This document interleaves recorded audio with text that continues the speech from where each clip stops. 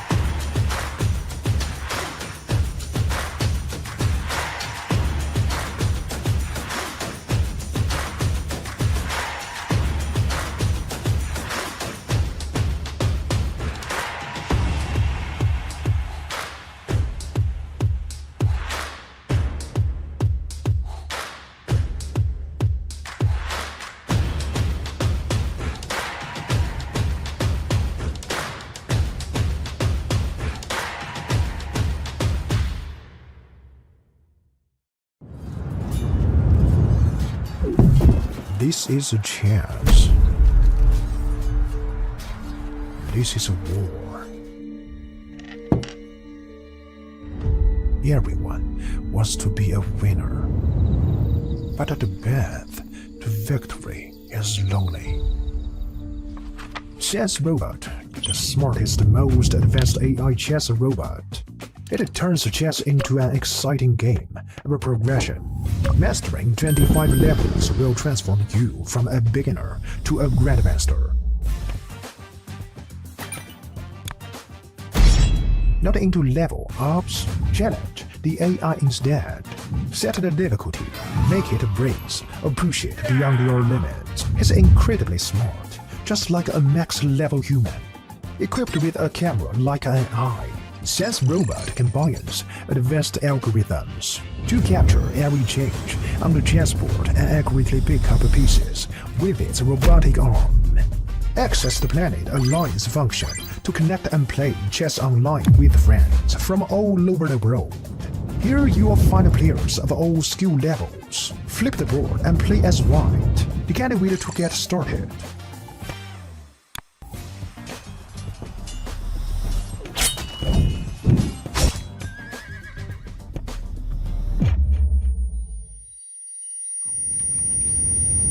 New to chess? We've got a better way. Chess Robot offers a variety of learning methods to help you improve. As you can see, Chess Robot provides various learning modules, including chess courses, AI practice, class game review, and off-book play. You'll level up your skills in no time. Let's start the endgame practice, featuring 145 carefully selected classic endgames.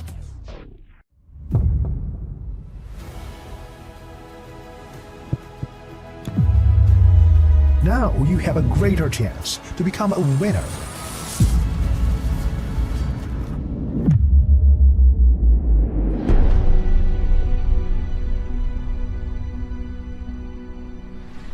This is Chess Robot. Today, chess all in AI.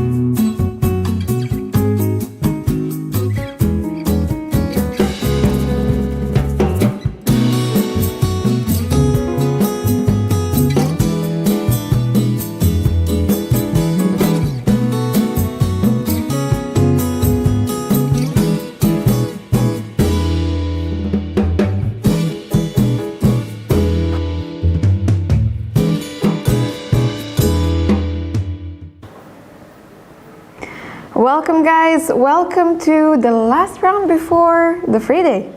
Yeah, we actually crossed first half of the tournament with today's round. I believe that a lot of players will try to bring their maximum effort and then to rest a bit tomorrow. Time to go to the playing hall, business as usual. The players are coming in, as you can see. The playing hall is being filled. The game will start in 6 minutes. Yeah, some players like to come earlier. Some players like to come a minute or two after the start, Yeah. right? I think Lela Javakhishvili is seated. Do you see someone? Someone already. I think she actually just sat down. From the faces I can recognize. Okay, they still need to pass the anti-cheating check at the entrance of the hall. Josephine just came. Yeah, Heinemann. Josephine, maybe it's a moment that we bring you the results or standings. Let's start maybe with results if we have them. This is standings.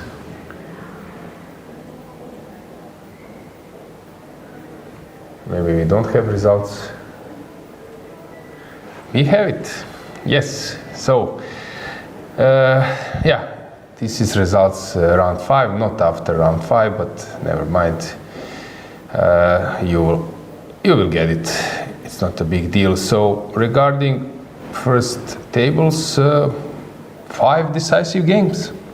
6 actually.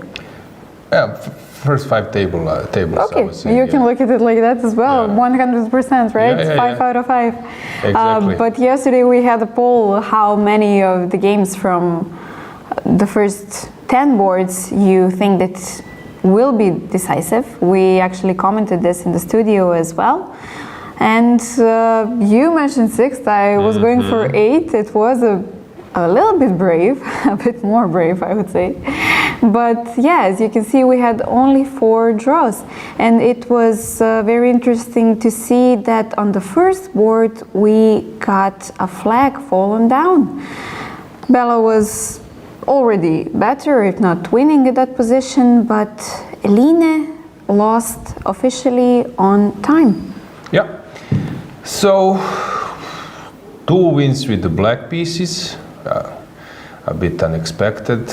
Board number 2, board number 4, and also Sophie on board number 10. Let's see the standings. By the way, if you want to check this moment from the first board of yesterday's game, I believe that we have this on the ECU channel, so that you don't have to go through the whole stream.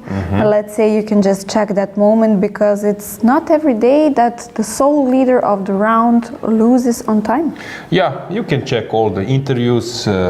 Our ECU press officer, Stefana Milutinovic, she's not here, but she's working hard preparing those interview edits, and yeah, you can check the interviews afterwards separately on our ECU YouTube channel. Also, don't forget to subscribe. You can follow the games also through ECU TV platform. Yeah, so be with us. Regarding standings, yeah, surprising leader. Surprising leader, yes. After the 5th round, we don't have anymore a sole leader. But Kirtadze, only 15 years old, and she is doing brilliantly at this tournament. Yeah, so we can say that, I don't know, Meri Arabidze, Bella Khotenashvili are there as expected. Teodora Injac is back. Zhereptsova and Meri Arabidze and Anastasia Kirtadze are at the moment surprising players at top 10. I don't know if we have also the next one. We could see that here Zala Urh is doing great.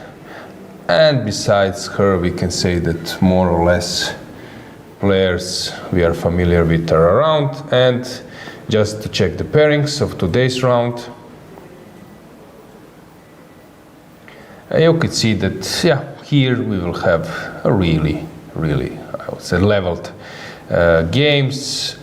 So let's go once again with this prediction of yours. Where do you expect decisive results, and where do you expect Okay, I would say more that, solid play? or let's say top 4 boards that we might expect, like maybe 1 or 2 draws, maybe a little bit quicker than expected. While on the last boards, I expect some fight. Olga Ushenina with the black pieces, she is not avoiding the draws. Okay, we will touch this topic a bit later. Let's go to the playing call because we will have a first move. So let's go broad view and then one by one with the camera, because games are about to start. Yeah, well, almost all of the players are here, reaching their tables, getting ready. Mine are not yet here. Let's move on. Same as Anastasia. And Injac. Okay, Injac is not staying in the hotel. We mentioned this. Let's move on. This game is already prepared. Yeah, here Stavroula is missing. Okay, I don't think I ever saw an opponent actually making your pieces be better. Okay, moves have started.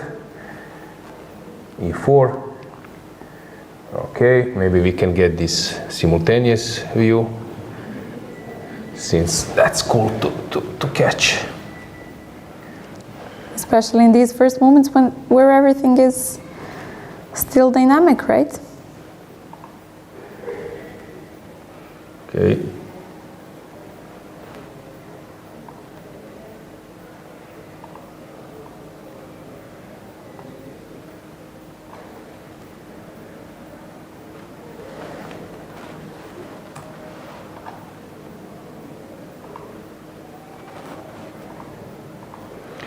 Okay, so at least I've showed you one game.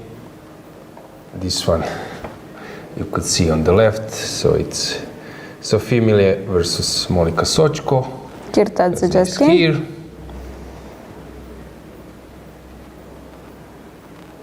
And the moves, yeah, we have a handshake on board number 3. Teodora just arrived, yes.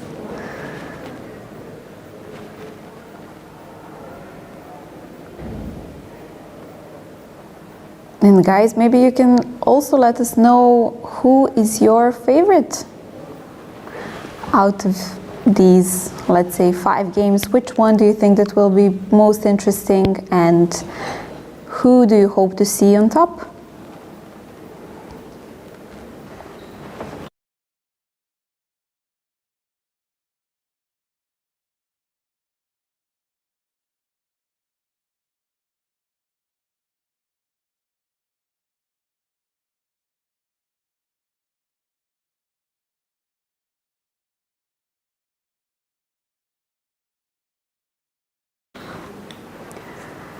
Okay, we still don't have the first board and the 5th board, but they will arrive soon.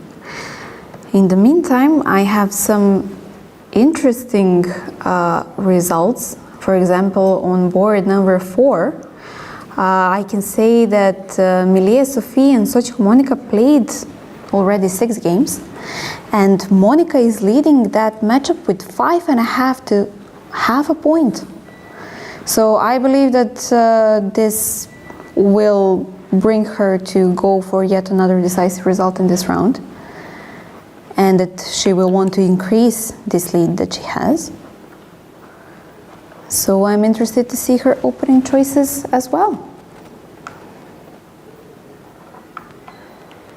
Yeah, of course, those previous encounters head-to-head is affecting today's game, but you know that records are to be broken, yeah. So it means something, but of course it doesn't mean that we will have all the time expected results Oh, of course, Right. but it gives you some kind of confidence when you go to the game and you know, aha, this is my player, let's say. Do you have that experience that against some of the players you are really doing bad and against someone you're doing great? I don't keep that much of a score, but in the youth categories, you used to have this kind of matchups, let's say, and it just, I don't know, you feel more confident when you go to the game, even though you know that this is a good player, but somehow that player does not seem to get any luck against you, so it feels better. And what about you? Did you have any luck with those kind of results?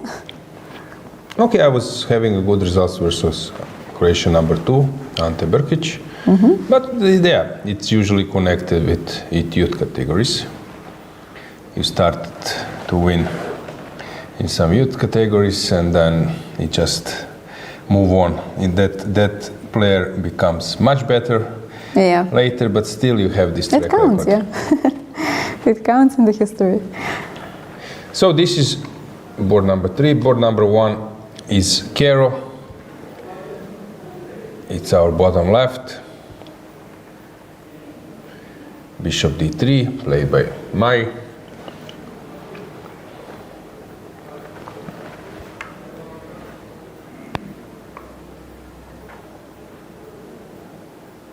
Not the main line, but if I recall, I remember that I saw this line on some World Youth Championship broadcast, and it was Papillonau that was explaining the ideas, and basically he was mentioning this line for white. If you do not want to learn a lot of theory, you play this one.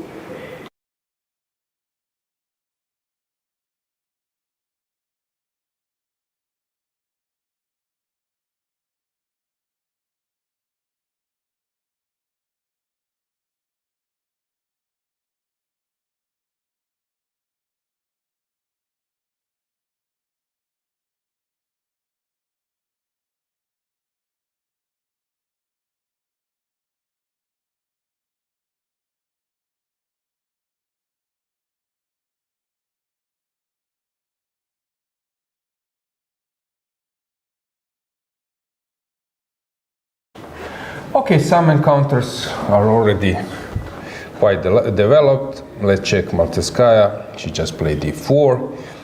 Rubers playing this line versus Injac. Sophie, as we mentioned. And we have Stavroula playing d4 in this. Okay, she is tournament, switching yeah. a little bit, yeah? Not playing her most played openings. And Bishop f4 played. Regarding head-to-head, how about other? Well, I believe that the first and second board we have the first encounter so far, Interesting. which I'm very eager to see how we'll finish. I mentioned about Milier and Sochko, but for example, Rubers and Injac have played twice, 2 classical games, and Injac is leading 2-0. So this gives her the confidence this time. Although I see Eline already standing up and going for a walk. She seems to be very well prepared at this tournament regarding the openings. And I also saw that Tsolakidou and Bulmaga have played quite a lot of times. They've played some standard games, they had played some blitz and rapid, but all in all, there is a slight edge for Bulmaga, 5-3.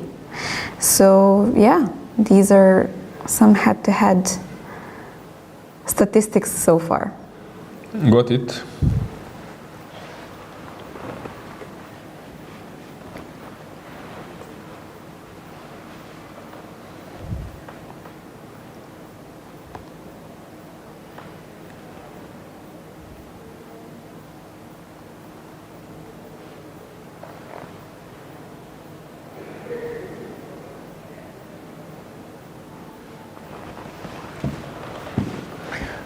Okay, so maybe we should just once again get the pairings, just to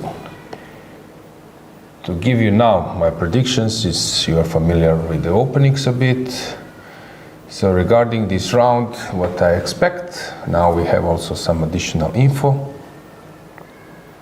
So let's get the graphics back of today's round pairings. So as I mentioned, I believe that on top 4 boards that we will have 2 draws maybe as some kind of safe approach to today's round. I don't know which board, but let's say that if I will need to change, if we need to guess, maybe board number 4 and board number 1 might be a little bit more solid. Then we have Stavroula versus Irina, that will be a big fight. Gunnar versus Nino, hard to say. Meri Arabidze, that will be for sure some fight, but also Savina might hit the break, so I don't know. Anna Ushenina, depends on Toncheva. If Toncheva burns all the bridges, Ushenina will be there to fight. Laura Beidulaeva, also hard to say, depends on Laura or her openings. And Elina versus Josephine, for sure Elina will try to push. So let's get the board in our traditional way. These are some positive expectations. This means that we are here to see some possible fireworks.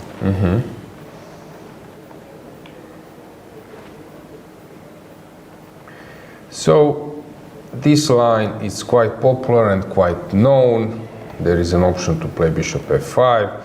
So here after e4, c6, Peno attack, c4 is another option, but bishop d3, knight c6, c3, and now the point is that white didn't want to go knight f3, so that's why black is also making a waiting move.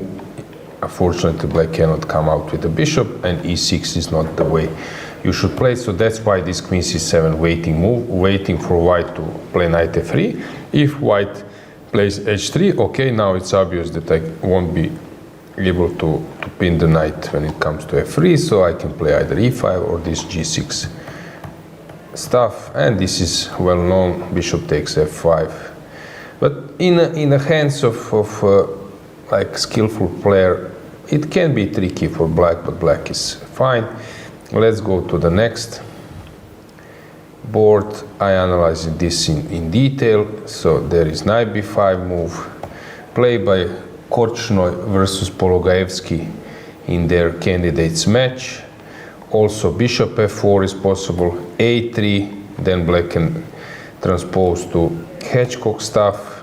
e4 is popular. I was playing bishop g5 even. g3, Gelfand was playing a lot. So it's quite popular now. Black sometimes plays this, and then enters the Hedgecock. Also it's possible to go to d5 line. So Alexandra wants to play something safe, but I would say more on experience. And here we have Kero, once again this c5 line of advanced Kero. And this bishop a4, I'm not so familiar with this line, so which Elina is playing. We might check it. We can also go full screen. On that board number 3.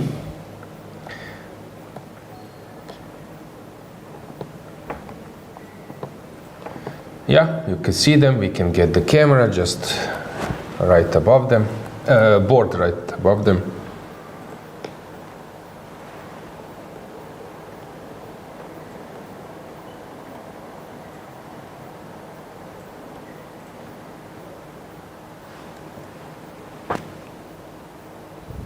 Okay, so bishop a4 is definitely not the most played move here. Bishop c6 is usually the main continuation, although queen a4 is something that was played as well. But there is only one game with bishop a4 in this position. And it was from May last year, played in Maastricht. I believe this was the Limburg Open. Yeah, actually it was the one I wanted to play. But sadly the national championship intervened, so I had to stay in Skopje. But the tournament in Maastricht saw this continuation of the game, bishop a4. And the players are Wadenbuche against De Winter, 24-something players. So maybe Elina is following this game so far. Yeah, regarding Elina, we can also say that, of course, she's now a big promise of Netherlands chess. Today we have two birthdays of their prominent players. Exactly. Erwin Lamy and Jan Smets. Jan Smets, yeah. So Jan Smets is a second of Giri, while Erwin is also having some role of second. Jan was above 2600, right? Yeah. 2640, 26, maybe even more, 2650, 2660. Regarding their chess, of course, Max Eve, world champion.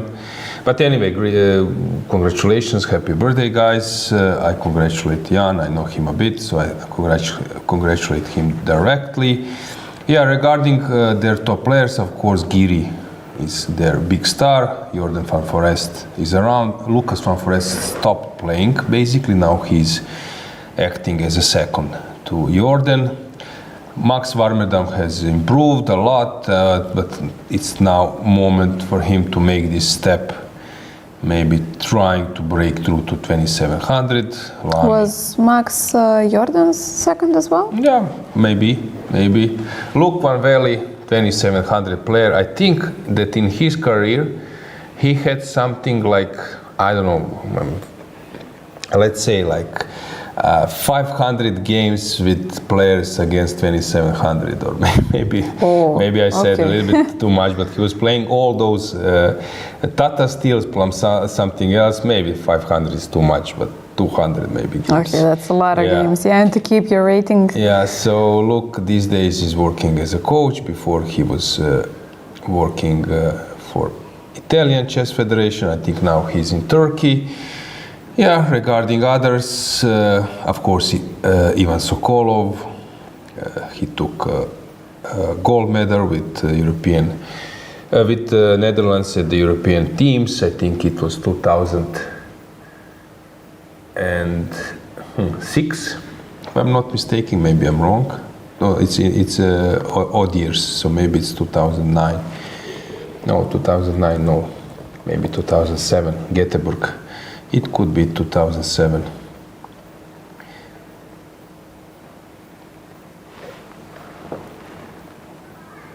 When Netherlands won the European Team Championship. You can find the European Team Championships winners. I believe that it was Göteborg was 2007, if I would need to guess.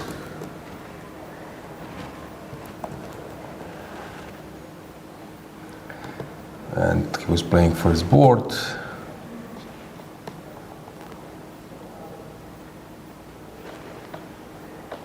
(2005). Yeah, Luke, close enough. Ivan, Tivyakov, Jan Timan, and Eric van den Dol. Yeah, and regarding their best women players, I think Peng was playing for a long.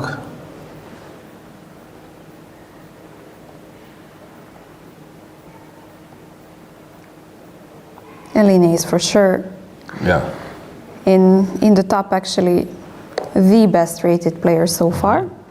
Peng is the second one, Van Foreest, who is also in top 10 of ladies under 20, if I'm not mistaken. Yeah, chess family, 2 brothers, 1 sister. Yeah. And before was Lanchava Tea. She was playing a lot for their team. And yeah, they were like solid as a team, and now Elina is their main star. Asset. Yeah. Yeah. So we can maybe go back. So you mentioned this bishop a4 as the line which was played in few games.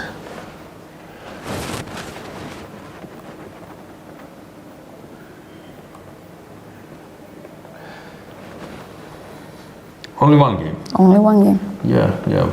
Maybe okay. Maybe it was played somewhere else. But bishop b5, it was played many times. So queen a5 is a bit sideline, and with the black pieces, queen a5 was played only once. So queen a5 was played more. More, but it's not the main move. Yeah, So queen who was b6 playing is queen usually. a5 once again? Queen a5. Let's see the best players. Stefanova. Stefanova played it. Yeah, it's some kind of rapid. Queen a4 was played in that game. Queen a4, exactly. De Winter, the one that we are following now. Fister, Bernard, and So Elina is prepared everywhere. So she just blitzed out this bishop a4.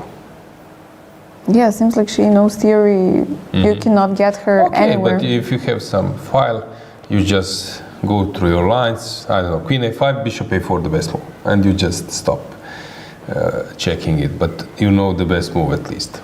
So we don't know how deeply she's prepared.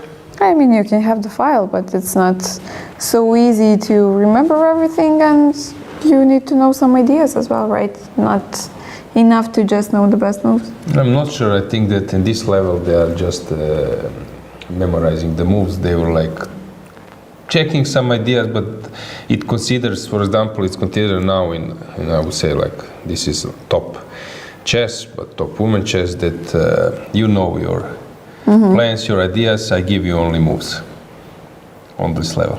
You just need to know all the moves.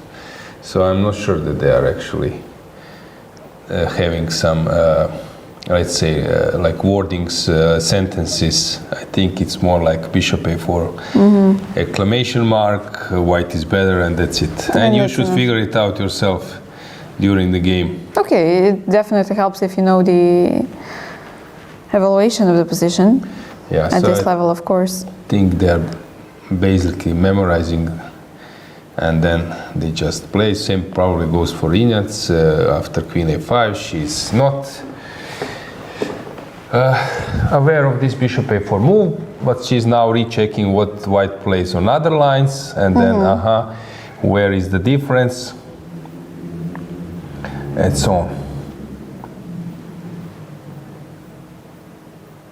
Okay, let's maybe get our simultaneous view just to see who is standing, who is sitting. So we have Maltskaya and Rubers. Walking around. Yeah, they are happy with their preparation. Here, bishop b5 was played and rook e1. Bishop e5, not taking on e5. Also possibility. So they are both well prepared. Maltskaya played a3, bishop c5 was, no, not yet. a3 is on the board. And Kirtadze is thinking. Rubers we followed. Sophie, okay, this game, if Monica will play precise, I believe that will be our first game ending up in a draw. But of course, white can also push if she's well prepared. And Stavroula. And Monica once again entered an endgame so quickly, right? Yeah, that's her concept in this event. All right, I respect this. You are sure of your endgames, you are fine with the results, so kudos. Yeah, so Stavroula just played knight h4, just to go maybe with the camera to our beauty view, broad view, so that you could see the playing hall. Yeah, many players walking.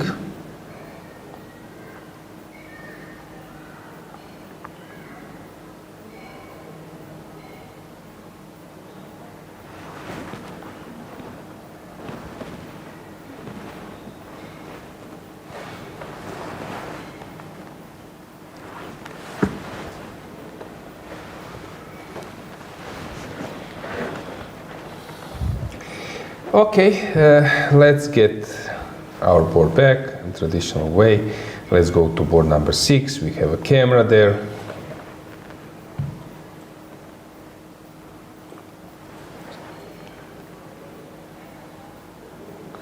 So what's going on here? Rossolimo. Okay, they are blitzing it out. Safe for black, safe for white. Here we might get a draw, but still it's hard to say. We were going for decisive results. Playing next board camera, we can show it as well.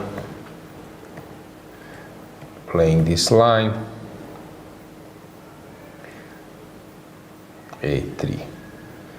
If dc4, there is bishop h7 move.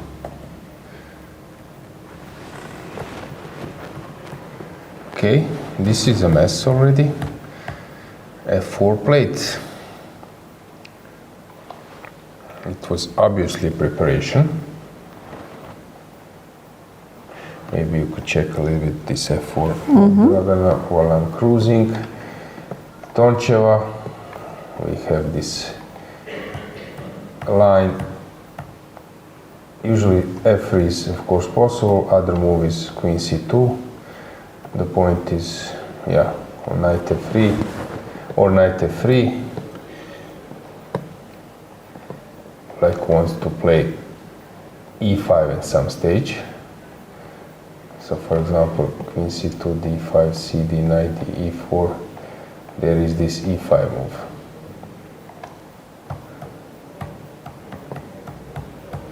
Okay, stable position, it will be interesting. Laura Unuk, we have her on the camera. It's our next camera. Playing versus Beidulaeva. Now, will they repeat the moves or not?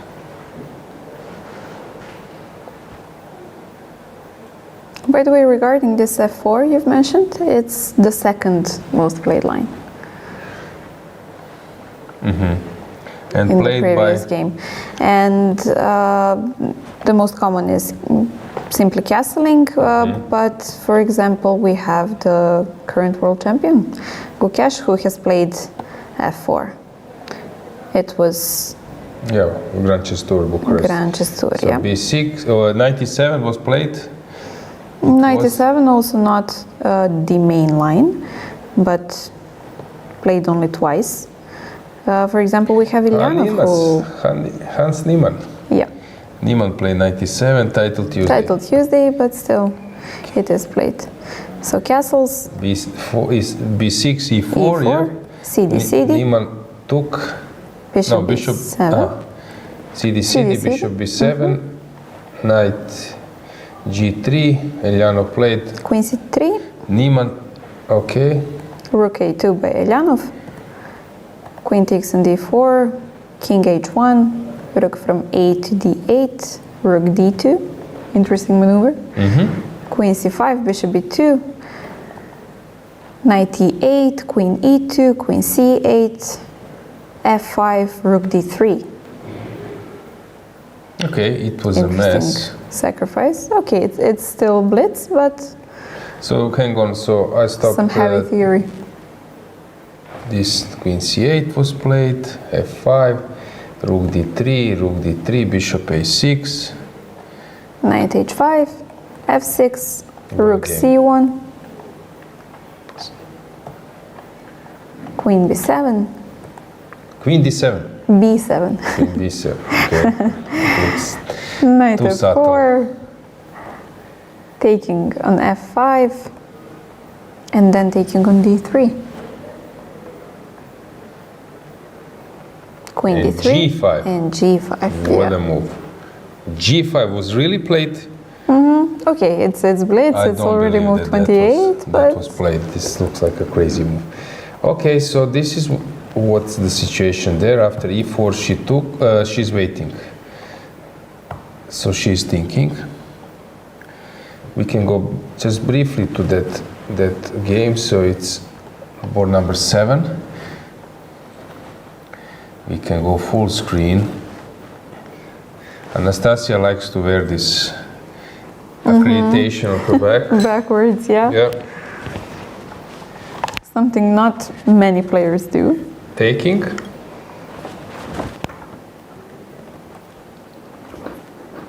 CD4, yeah, CD4 we expect on the board. It just happened.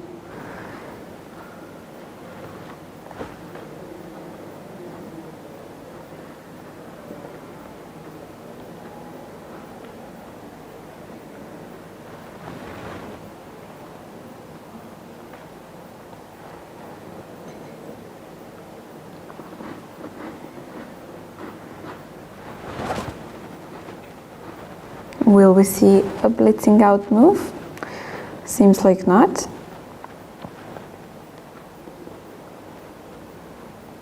Or maybe we're just rechecking the lines.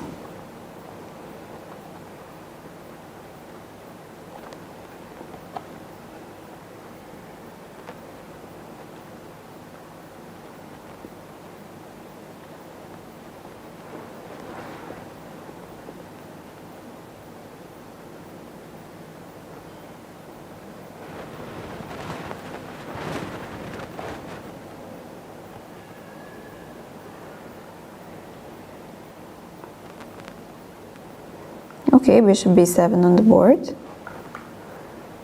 And this actually transposes to some other line. Okay. So we also have Dragana who played this against Sarana and managed to win in 2022. It was World Championship Blitz. On Rapid, Mavadzada managed to draw against Lei. So, okay, we're getting some more games now from this position. And Savina just played knight g3, which is the main continuation. So now, usually we see queen c3 as the main move. There's also one game with rook from a to d8, but queen c3 is by far the most played.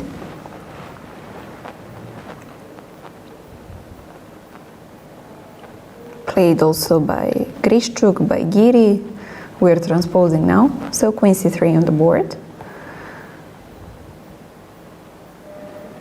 Rook a2 usually played, as we've mentioned.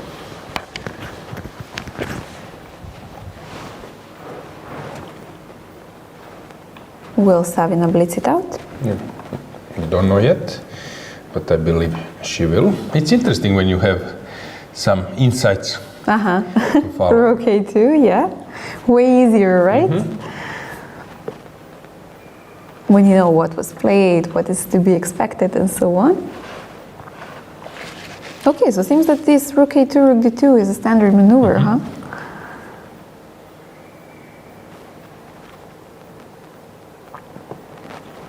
Very interesting.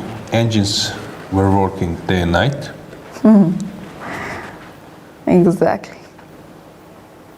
In the meantime, anything in chat? Any question already? Don't hesitate to write. Whom do you support? Queen d4, as we've mentioned. Okay, so we have somebody who is rooting for Anastasia. When I asked who do you think will maybe win this championship? Okay. Elena is not blitzing today, if I'm not mistaken. Inets versus Ruberts will definitely be an interesting one.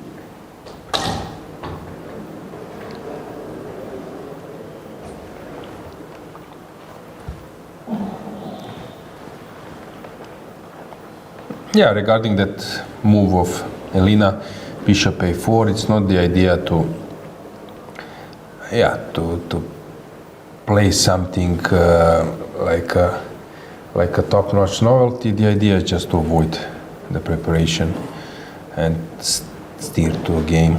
Start playing chess, yeah? Yeah, steer game to new territory for black.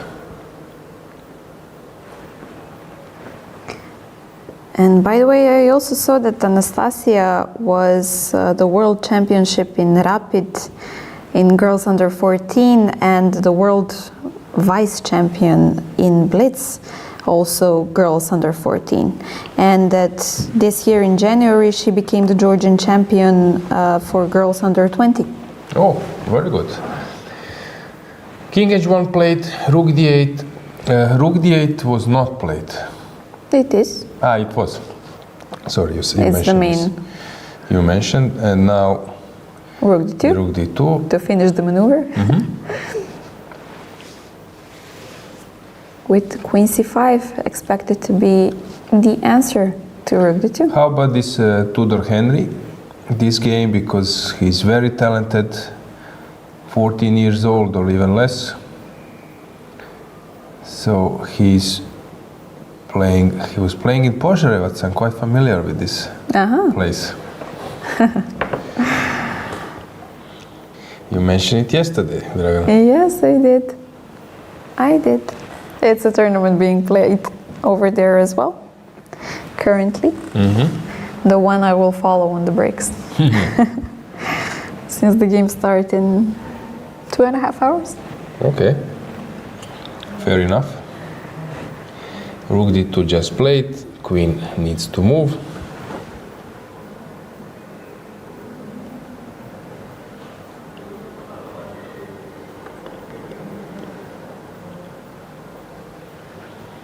You probably don't have another square.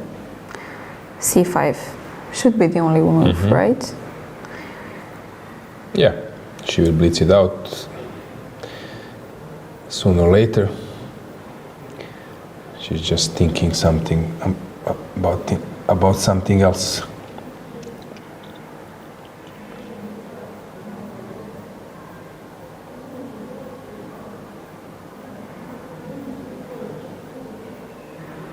Okay, theoretical debate. We like that.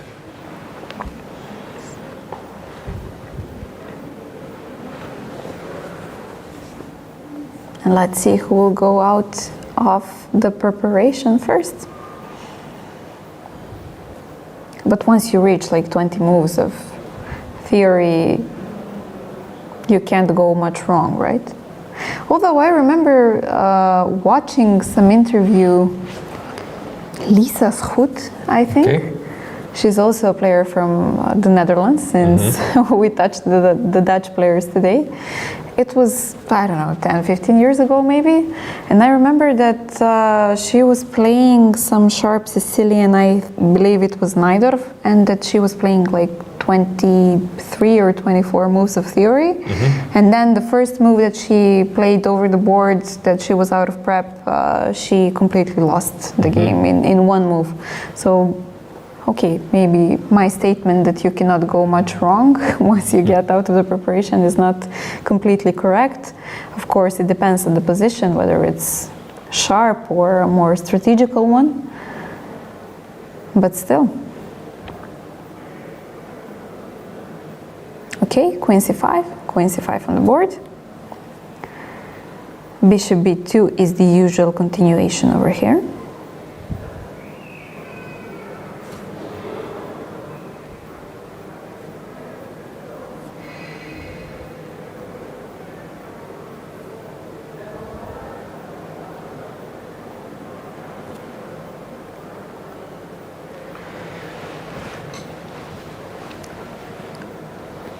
Okay, so while we are waiting, let's move on. Let's check has something happened in other games. So let's go to board number 9. Let's get the camera and the board. Since Laura is thinking what to do now, maybe on bishop e3 black can come back and we might see a perpetual repetition. Daniel Jan.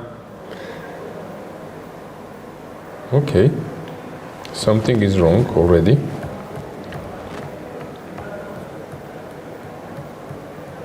Bishop it, okay, probably it's not wrong. It's a normal move. Strange that engines think already that, maybe something with d4. Not immediately, but taking on f3 and then d4. Okay, if this is the case, this line, I think this is something I've seen before. Then let's check Dana, Kochavi, double pawns. Lilith always playing super solid. Zimina the same. This game might end up in a draw. Kielbasa, endgame. Yet another very fast endgame. Dinara Wagner playing similar thing as Stavroula. Take a look of this position, and then here knight h4 was played, so it's sort of similar.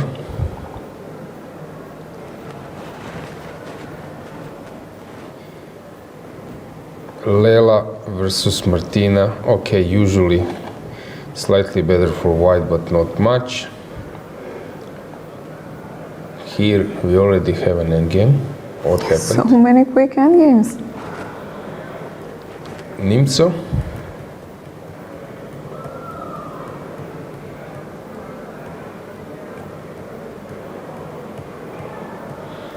Okay, slight plus for white, but probably not more.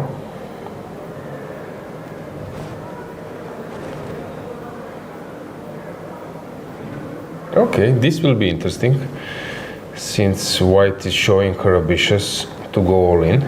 We already have a draw in this game, famous Kero, so people are preparing for their day off.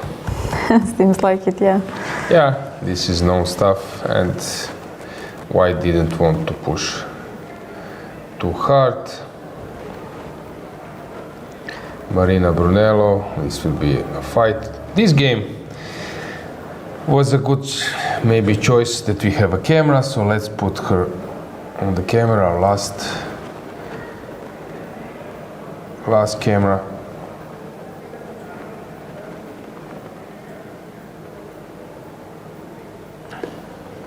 Camera number 9, maybe?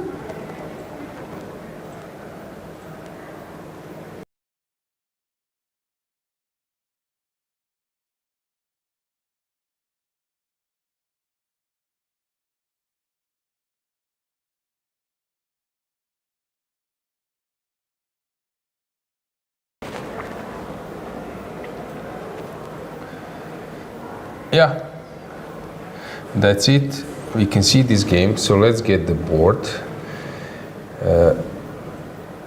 Black already being nervous. C3.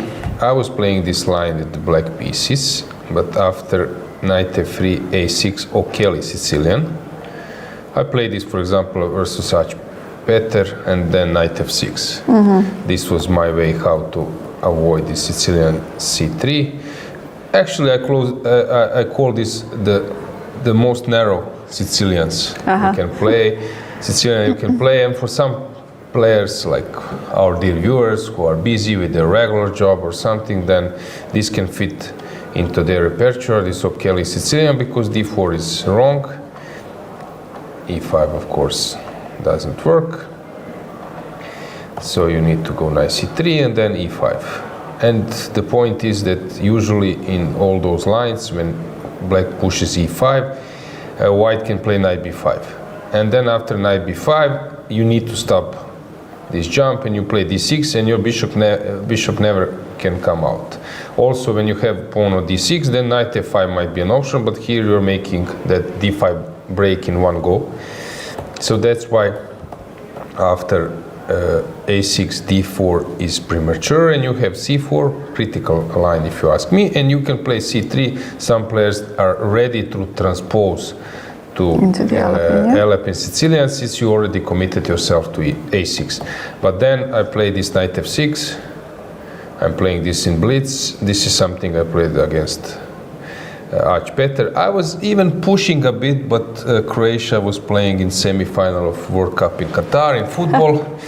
So you didn't want to miss that one, Kožul huh? and me were playing in Hungarian league together, and I said, okay, let's go and watch the game.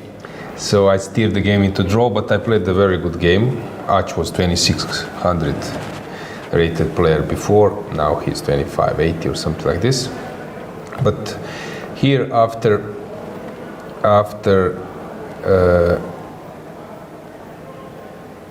c5, c3 was played, and this was the way how the game was played, and now bishop b5 is an option. And this is a little bit different, but it's also possible. Knight d5, knight c3. I'm trying to recall how could I end up in this position in my line. Probably there is no chance, because for example in my line I have knight f3 and a6. I can play c4, e6. There is queen a4 move at some stage. Okay, but the bishop cannot come out to Yeah. b5 at any It can point. come in some lines, but not here, yeah. But it also looks familiar to me, that I've seen this position before. So Julia is sort of blitzing while Susan is thinking, but now she just made the move knight f3. What does theory says about We can check, of course. this line? We can go full screen just to check who is behind them. Behind them is board number 23. It should be Natalia Zhukova versus Livia Jarocka. And they are already in some endgame. Natalia is trying to press.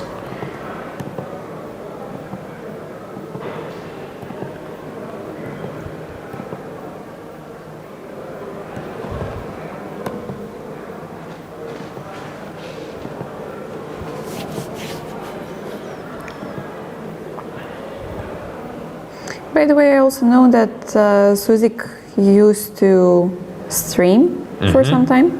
I don't know if she's still an active streamer, but she used to do it. And I know that she was helping out the Chess Mood family. Maybe guys, you've heard of them. They're also providing some courses and having their own platform. I think that she's doing the social media for them or something like that, but yeah, she is also involved in that. And regarding the game, only 2 games I see in this position after knight f3. So what was the first crossroad? So knight f3 was not played so much before, or let's say before. e6 is not the main move as well.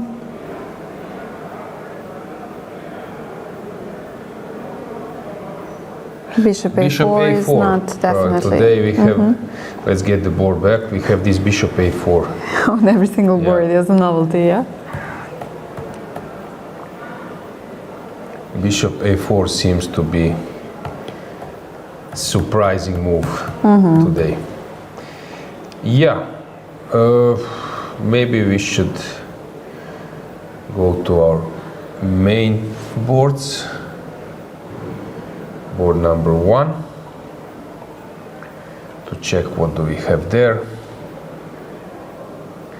Yeah, we can go full screen. It seems to me that Bella is now happy.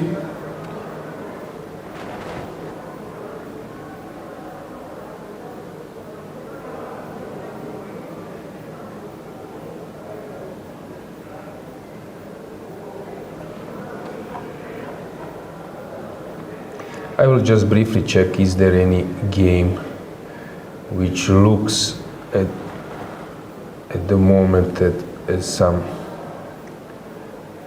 complicated fight. Okay, this one, I found one.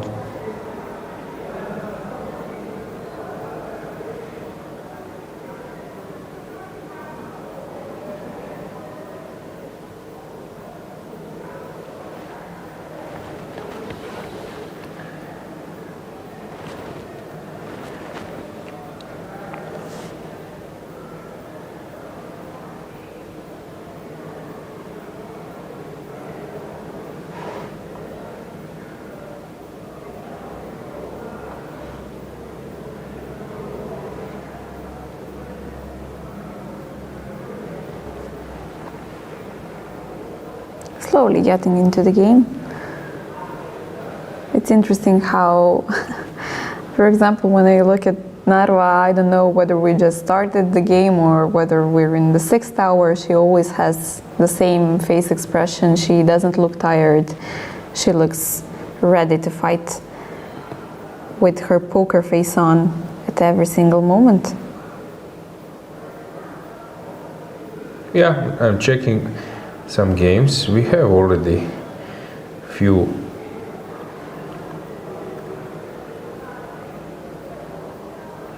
very interesting ones, which are not on top board. That was my point.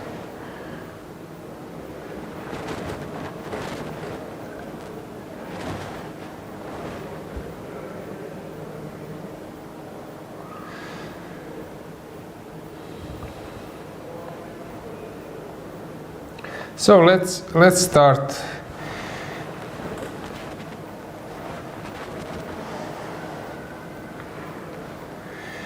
So let's start with board number 24. Let's get the board.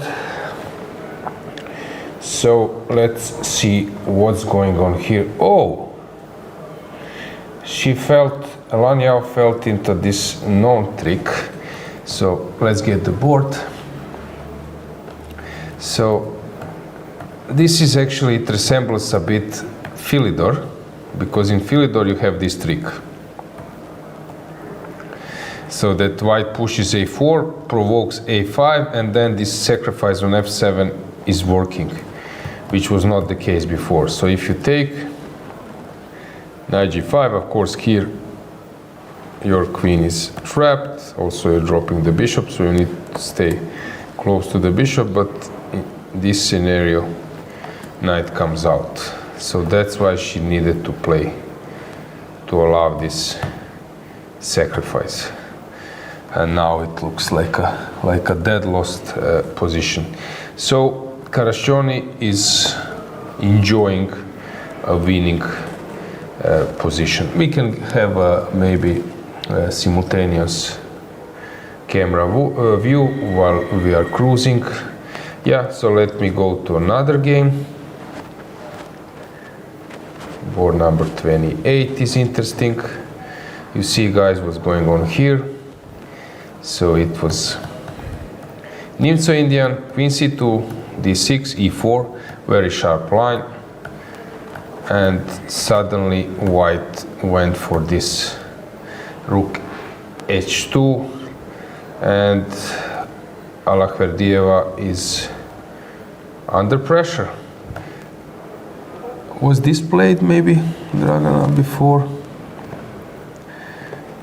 Yeah, we got this question to follow this game. It looks very dubious to black, because once white castles long, the initiative will be in her hands. This knight on f2 didn't take anything.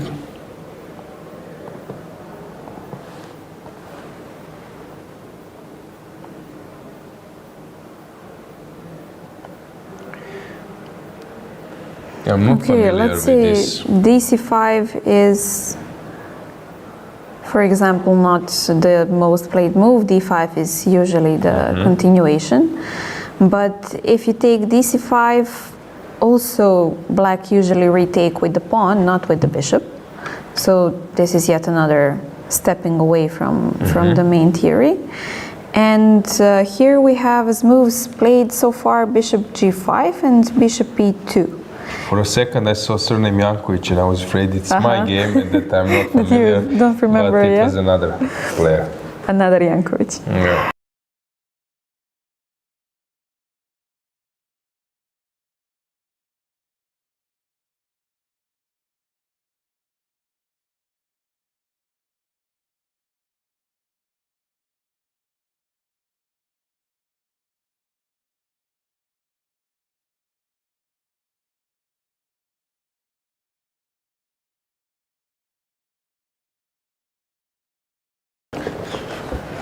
And the main the main.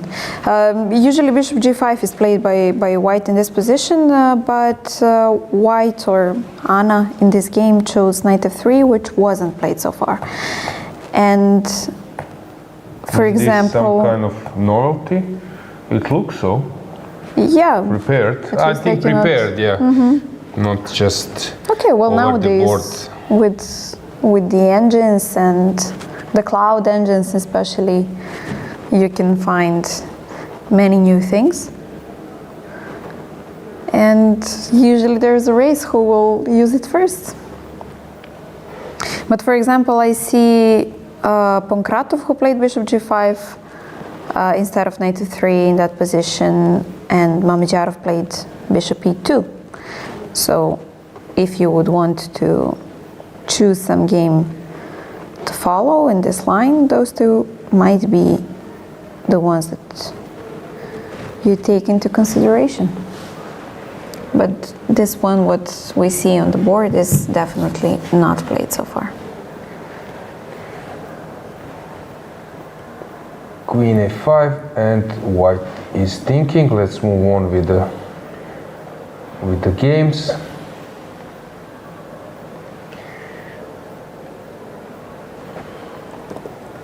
Okay, this is a mess. Schneider versus Zagorac. Lara said that she's struggling a bit with the white pieces, but she's well prepared. She's playing this bishop c5, Arkhangelsk, and yeah, she's very well prepared. It looks to me that she's playing a good game. Not much to worry about. Then we have another game.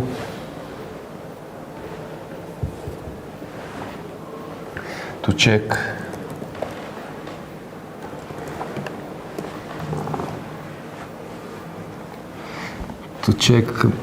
it's board number 40,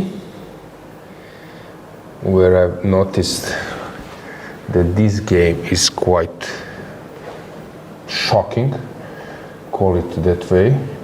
So it was again French defense, sorry, and then CD, white took,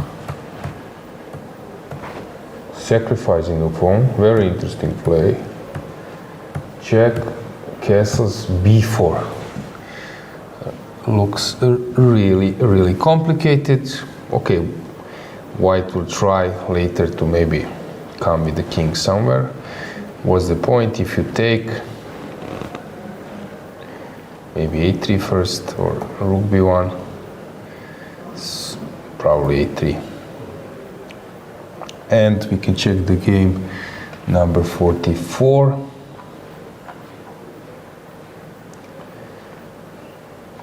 Here we will have this maneuver we've noticed. 46 is interesting because we have this poison pawn variation, and this one looks already very promising for white, because if you take on e3, knight c8 just wins. So maybe necessary what if is to take here, and then bishop c5 immediately doesn't win, but it's a pressure from white.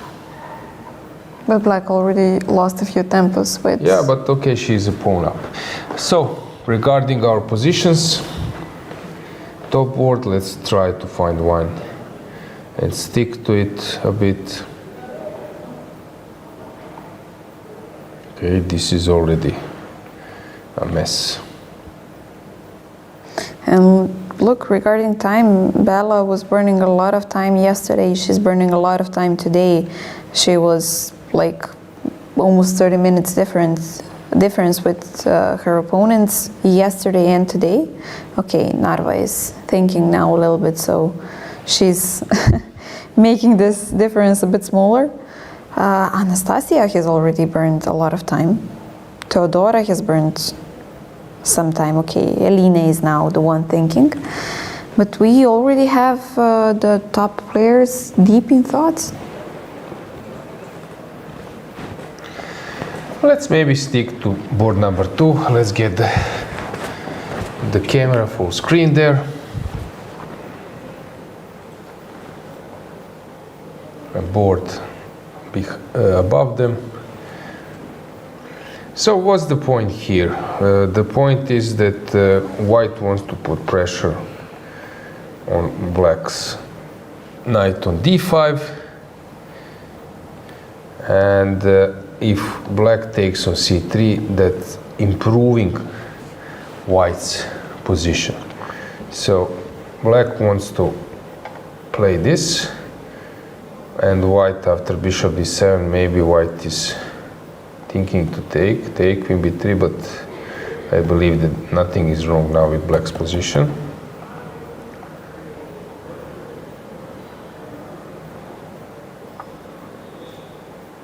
We just long-term equalized it with changing the pawn structure, right? And this is something which is good for black. So I'm curious, why didn't she play bishop d7? She went for bishop f6, which might also be a good move. So here, regarding the position, I think that Anastasia played really, really well. Okay, and we were mentioning that there were not many isolated pawn positions throughout this tournament, so we finally got one, right? Yeah. So this is why Anastasia doesn't want to play bishop d7. She wants to leave us with IQP position so that we can enjoy it a little bit more.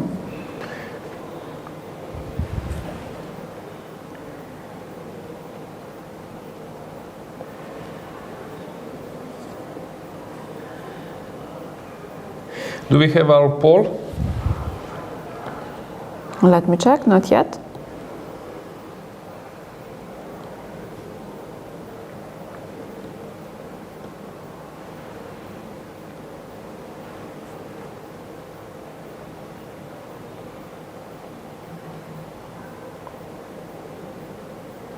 Will some 94 be following here?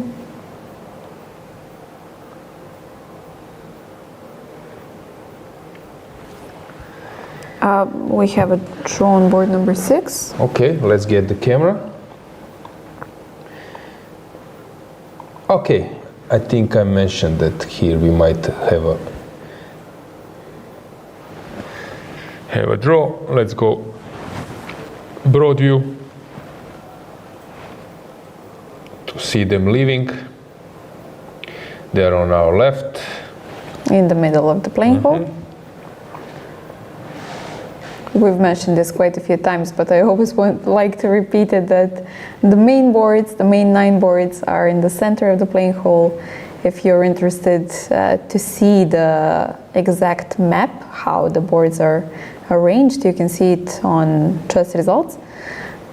But I love this concept, having the main players not being somehow severed from the rest of the playing hole, but simply put in the main spotlight among all of the others. So it's some kind of labyrinth trying to climb to the center.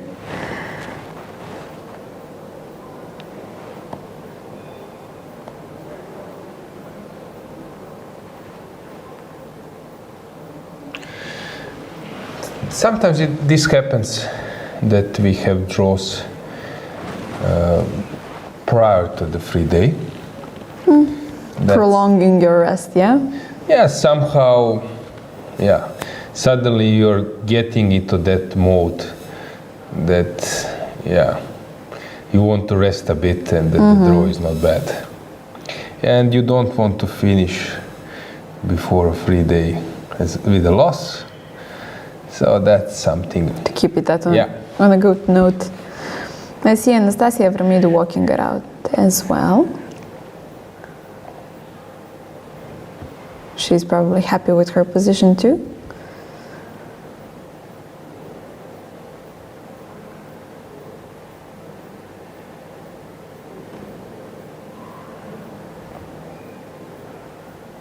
and basically everybody else continuing with their games.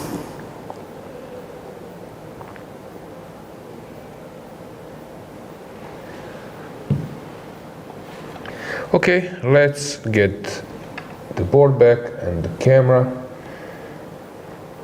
Maybe to check Elin, our board number 3, Rubers versus Injac. So bishop a4 was played, bishop d7, and they ended up in this position. So Teodora will probably now start playing something like a5, maybe also knight f6, first option. e6 is not bad, probably the same. So she's thinking how to go, what to do. I don't know, is there any option maybe to play something subtle? I don't believe that this is a move, so I don't see anything else than developing. She just made a move, knight f6, I believe. Yep. And it's Elina's turn. So we have 3 draws, right? Yeah, so far 3 quick draws in this round. Mm-hmm. Okay. Others still in progress. 3 or maybe 2. Draw on board 20, draw on board 6. Only 2. I think there are only 2, yeah. Okay. Which is normal. First board, hard to say, just opening, they will develop the pieces. Here bishop f3 was played. As I mentioned, I would go for bishop d7, bishop c6.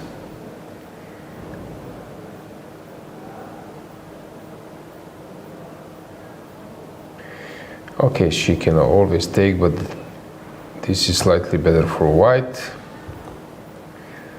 Bishop d7 maybe immediately steers the game to a draw. Here I have bishop b5. So white after ed needs to play some move. So that's why she played this bishop f6. Let's get the camera to board number 2 and the board above them. I expected a little bit harder fight on board number 2, but somehow the opening steered.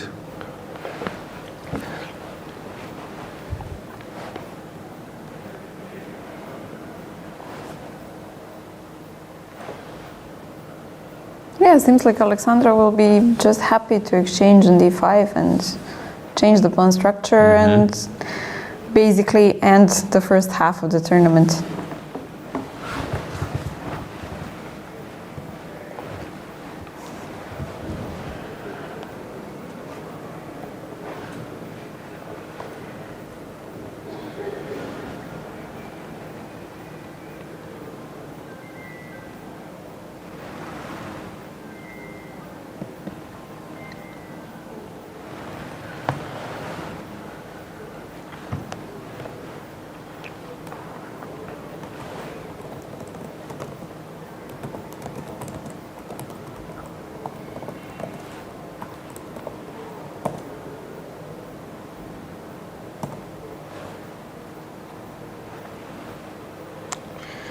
Yeah, I wonder, will Anastasia just play this bishop d7, or she is in a mood of playing something Bishop more? d7 immediately? Yeah, bishop d7 immediately, I believe. Can I take on d5 everything? Yes, this was And our okay, showing. d4 is hanging afterwards, yeah. If you take with the bishop, that's an option.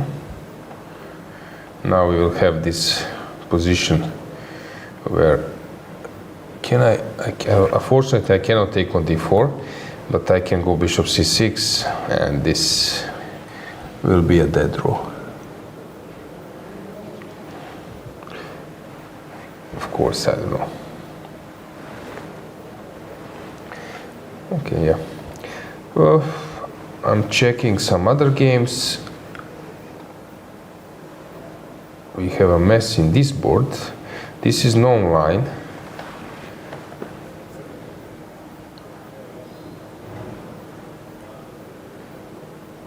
but very strange. Just letting the opponent take on a2?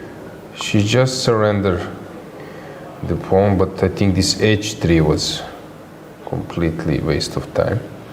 So now she's regretting it. In the meantime, Sophie, okay, she's having a slight plus. Tsolakidou is playing normal. Savina, we left around here, and after 98. 98 was Niemann? 98 was the main. No, it was Tudor Henry, huh? Yeah, 98. 98, Grishchuk as well.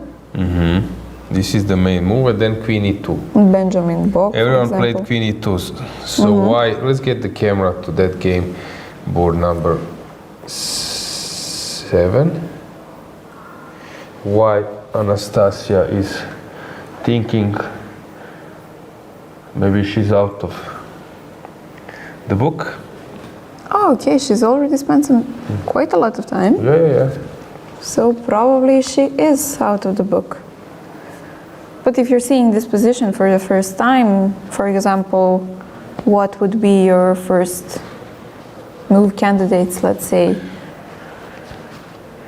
Moving the queen seems logical. Yeah, you want to unpin a bit. I just spotted that Fischer was playing this line. But not Bobby. Yeah. 1700 rated. Or Not no. 1700, 24 almost, but okay.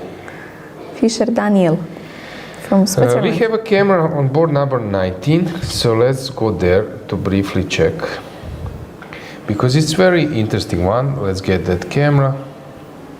So white is going all in.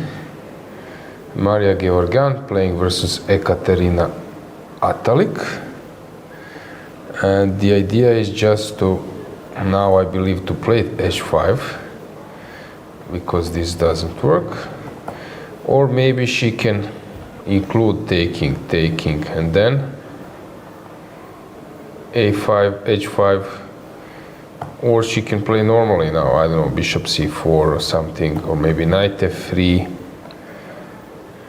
Although engine is laughing, maybe to take first. You're not friends anymore, huh? Yeah, and then h5. Now we are again friends. So Ekaterina is really under heavy pressure. We can move the board behind her. I see Beloslava. Krasteva is playing versus Fatalieva. And this is the position. We can move the board for a second. Our reigning champion.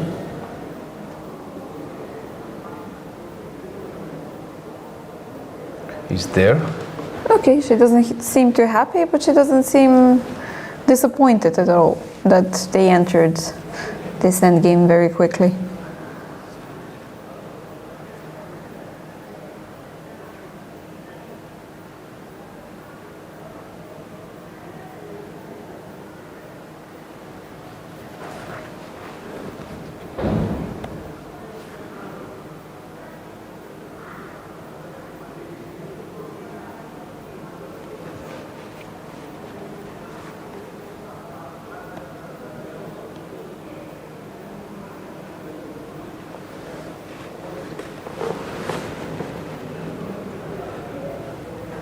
So, let's get the board regarding that game of Krasteva versus Fatalieva. So this is the position. The opening went this way. Nimzo Indian, and then this, so queen e2 to prepare c4, c4, queen f3, and king d2, king c3. Maybe to check, was this played before? I would say that it was, so that they are both well prepared. Right, they've blitzed it out so much. I believe that it was.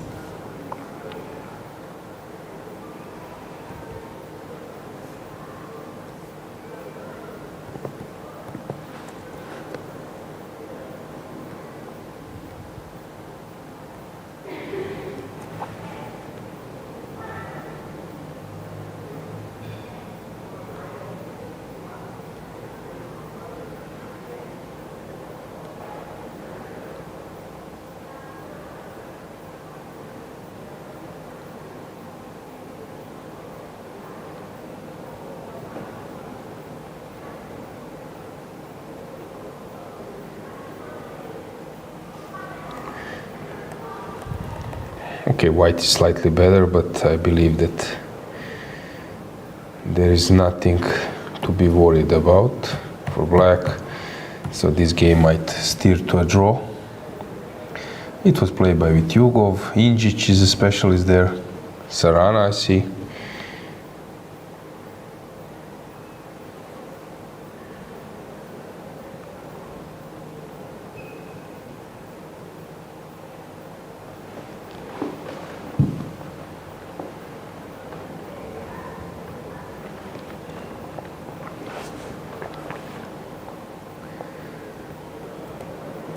No games? At the current position, no. And let's say a little bit earlier. So Injic played versus Injic with Goryachkina. Goryachkina in March, but it's She titled played Tuesday. Queen E7. So Queen Queen E7 after G5 C4. is a novelty, or let's say on this level. So Queen G5 here was played by Fatalieva as the best move, and then Queen F3. Followed. Okay, we have a game with Queen G5. It's Movahed. Okay, He played with Ivanov Sergey, but Queen C2 was. but Queen C2, yeah. So this is the part where Let's we show the start. game a bit. So Move number instead 16. of Queen F3, Queen C2 was played. Bishop G4, H3, Bishop H5, G4, Bishop G6, exchange in G6, and long castle. Looks great for black. Queen H4 followed, Queen E2, Knight to E4, Yeah. Rook D7, Rook from A to D8, Rook from H to D1, exchange in D7, And taking Queen. on F2. Maybe. on H3 actually, Yeah, even better. F3 and Yeah, H5, because Queen this D3. probably loses with some tactics or knight F, and then discover the attack. So what, instead of Queen F3 was played, sorry, F3, F3, yeah. Knight G5, Queen D3. Queen D3, yeah. Yeah, now white is winning, black is winning. Knight F3, Queen D5, like this. Queen F1, Knight E1, yeah. This is exactly what happened, and Rook takes. Yeah, Exactly. black is better all Yeah, the yeah, time. So this Queen G5 was an improvement, and pawns, queens were exchanged, pawns were doubled. Okay, she wants to go E4, I believe. This is the idea. Or she wants to go F3. F3, E4. Okay, the endgame is interesting.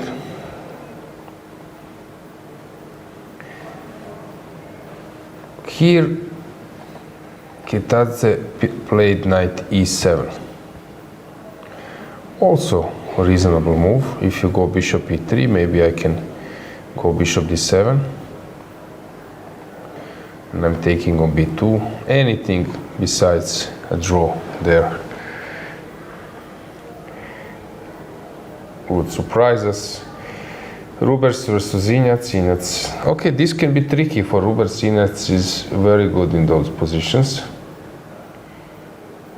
Sophie seems to be pushing versus Sochko. Let's go with the camera to that board number 4, to see is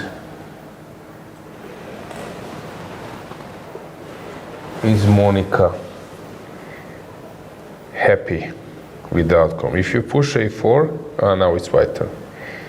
Okay, she can start with something like Rook F4, maybe also pushing even more. Yeah, she doesn't seem too worried.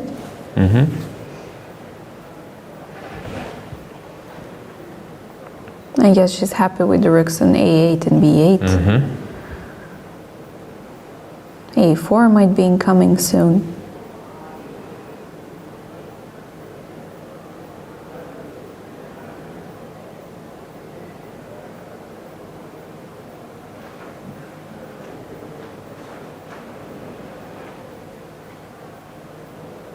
I believe we see Claudia Coulon in the upper right corner.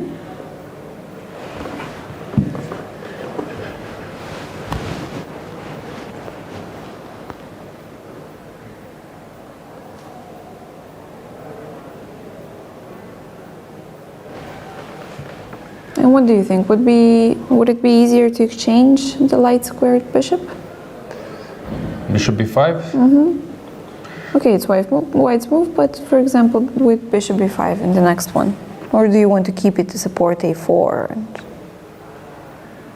No, I think exchanging is normal. Rook f4 just played, as you've mentioned.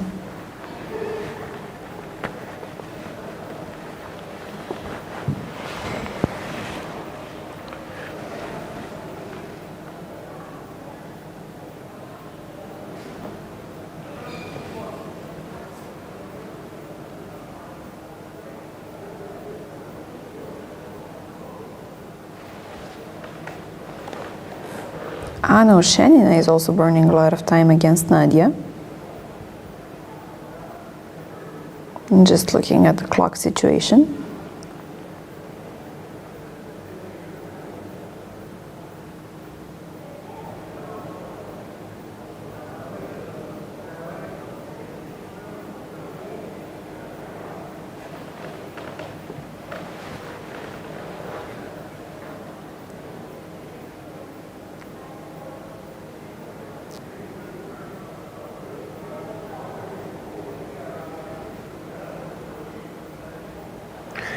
Okay, we can maybe check some other games.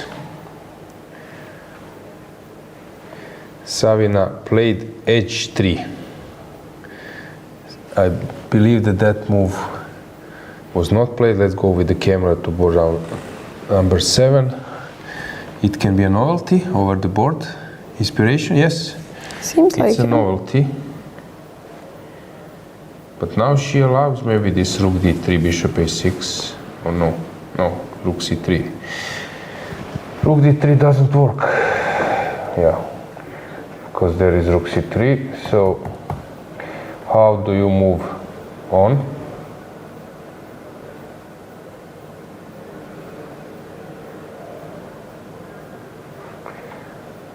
Knight d6 is probably not a good move, so black needs to.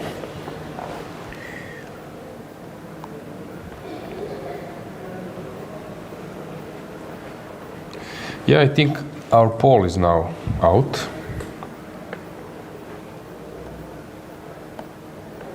Yes. Okay, so we have an interesting question today.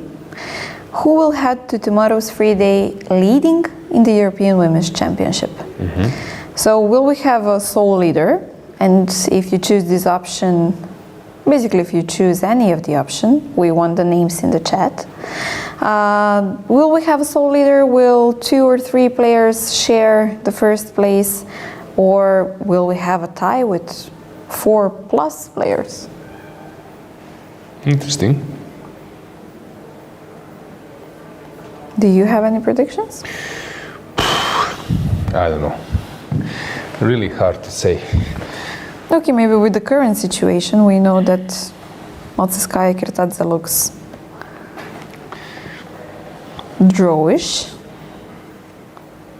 And depending on the first board, if we have a decisive result there and we have a draw on the second board, it might be a sole leader. Yeah, 50-50, I don't know. Okay, let's leave this to our to the chat, huh? Yeah.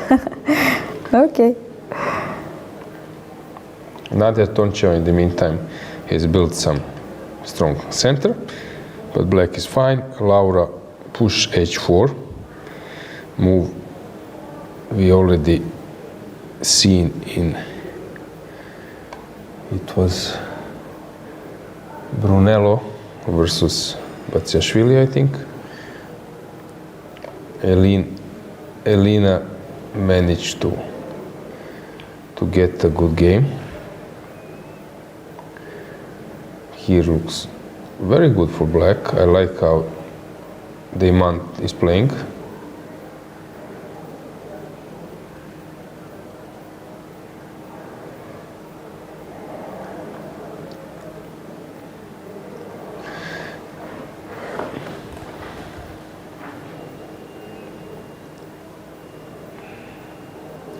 Let's check this board. It's Marina Brunello versus Kesaria. Let's get the board back. in our traditional way. Checking our youngsters. Yeah.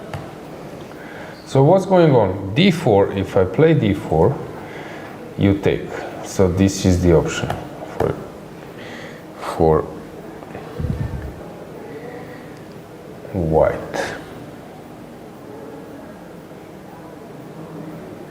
And some queen a5 I possible? spotted some tactics. Can I take here? Knight e4. D4, I was thinking about this. Okay. That would be good, but engine is screaming that everything. Okay, bishop e3. You can come back. So can I do something similar? So after queen g3,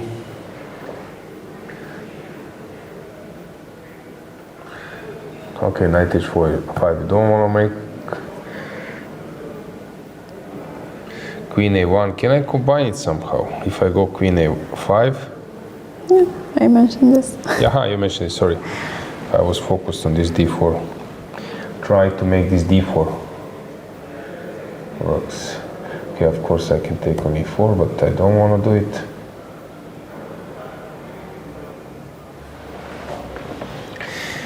Yeah, queen a5, but is there a better move? My queen is hanging. Yeah, d4 would be a move, but it doesn't work. I can start maybe with bishop b4. Maybe. The engine bar does not dislike it very much. Yeah, but I'm trying to least find the something. best move because it's better for black. So queen a5 is solid move, but not the best. Maybe that's again this game where we cannot predict because there is no great move.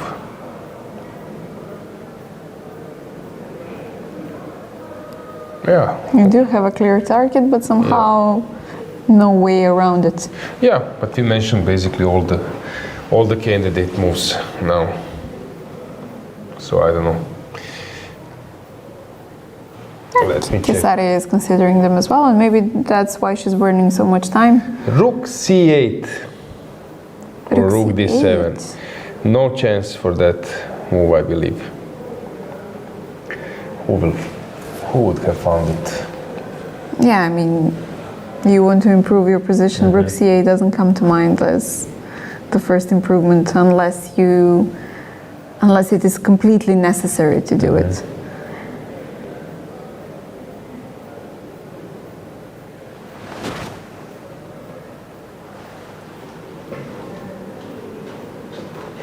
In the meantime, Karashon is much better, but still she needs to move on.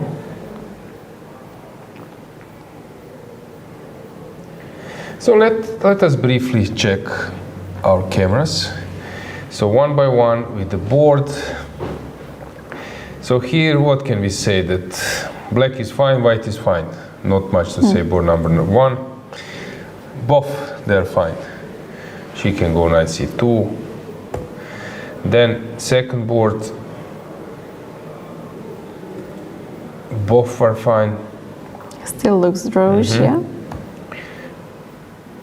Okay, she wants to stop this bishop d7 because now. But if white, okay, this is an interesting try. This bishop f4. Then she wanna go knight b5.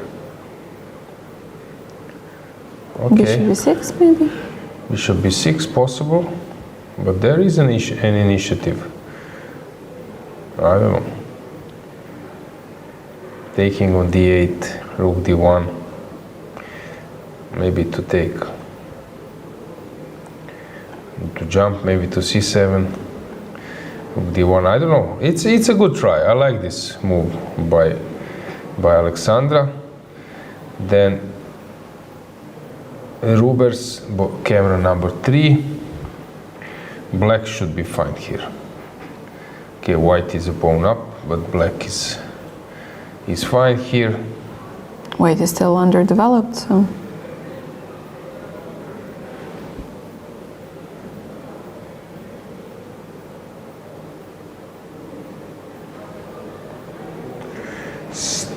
Then the next one, bishop b5, just played by Sochko.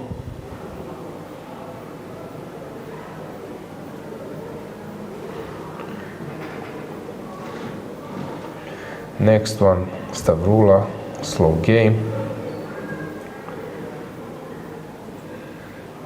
And Savina, h3, just played. The novelty. Yeah, then we have Unuk, board number 9. Okay, this is an interesting game versus Bejdulaeva.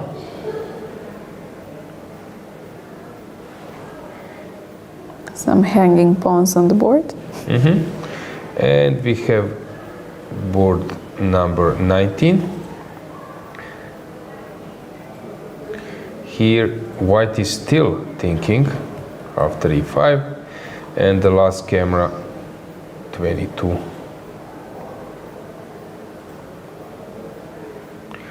Okay.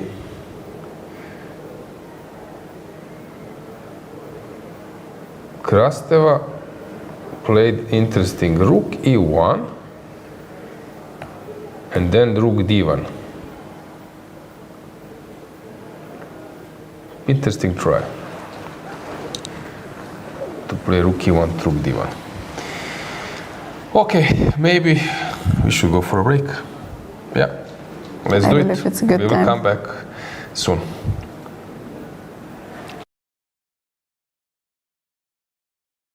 Chess moves. Smart. Free eSIM. Smarter. At Global Cell, we believe in empowering connection on and off the chessboard. That's why we've partnered with the European Chess Union to bring you a gift as strategic as the game itself. A free eSIM with 100 megabytes of data. Staying connected has never been this simple. Just scan the QR code, install your eSIM, and enjoy seamless global connectivity. Global Cell supports over 190 countries. Global Cell and the European Chess Union. A checkmate for connectivity.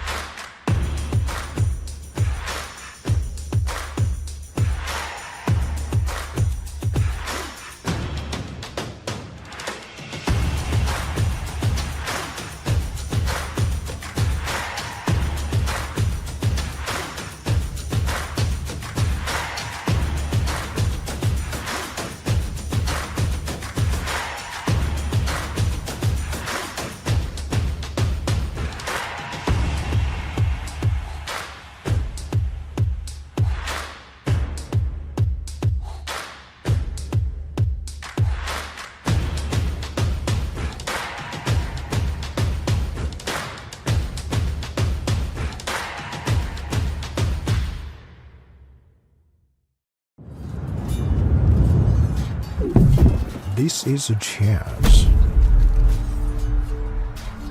This is a war. Everyone wants to be a winner. But the path to victory is lonely. Chess Robot, the smartest, most advanced AI chess robot. It turns chess into an exciting game of progression. Mastering 25 levels will transform you from a beginner to a grandmaster. Not into level ups, challenge the AI instead. Set the difficulty, make it a breeze, or push it beyond your limits. He's incredibly smart, just like a max-level human. Equipped with a camera like an eye, Chess Robot combines advanced algorithms to capture every change on the chessboard and accurately pick up pieces with its robotic arm. Access the Planet Alliance function to connect and play chess online with friends from all over the world. Here you will find players of all skill levels. Flip the board and play as white. You can't wait to get started.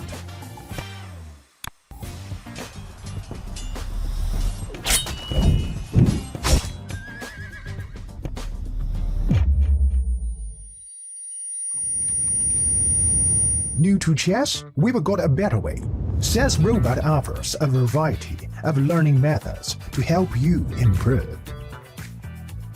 As you can see, Chess Robot provides various learning modules, including chess courses, AI practice, class game review, and off-book play. You'll level up your skills in no time. Let's start the endgame practice, featuring 145 carefully selected classic endgames.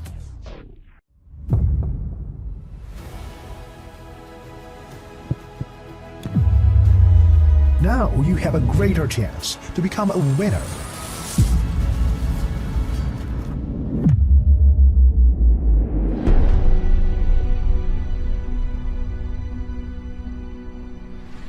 This is Chess Robot. Today, chess all in AI.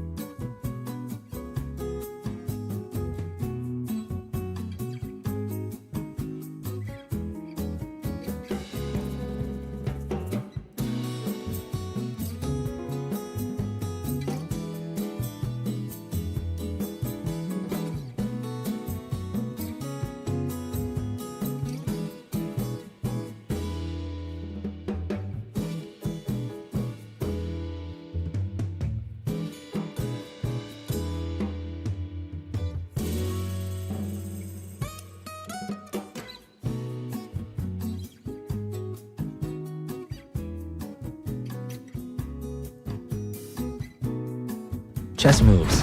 Smart. Free eSIM, smarter. At Globalcell, we believe in empowering connection on and off the chessboard.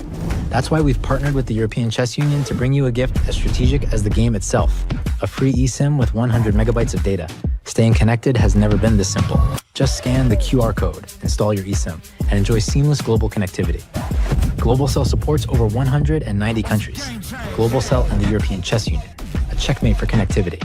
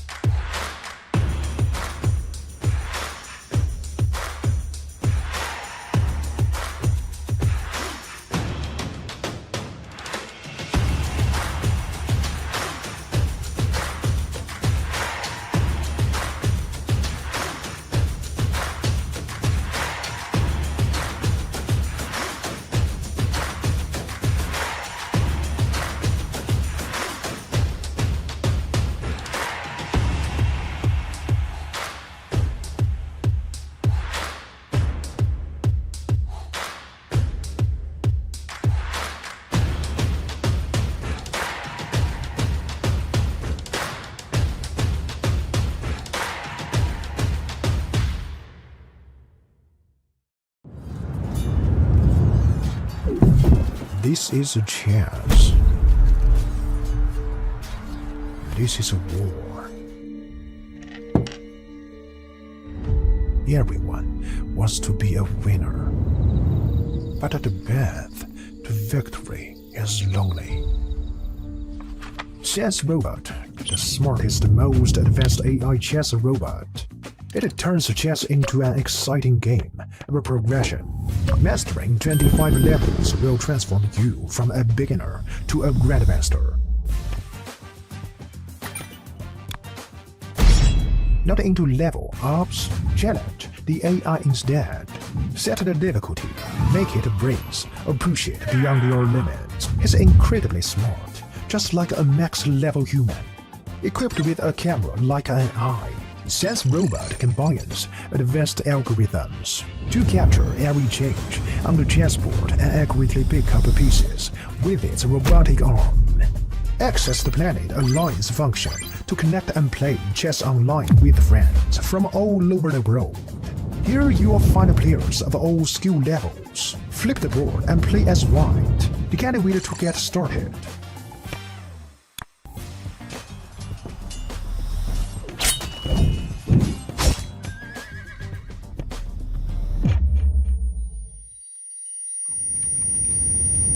New to chess? We've got a better way.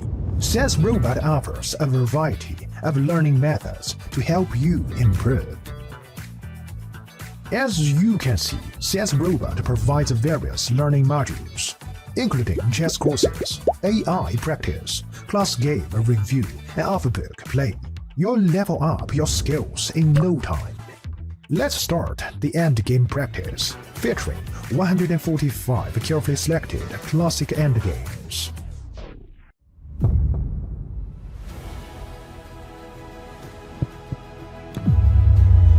Now you have a greater chance to become a winner.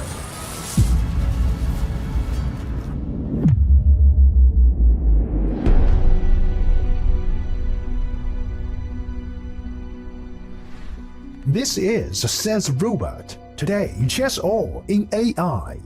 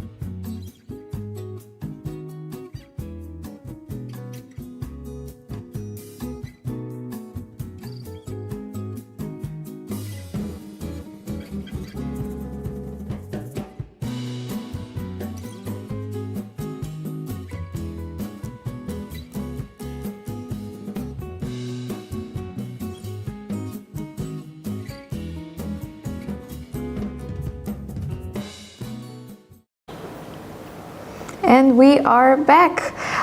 In this short break, we managed to go into the playing hall.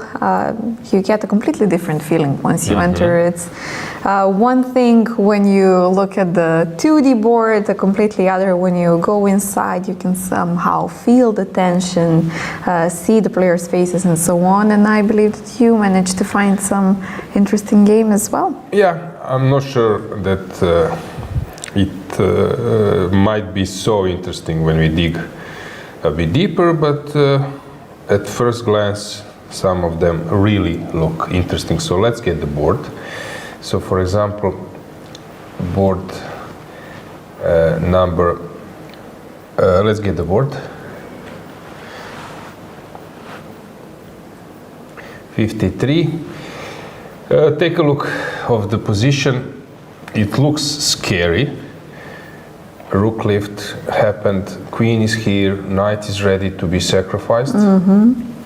But I don't know, maybe it's just optical illusion. So let's say CD. Is there any trick? Knight G2. Maybe Knight G2 works immediately. Okay, Knight G2 needs okay, so this is a threat because king, it's a checkmate. So white needs to first protect it, maybe Bishop F1, but then I might be on time to go all in, for example. And it's a mess. Okay. Here. This is a real mess. You have to calculate everything. Bishop H3, Knight F3, maybe something Knight like F3 that. Better move. If you take Queen G, Bishop G4, and of course engine says it's a draw. Maybe it's a draw. I don't know. This one doesn't work.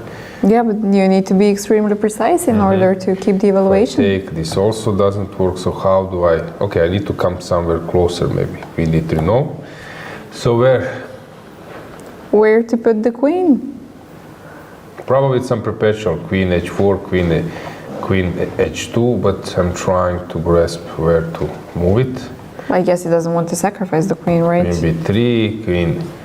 Come on, give me a break. Where to go? Maybe Bishop. Maybe Bishop E2. No. Okay, Rook C3. Come on. Okay, but if I want to sacrifice the queen, I can take it just on J4? Yeah, but this is something engine is not happy about. So I need to sacrifice it in a better way. I don't know. Maybe some C6? No, maybe CB. I found it. And now B7, I believe. And you cannot. Okay. I'm not touching anything. Engine bar stays still. Good. So probably here already, after there should be some kind of perpetual. I'm not touching anything. And perpetual. Careful, it might break. Okay, So, but look, imagine finding all of this on the board. So this is the game to follow. Let's just briefly check how that happened. Okay, Nimzo Indian.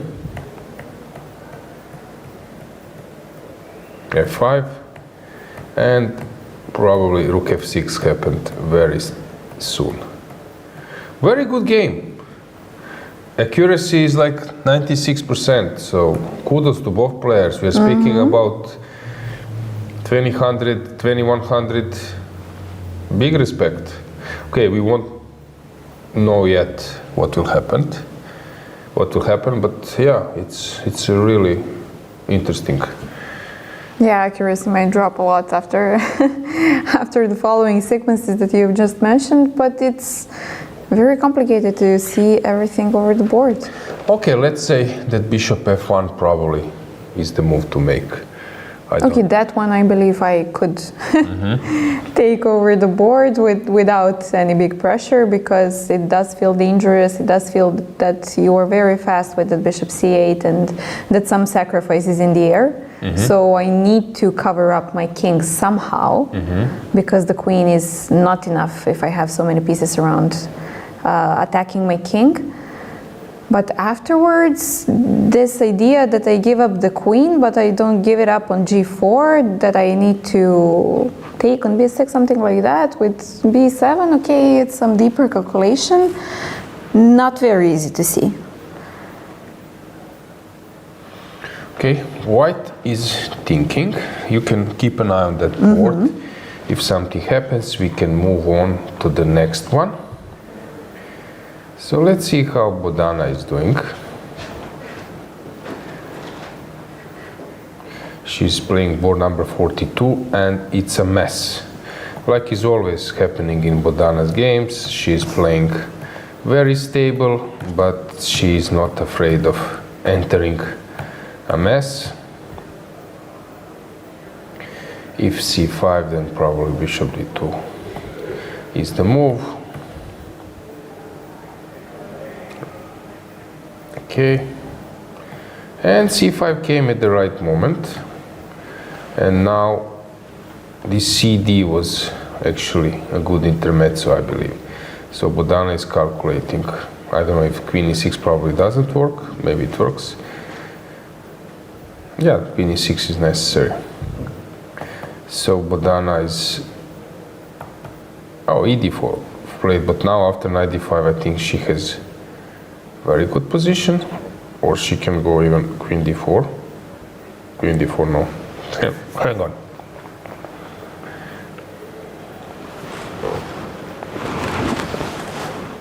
I don't know, I was thinking even knight f8, but there is a queen a4 check. Rook c8 might be a try. That's the move. To bring the piece.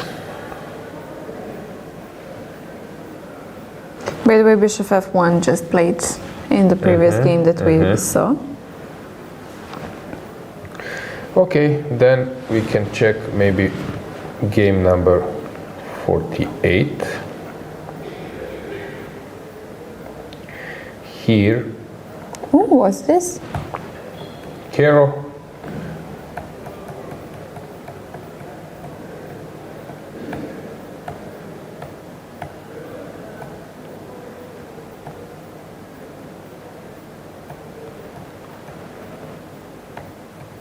And white is thinking, of course she can go b3, but then this will be an eternal headache. And you don't want to take on c3 as well? Doesn't look good at all. Yep. So how do you solve this issue? No, probably she needs to lock. She needs to lock the queen side. And then, No other idea, right? yeah, and then black can maybe play something like knight e5, maybe something else as well. Trying to catch this pawn. I don't know if the move like knight f8, knight b8 can be a move. Knight c5, of course. But there might be also tactics. Now I spotted it. C2, Simple yeah. chess. Simple. So that's why she's thinking. She's thinking, yeah, another game to follow. Then we have game number 46? Yeah. In the meantime, I saw that Turkan Mamedyarova has lost. Yeah, she played really. Okay, this is a game to follow. So here, Whoa. this Sicilian poison pawn, and black was not aware of theory. I think something like, try to recall. Taking on e5 is probably the move, no? No, taking knight e5, knight e6 probably. So first, yeah, that's nice. first maybe some queen c5. No? Hang on. I need to remember the theory. I'm not playing this line. Bishop c5. It's not a move. Knight e6 is a threat. g5. Tricky. Queen a5 maybe. No.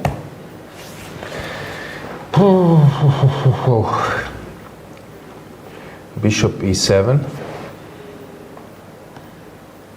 That's the move. Now I got it. So bishop b4 played. And knight e6. This trick, if you take, you will get checkmated. Such strong bishops. Yeah, this is like obvious what will happen. So here knight c5, knight g7, rook b4, everything the best, and now queen d8. I was thinking is some bishop e7 a move, but no need for that. So queen d8 and bishop, queen f6. Why not bishop f6? Really? Wasn't it just finishing the game? She didn't want to play this. I can take on d3. Queen d3. Now you can cover on g4. No, I don't want to do it. So if I take on a8, you take on c3. c3, yeah.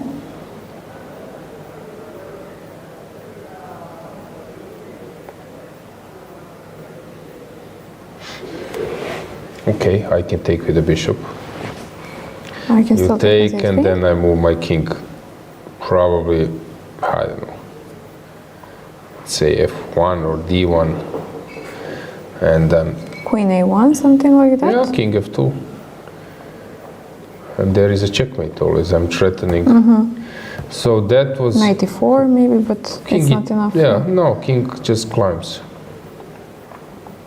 I can go to e3 probably, or it just wins.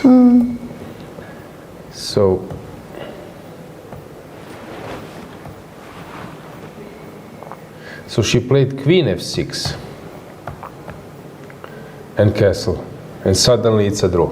And bishop e6, is it enough? Am I missing something? But Yeah. then again I have this queen d8 and bishop f6. Like for a second chance. King h7. Now This it's is not the same, difference.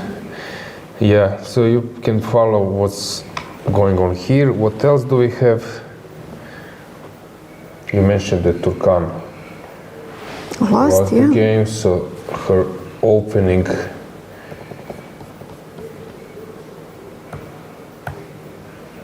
that completely backfired.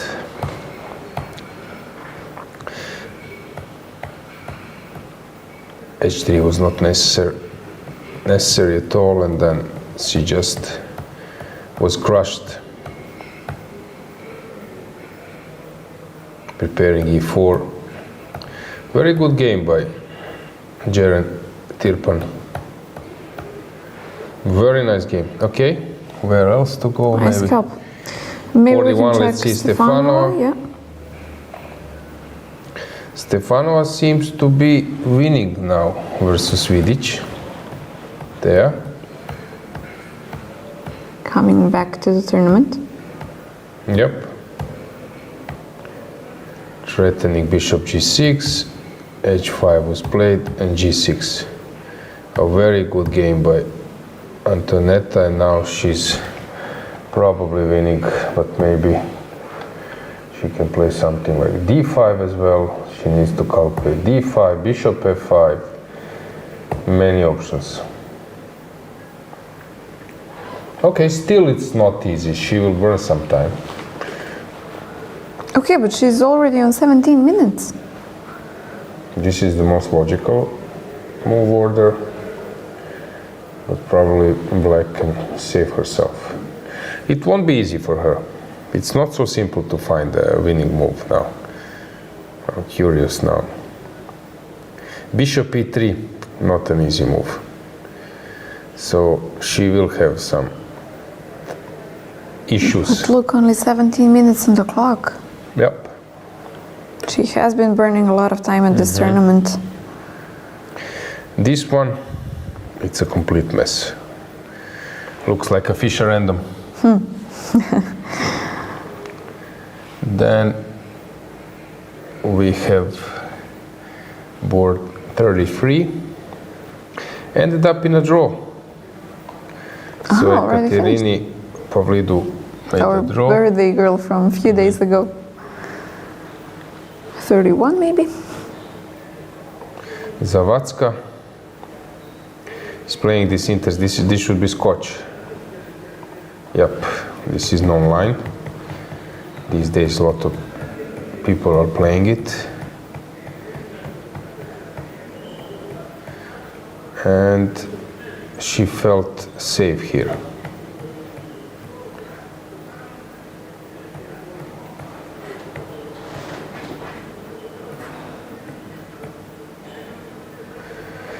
Okay, she's, I think, outplaying her opponent. She can transpose to a rook's endgame at some stage. Maybe even now. I don't know, like f4. This kind of thing looks better for white. 28 as well. This one, yeah, we were following this, and Ayan seems to be under heavy pressure. Sort of lost. Climbing a bit. Karashomi. Yeah, she's just outplaying completely after that blunder. Zhukova. Yeah, it seems to me that her opponent just played well. This was known line, this e4, but yeah, Topalov and others were playing MVL. It's not easy to get anywhere.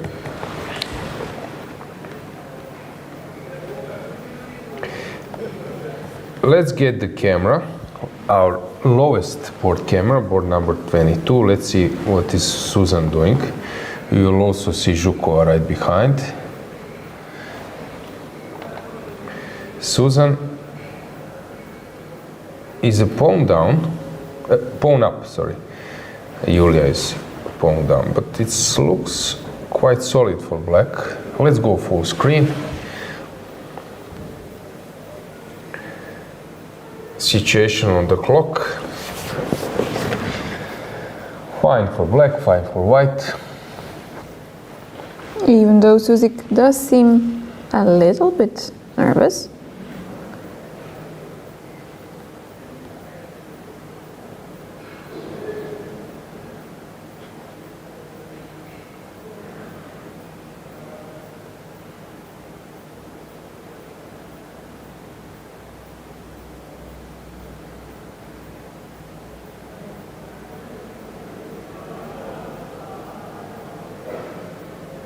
I believe that Suzik is very satisfied with the position.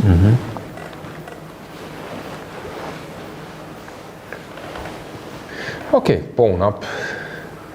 She can, of course, always liquidate. Let's get our next board camera, because there h5 was played. Atalik Ekaterina versus Maria Gevargian.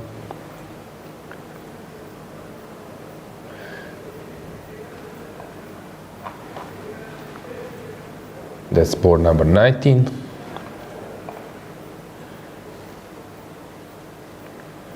So h5 was played. She returned the bishop. Very strange decision. Now I believe now that Ekaterina will have a good chance. And Fatalieva seems a bit slightly worried. Yeah, let's get Or maybe just let's get the board. We can get it in a traditional way so that you could see better the players. So here she was tricked with this rook e1, rook d1.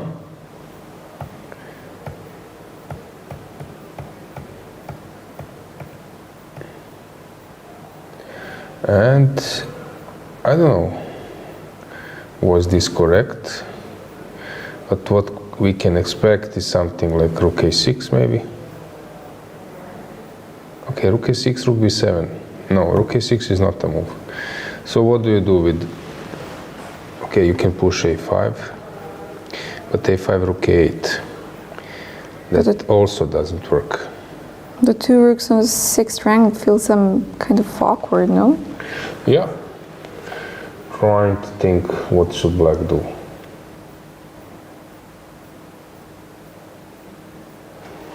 Okay, she can push f5.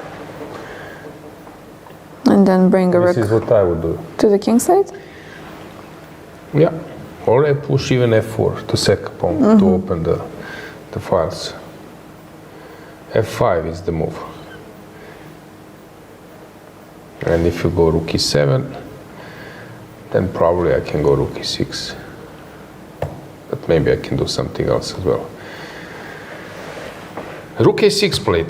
The move I suggested, but my Not point afraid was a of- weak move. So He's rook not afraid of b7, rook b7? rook a3, I double, and you start checking me, I guess. I go up, you take, I take. This is just, maybe you should check me more. Okay, maybe I can go to b3. But I don't want to go to b3, so I want to go to d3. You give me check, then I climb. So what's the idea here? Okay, she must take on f2, what else? No, this looks bad. Looks very bad. And I think Boleslava made a move right away. She probably took on b7. Okay, let's go full screen.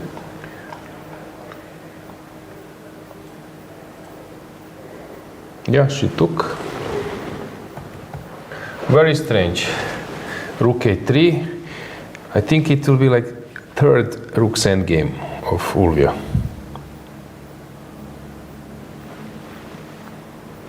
Maybe they had an agreement with Monica Sochko, who will play more endgames out of, let's say, the first 6 rounds in the first 3 hours.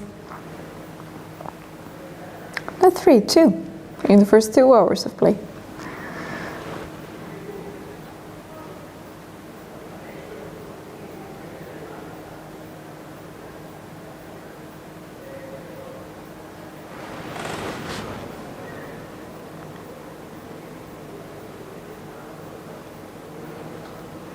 Okay, rook d7, I expect that Krasta will play. Yes, just played. And Fatalieva needs to make a move. A good one. Because this looks pretty bad for her.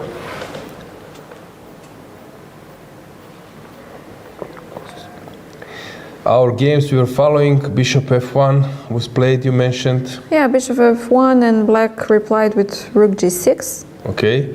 The move, So white is thinking. The move I was not mentioning. I was mentioning bishop c8. Yeah, you wanted to play bishop c8 immediately, but black chose rook g6. And now it's white's move, which should increase white's the evaluation of white's position. In other games we were following. In other games,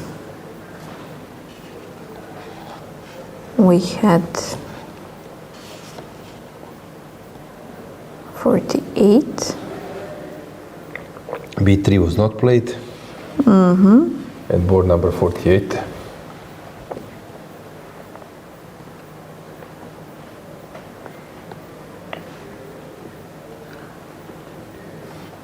.46, you mean? We had check on No, d4. that position where black pawn was on c3. Okay, There that we wasn't on the lowest, I think. Yeah, you just get this position. A few moments. Yes, I think that was the position. And Yeah, b4 was played. b3, b4, even worse. And black took Let's on get e2, it's the the same. board in our classical way. Let's get the board. the same idea. So we mentioned, let's go by one by one. We mentioned board 40. 50. You want to go right away? 53 was the first one. Okay, so here I was counting on bishop c8 and knight g2 now, huh? No, bishop h3, right? I'm losing my mind. So which move I mentioned? You don't recall as well? So bishop I think c8. it was bishop h3, no? It wasn't? Yeah, bishop h3 now. Okay, so she went for rook g6, king h2. Do we have some knight f3? Not immediately. Maybe bishop c8 again. Bishop c8 again, and to sacrifice. It looks even worse Yeah. now, yeah? Now bishop c8, I think it's very important.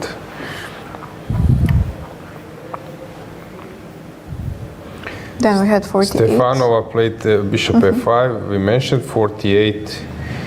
Here, this is this tactics we mentioned before. Rook e2 and c2, gaining back the material. Black is close to winning. In this one, queen f6 was played. And I don't know what's going on here.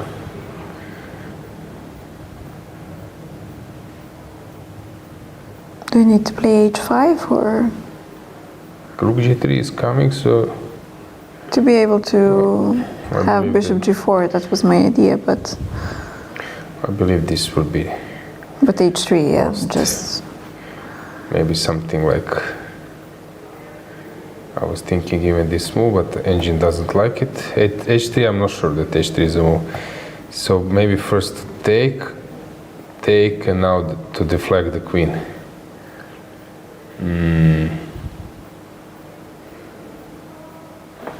92, 95. Queen d1 is coming.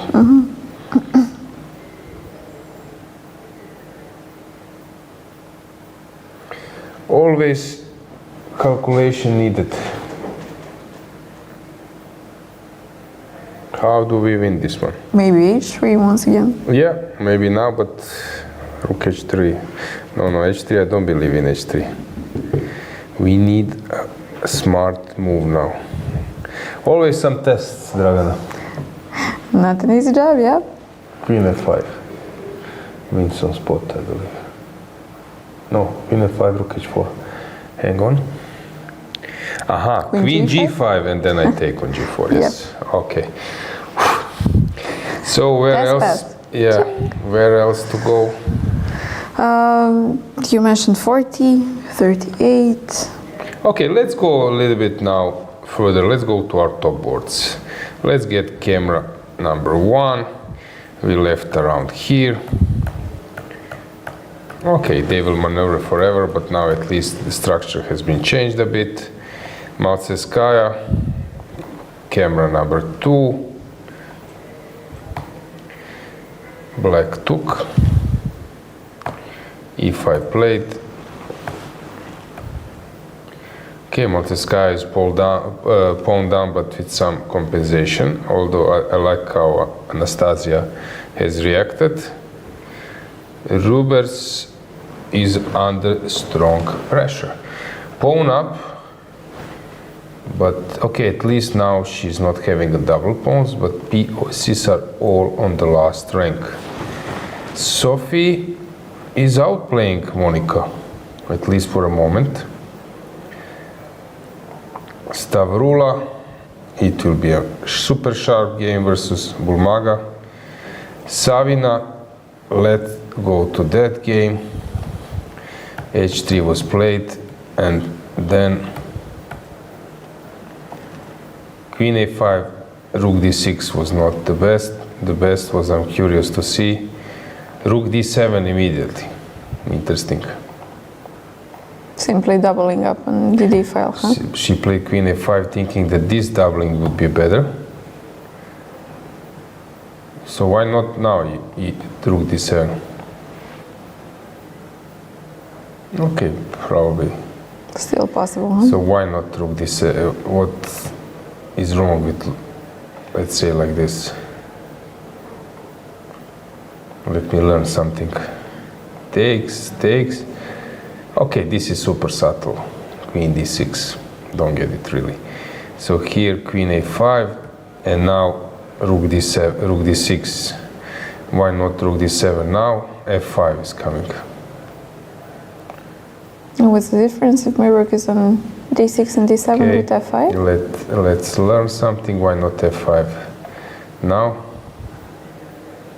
E takes. While here f5, or let's say Rook d7, f5, e takes, and that's better. Maybe the queen is bad. Maybe this is the problem, but this is really hard to grasp, that suddenly queen is trapped. When queen is on c5, queen on c5, sorry, when queen is on c5, queen is nicely played. placed. Okay. Savina now seems to be doing very well. Toncheva, complicated position. Let's go with the camera to Unuk versus Bejdulajeva. Right behind. We don't see them. Very complicated game. Let's go full screen a bit and full screen again the board to see is Laura worried or not.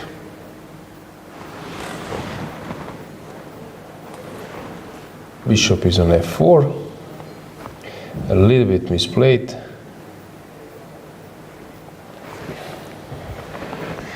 Anything in chat now when the situation has upgraded?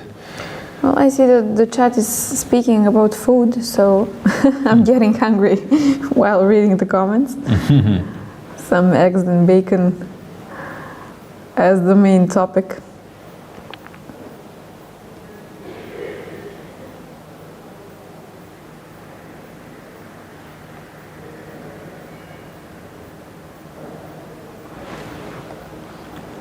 Some discussions about the game Elena versus Teodora.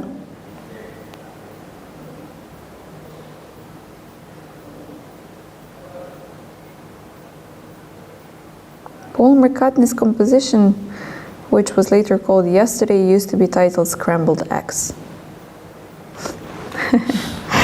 Okay, so interesting topics coming up in the chat.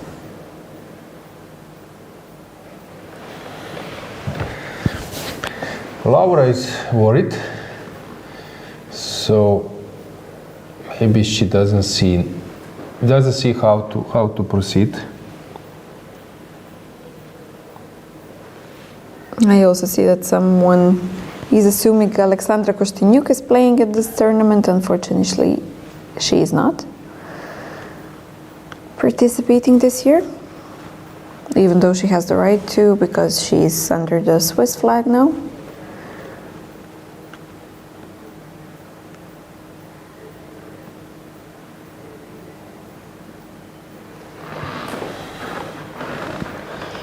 Okay, let's check, let's get the board back. Krasteva has played a move, but let's see how Daniel Jan is doing. Lela seems to have... Yeah, nice position. She's pressing. Dana Kochavi, a mess. Lilith is pushing. This will be an interesting game because she... Okay, this is like a model London attack. So she went knight e5, f4, transferred the queen, and pushed g4 and everything. And probably she's counting on taking with the bishop after queen e7.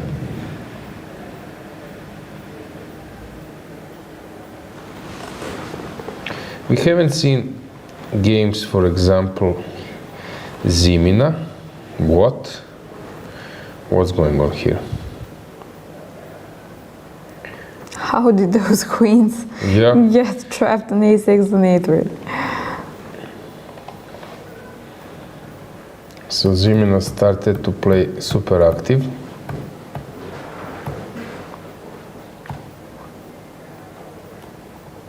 Okay, she left some holes. Her knights are wrongly placed. And that was desperation, this g4. Kilbasa, slight plus, but not much. Kamponenko black seems to be doing well. Zala is really having a good position. Adela Velikic is pressing. This g4 was a really nice touch. If you take, I believe that there is a way to create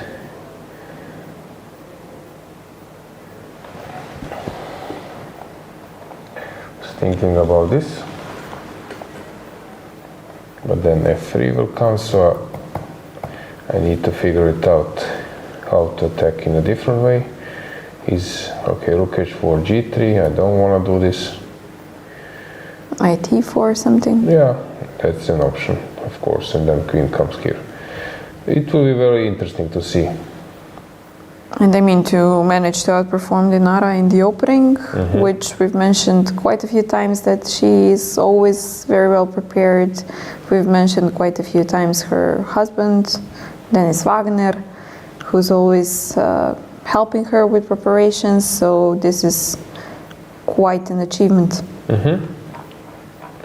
Okay, let's stick to our top boards. Let's maybe check board number,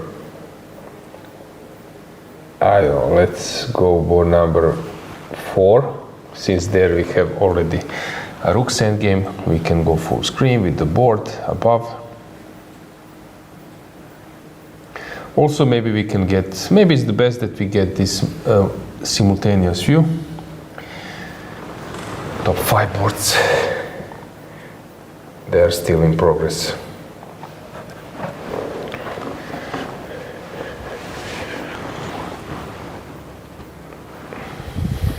So, what do you expect, Dragana, from those positions?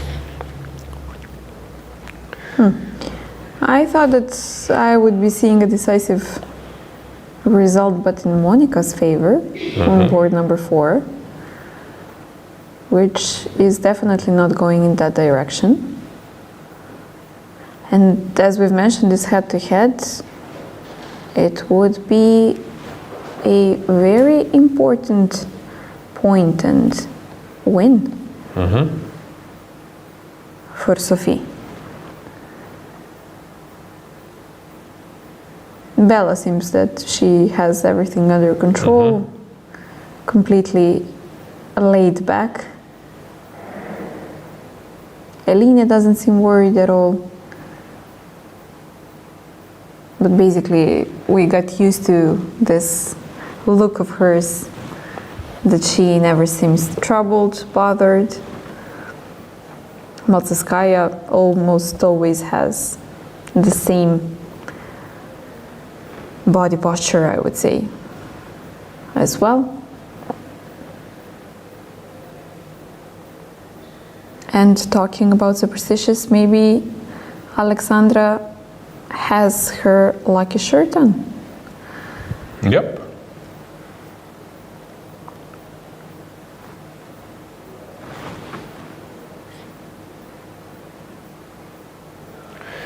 So this position is quite tricky because d4 is falling. Yeah.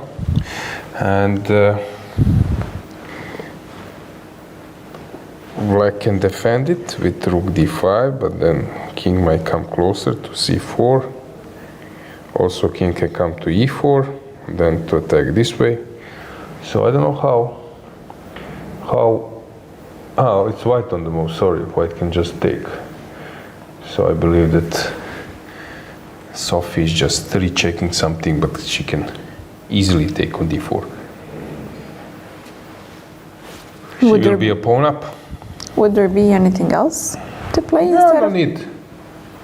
Maybe she's afraid of some rook d5, but it doesn't seem scary, no?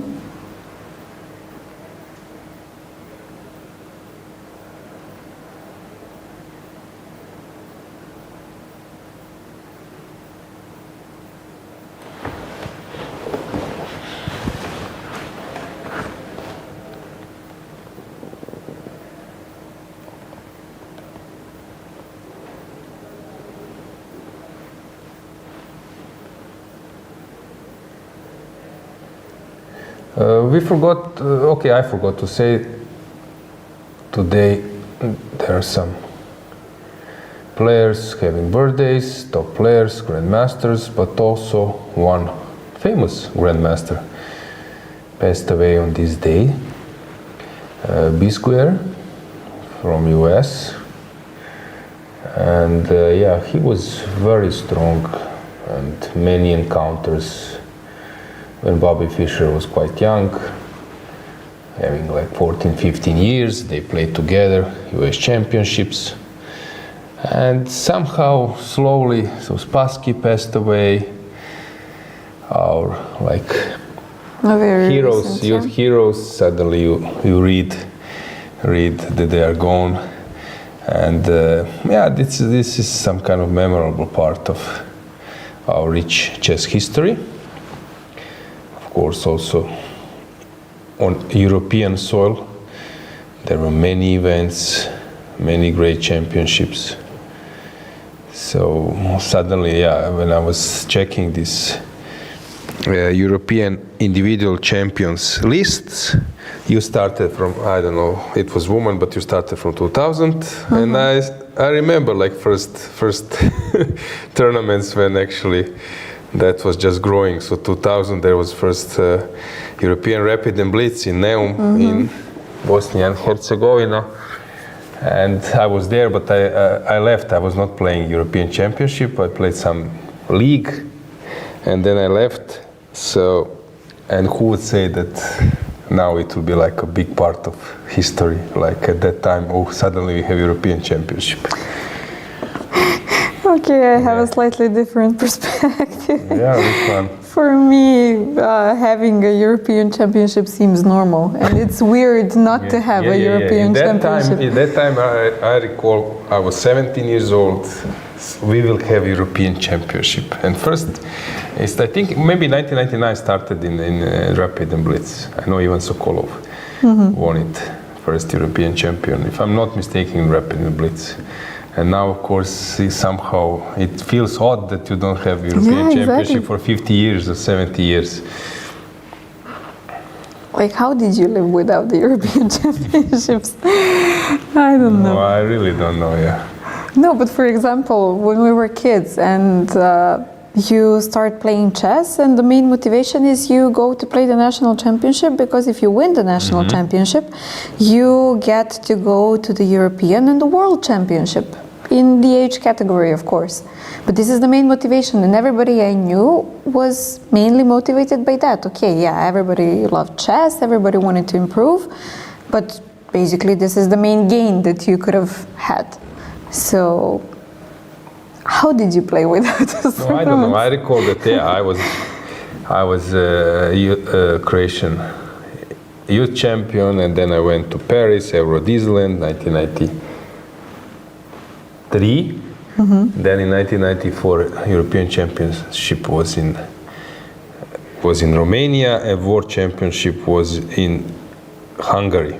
And for example, Petar Leko played that championship. Suddenly, everyone was saying, this kid will be a star. Petr Svidler was playing under 18. Svidler, you see how he plays. He will be probably a grandmaster, a strong grandmaster. And Leko was already a grandmaster, like 14 years old, something like this, 15.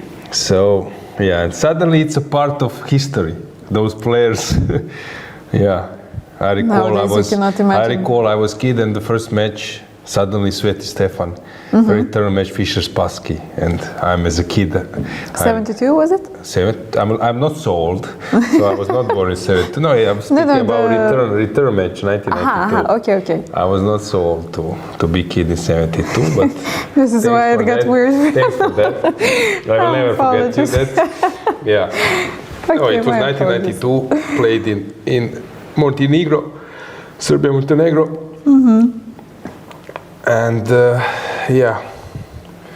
Yugoslavia, or what was the name at that time. So that match was like shocking, and then I was following first match, Anand versus Kasparov in New York. So somehow, I still feel strange about those championships. They started in Turkey. I think some championship in Antalya, and so 2000 something. So what's going on? This is first board. Black seems to be doing completely fine, no? Fine, but white also seems to be doing fine. Maltseskaja.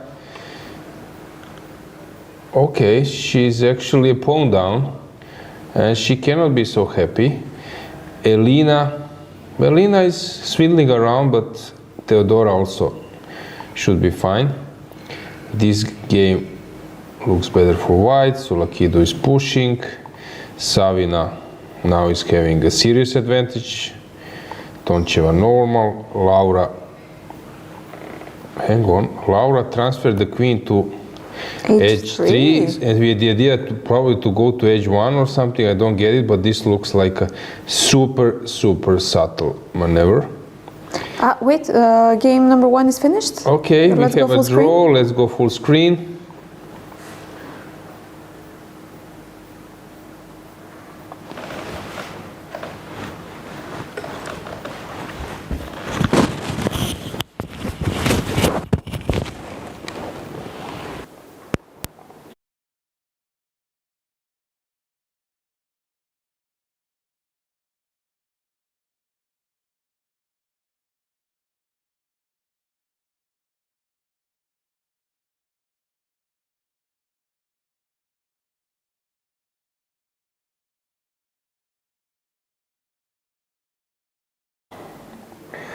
Okay, we have a draw, which is not so surprising. Bella plays really super safe. Yeah, we can go with the camera to board number 2. So our focus is now there. Kirtadze seems to be very relaxed. We can get the board as well above them. Okay, some games are quite interesting already. For example, Dinara Wagner took with the... So she took with the bishop, probably with the idea to play something like f3, and knight c4 was played. Okay, very interesting. Now knight e3 might be an idea in some stage. Yeah, Della is playing his sparring.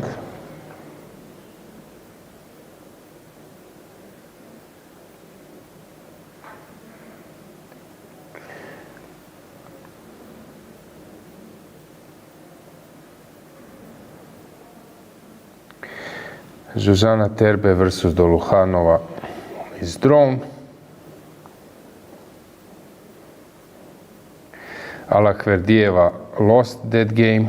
We were following it, so we left around here, and she just ended up in a lost position.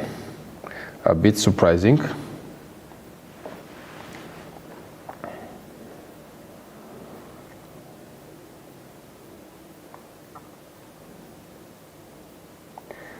Also, we have a result in Claudia Coulon versus Hapala, Elizabeth. So what happened here? Oh, f6. Knight on f7. f6, catching a piece. So everything went wrong.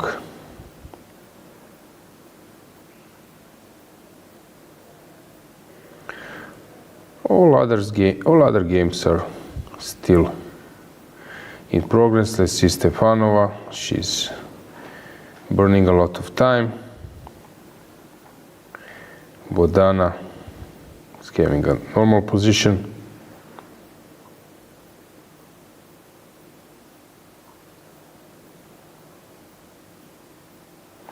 The game we were following took this route. So maybe some Rook g3 now will come. White is thinking.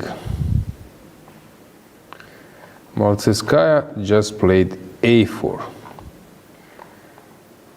Okay, she still wants to play for the initiative.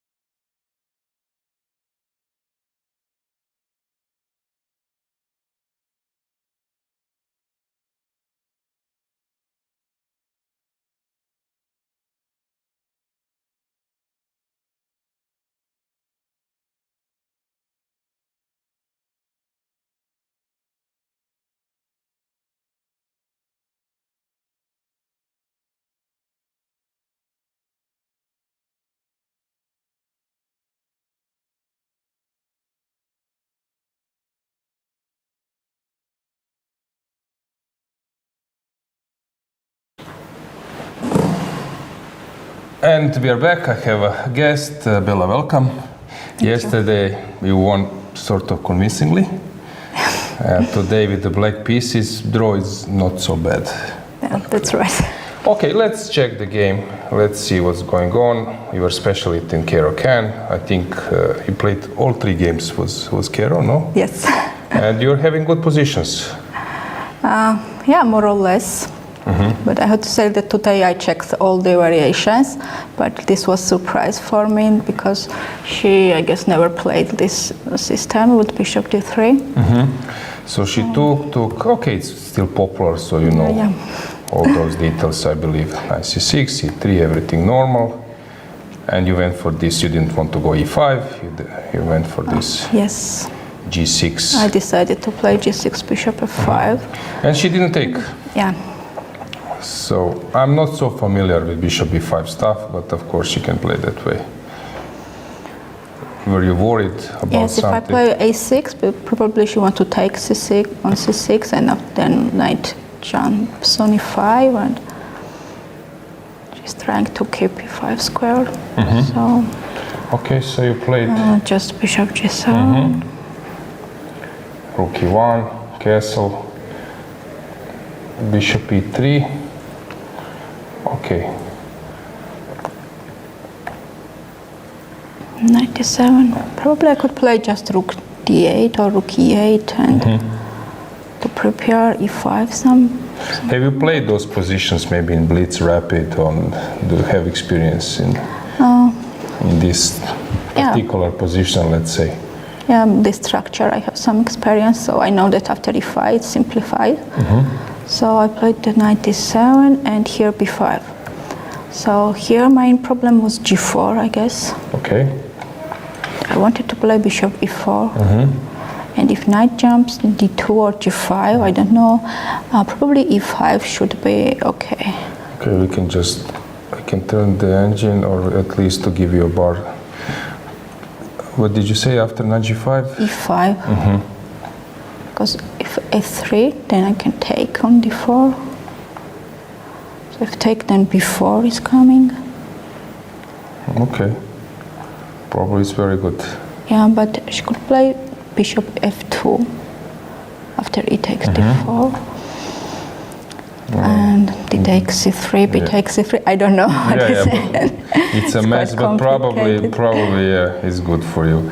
Okay, so you. So she played knight h4 and bishop e6. Seems logical. And I go back knight f6. Okay, knight e4. Okay, you didn't want to wait any longer. Probably a good. That was a good concept. She took, and bishop f4. Black is having a good position. Somehow pieces are. Yes, this knight's. Sorry, something happened. So, rook e4, and you play this Bishop a2. bishop a2. This is a nice touch. Have you seen this from afar? That you have this idea. I mean, bishop a2. when It's I play knight e4, yes, of course. Because I mentioned it was which round when you played this knight e4 f5 was it, and then castle was it? No, or some round you played. I'm trying to recall. Maybe I mix it. So bishop no, a2. my bad memory, I can't And exactly then queen d5 is yeah. the point. Okay, so she played bishop h6. And bishop d5. So I don't know. I think that after changing this black square bishops, it should be around equal. And we both had 20 minutes for 20 moves, so I decided to offer draw. Okay, you're having a good tournament. Maybe we can just briefly touch your previous rounds. Sorry. So, for example, yesterday it went really well. So you played a very good game, I believe. Or? I did. No, I think. I'm quite satisfied from yesterday's game. Yeah. Have you experienced what was maybe some critical point or something? where you think that she went wrong, Elena?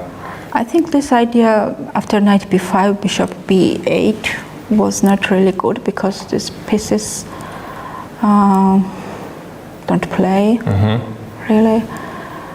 Probably So bishop a7 or yeah, probably bishop a7 is better. But she's an aggressive player and she wanted to attack on my king's side. But after this bishop f5 and I want to play g3 and I think that it's not easy for black to attack. So yeah, I think you're choosing openings very well. Somehow you're not allowing them to get into some crazy position. You're playing very slowly. I think that you had which round? Yesterday, so Elaine mostly she's playing this King's Indian and I was ready for the King's Indian and then she changed the opening, so it was also a surprise for me. For example, this game was very patient from your side and then you, I don't know, Carol. This one, yeah. Very nice, I would say. All those motives. Maybe white could have played better, but in general also a very good game. Knight e4 was a nice try, but yeah. Basically in all your games, were you in danger somewhere? I don't believe. Against Marina Brunello, she missed one moment. Okay, we can touch that. She had a very good chance. A few moves back. Just. I think you were better with this c6. That yes, was yes, nice. Should be better, but then I think Queen b1 was the. Where? Before or? No, Rook d1, Rook c8, here, Queen b1. I was thinking to play Queen b1 because I want to attack on this d5. Pawn knight d4 is coming, but then somehow I liked knight g5 more. But after taking on e6 and queen g6, I was thinking that it should be better, but so which point she missed? Here, instead of rook c4, d4 is coming. And when I played king h2, I saw immediately that she could play some idea. Rook g5, knight g4. What is the rook g5, knight g4? Now I see. Okay, but this is brilliant. Yeah, and it was like cold shower for me. You spotted it. Yes, and it's. This is really nice. This is really great. Yes, but she played rook c4 quite fast. Yeah, you need to believe that this can happen. So. Yeah. And after that, I played f3 immediately. Yeah, thought this. So yeah, it was nice. Okay, so your tournament is going really well. You will rest tomorrow, and then I hope second part will be also important. Okay, but your start, I can say, and probably you can agree that it's really good. Yeah, especially after last year, I had a really bad tournament. Okay, thanks Bella for coming and good luck in your next part. Guys, let's go for a short break.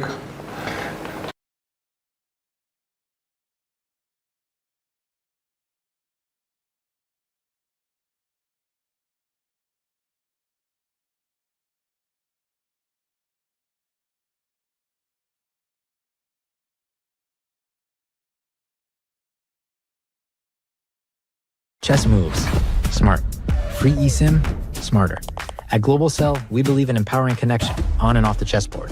That's why we've partnered with the European Chess Union to bring you a gift as strategic as the game itself. A free eSIM with 100 megabytes of data. Staying connected has never been this simple.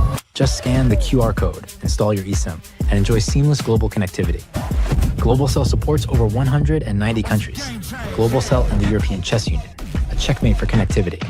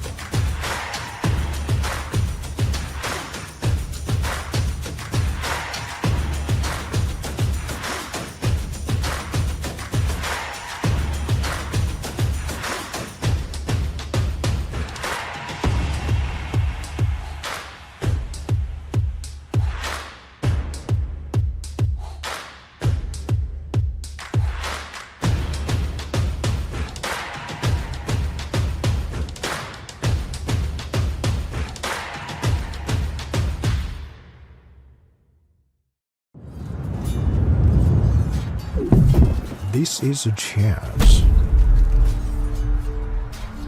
This is a war. Everyone wants to be a winner. But the path to victory is lonely. Chess Robot, the smartest, most advanced AI chess robot. It turns chess into an exciting game of progression. Mastering 25 levels will transform you from a beginner to a grandmaster. Not into level ups, challenge the AI instead. Set the difficulty, make it a breeze, or push it beyond your limits. It's incredibly smart, just like a max-level human. Equipped with a camera like an eye, Chess Robot combines advanced algorithms to capture every change on the chessboard and accurately pick up pieces with its robotic arm. Access the Planet Alliance function to connect and play chess online with friends from all over the world. Here you will find players of all skill levels. Flip the board and play as white. The can't wait to get started.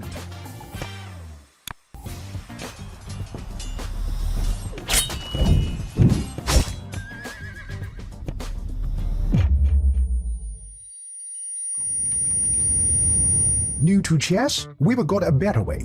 Chess Robot offers a variety of learning methods to help you improve. As you can see, Chess Robot provides various learning modules, including chess courses, AI practice, class game review, and off-book play. You'll level up your skills in no time. Let's start the endgame practice, featuring 145 carefully selected classic endgames.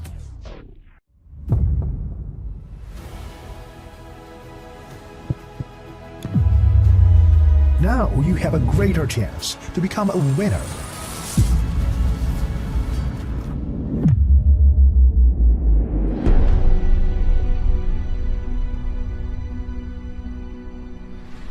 This is Chess Robot. Today, chess all in AI.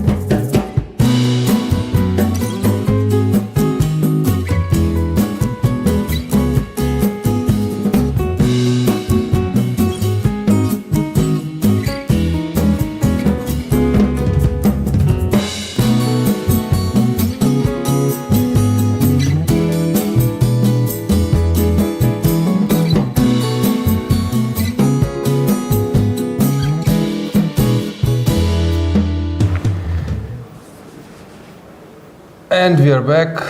You are not Bella Khotenashvili, but I know Hey, that- once again, I'm not complaining. I know GM that title in front of Nikola the will name. Change this. Yeah, you like GM title. I I think became you Dragana deserve Wagner. maybe like correspondent GM or something. Correspondent GM.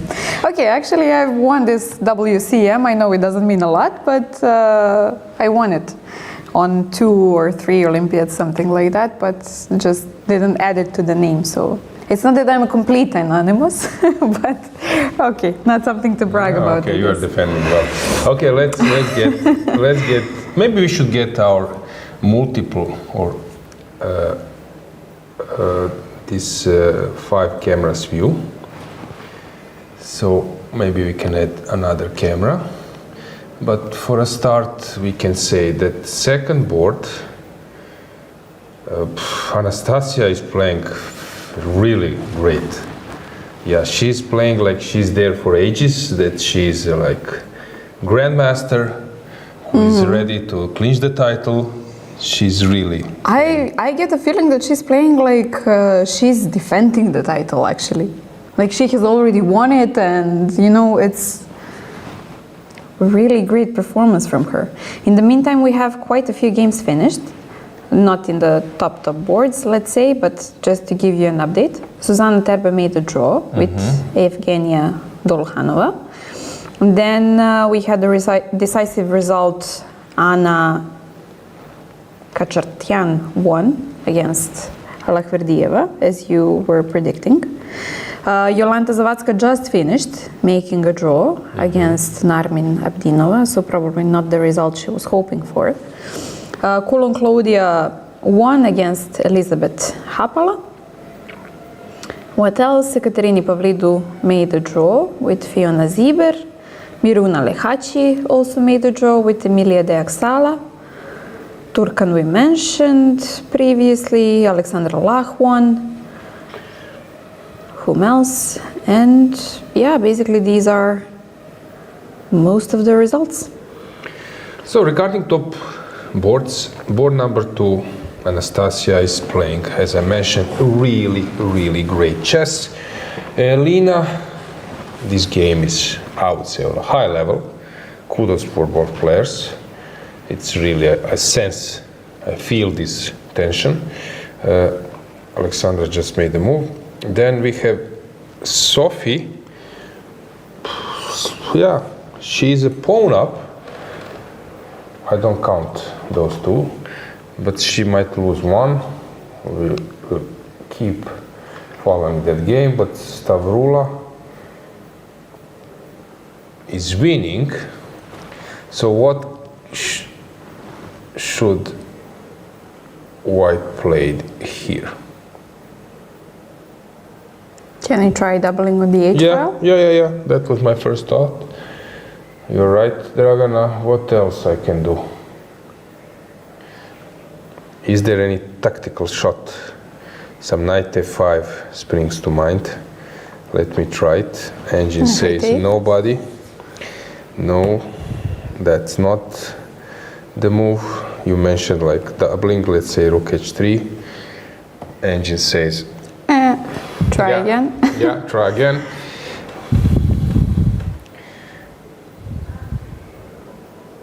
So what can be played? Okay, I can just move maybe the piece, which is fine but not winning. And is there a difference between rook h3 and rook h2? But I feel like rook h3 should be better than rook h2, right? No, I don't believe it's any different. I was thinking something, but it doesn't work. Okay, I can take, which probably is the best move. Yeah, this knight works a lot, and I'm avoiding some changes. And So now rook h3? Rook h3, but I think it's too slow. It's fine, but maybe too slow. Probably Queen some d7. queen d7. Yeah, and then rook h7 stuff. Or I can play g5, which looks like a done deal. So I believe that this will be played, but we have also action in Savina versus Arabidze. Let's get that game full screen and the board above, because here it's a really super sharp. It's, let's get that camera. And Meri seems to be outplayed by Anastasia, but she's long time. Queen c6, blunder. Bishop h7. Okay. Maybe here's some strange stuff. I don't believe that g6 is a move, so I don't know, something like how to save yourself. Bishop h7 was coming, so how to stop bishop h7? Is there any subtle way? h6 maybe? But this one. Okay. Okay. I don't believe that this is the Bishop g2 and move. queen I c6, don't. no? It's protecting. Bishop is protecting, yeah.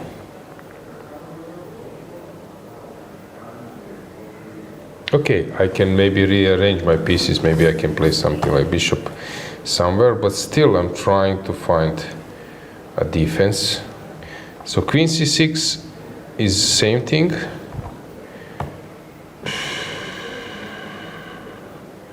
Always some nasty. Aha, maybe queen f2. And my friend. It approves? Okay, It thanks, approves. buddy. As Okay, I but what mentioned you mean yesterday, you're amigos para protecting siempre. Yeah, you're protecting f7. Yeah, That's the main idea, and threatening two things. So queen f2 was missed. She played queen f7, allowed this bishop h7, and now she's thinking, if she takes queen h5, okay, this just wins, so you need to go queen h6. I will exchange.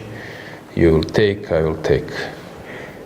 White is better, but it's not anything tangible yet. Toncheva having a tough game.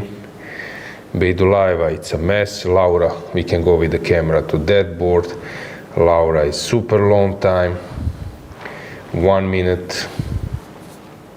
And what's the move number? She has 15 more moves to Wow, make. 15 moves with only 1 minute. We have camera on board number 12, which I believe it's another mess.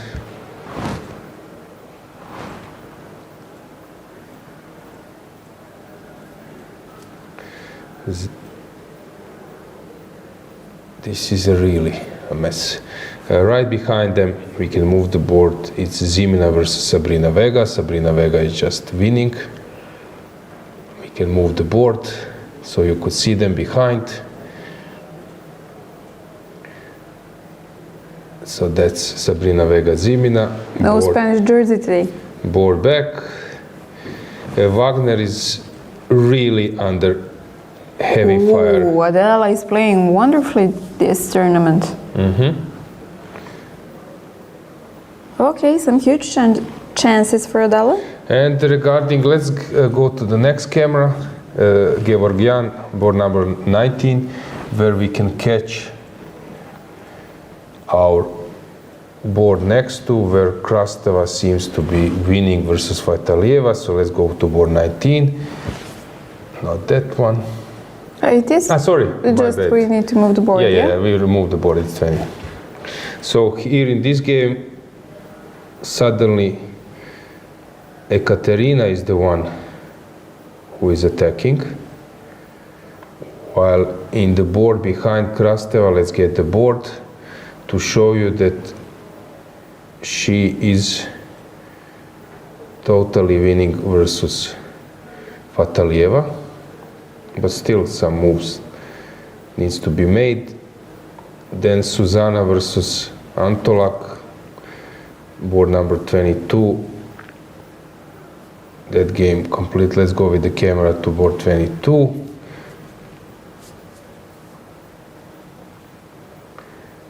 You can see that some 94 is coming.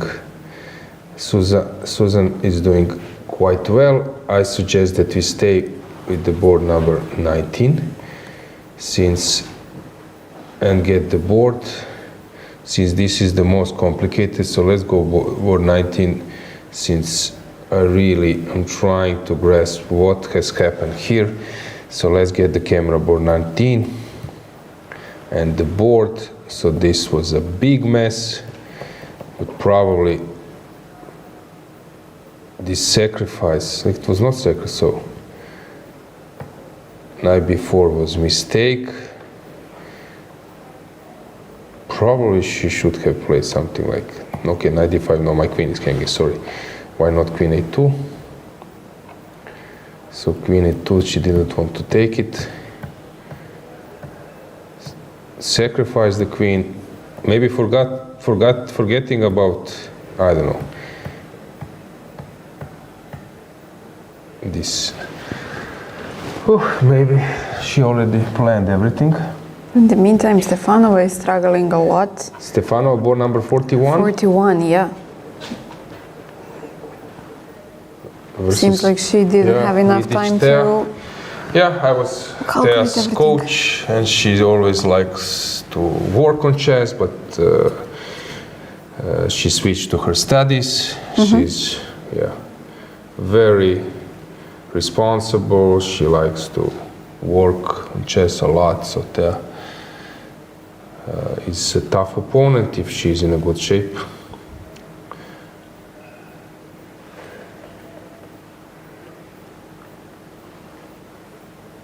Very unfortunate for Antoaneta. She's definitely not having So she missed something. the best tournament over here. Yeah, but it's of course when you're 2 minutes on the clock. This bishop f4 was fine, and then d5 was a mistake. So what was the best move? Oh, but it looks very complicated now. So many things to calculate over here. Sometimes. Queen h3 maybe? Ah, okay, the bishop is dropping. Nothing.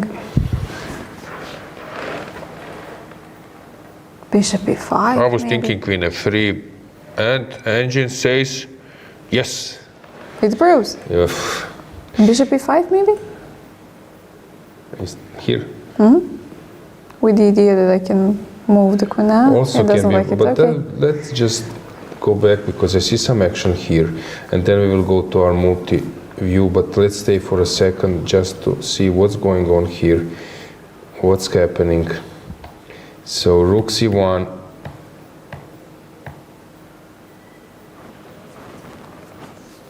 Okay, h6 probably is the move now for white.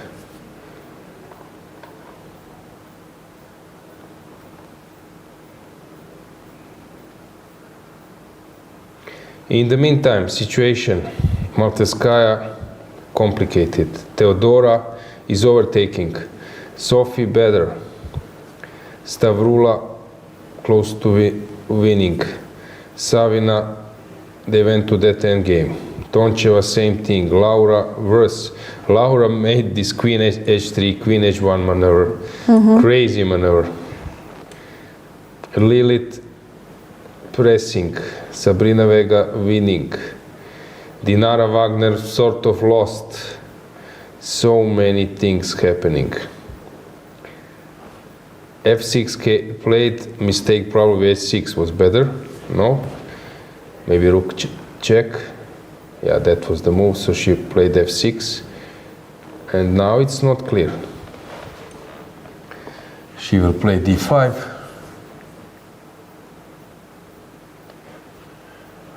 Is d5 the only option? I don't see how white will untangle herself.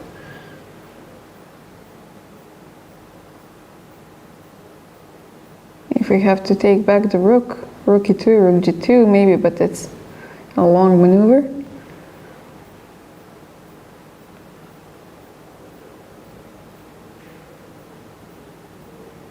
But is there any other possibility at all?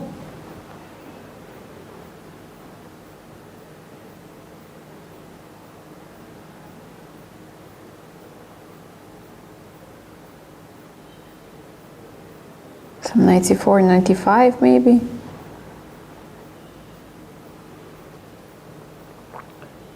Yeah, knight c4 might be a move. Katerina is thinking.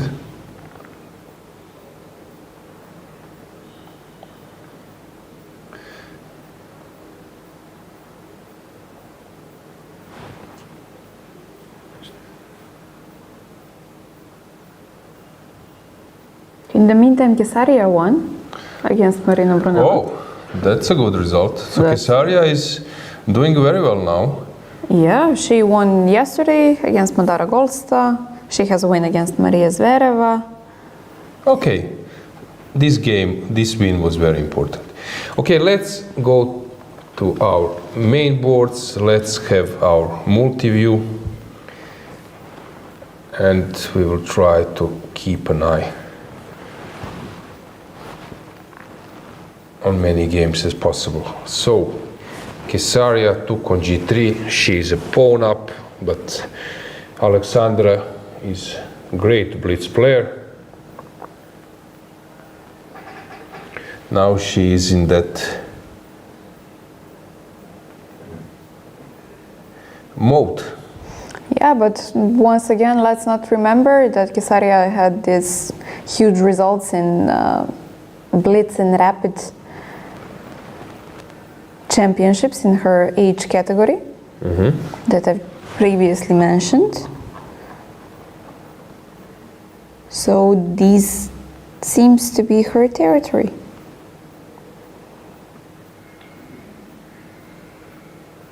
And I believe that the worst has passed for her. The shaking hands that we saw in the second round, I think that this was it, and that was the crossover when she managed to win that game, that now she's completely confident in and has faith in herself.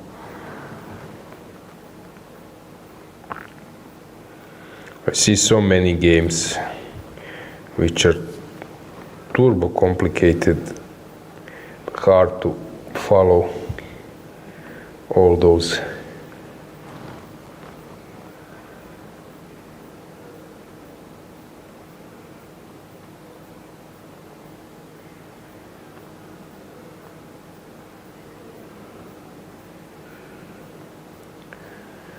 So how do you defend the g5? Because f6 can just run to rook b5, I guess. Okay, but it will be rook b5. Okay, bishop e6 I can play first to collect the h3 pawn.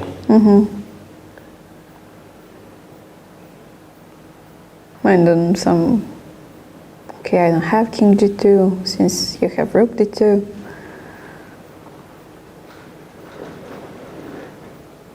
Not so easy. Yeah, not easy at all.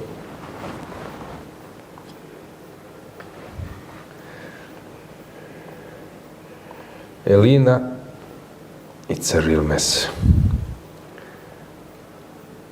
And Adela seems to Stavroula. have a very sharp position against Dinara.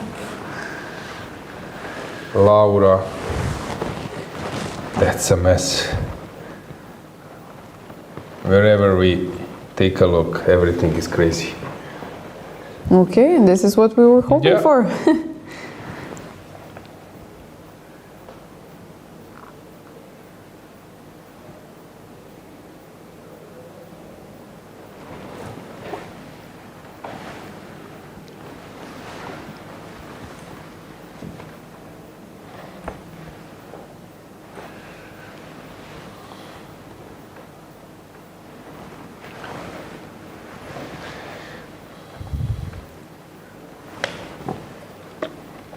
So what's going on in this game?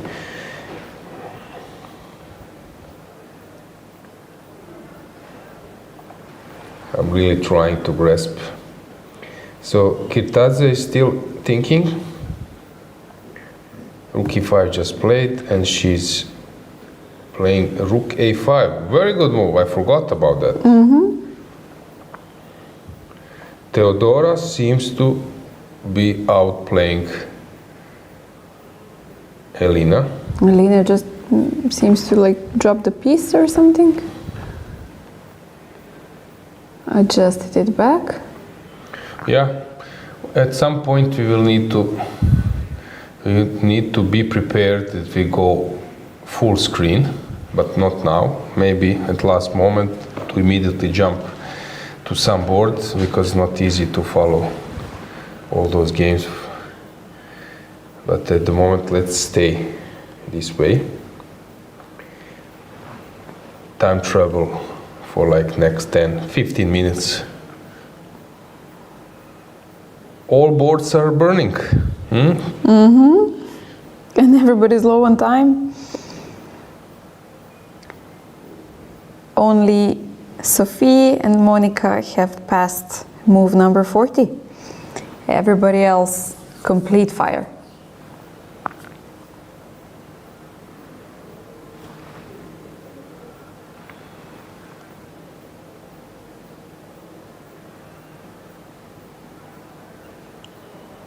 Knight h3. Yeah, nice touch. I was thinking She of wants some. to go knight g5. It can be really tough now for Elena. I was thinking of e4. Okay, I cannot. In the meantime, Stavroula is launching this mating attack, but Irina still is trying to hold. Matevskaya thinking, Sophie Millet trying to move around. Savina actually is not better versus Arabidze.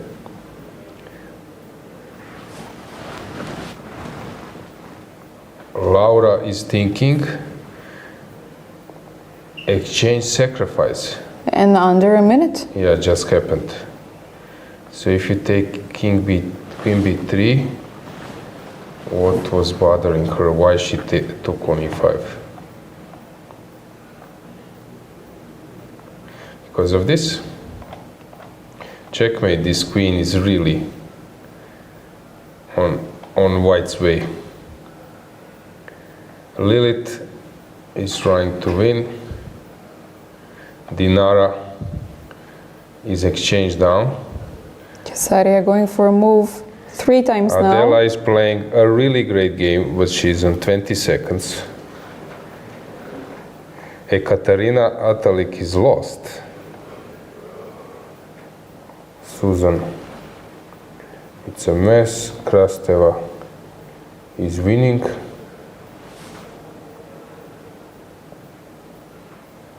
But she will need to be precise a bit. So where to go? So let's stay with Unuk. Laura, 20 seconds. Laura is thinking. And knight d2 just been played. Veidulaeva is now winning. Matevskaya played rook e1, rook e5, rook e5. Kirtadze is 10 seconds. Played move at the last 4 seconds. Hand starts to shake once again. Maybe not the best move. Elena is thinking.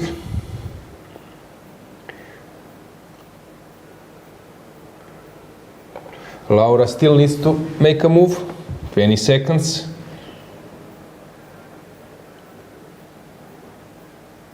She will regret this queen h1. It really looks awkward, yeah. 10 seconds by Laura, and the move played. Bishop h3. Bishop h3. We could see Millet making a move. But they're not in Same trouble, yeah. Yeah.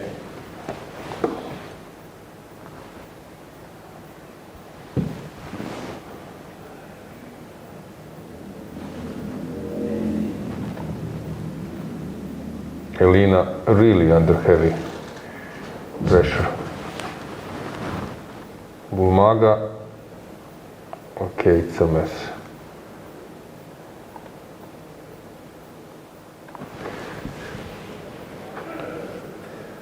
Laura is lost.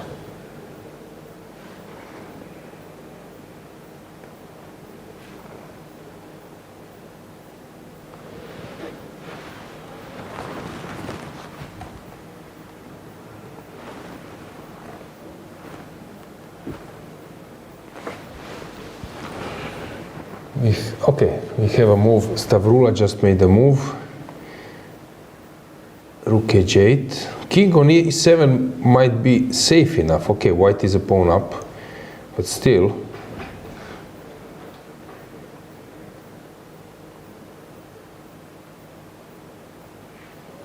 Any way to continue the attack? Not to.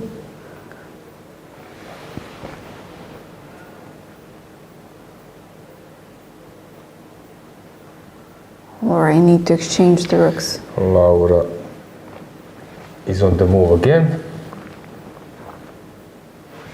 Which move was played here? After bishop h3, she took on e3. c8 is not. Okay, d1 is hanging as well. I think knight d1 will be played. She will take the rook. Yes, she just did. Yeah, it looks it's just game over.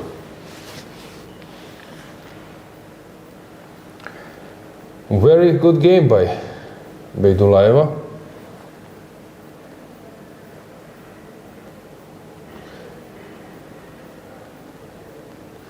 Is Laura capable to turn the table somehow? At the same time, let's check how Injac is doing. Knight g5 played, e4 played. Yeah, she's playing a great game. Feels like Teodora is back in the zone. After that very unfortunate loss in the first round. But she can feel better since Kirtadze is doing well in the tournament. She can feel a bit more motivated.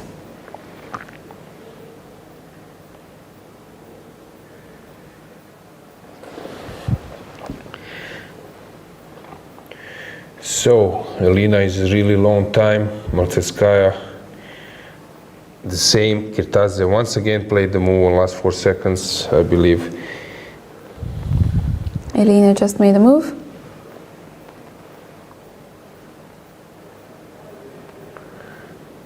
Black is winning now.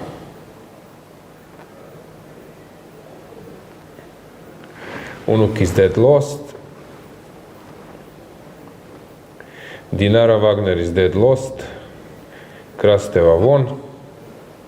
Can't I simply take on f3?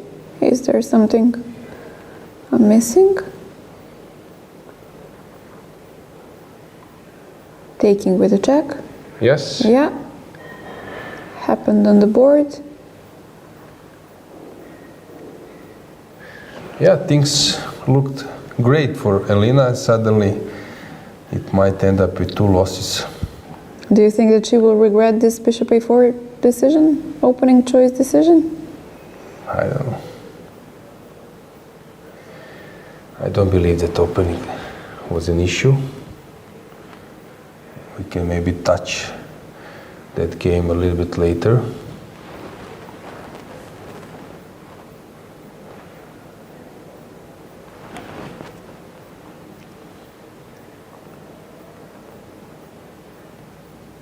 Bulmaga trying to complicate the position as well, bringing her rook on the second rank.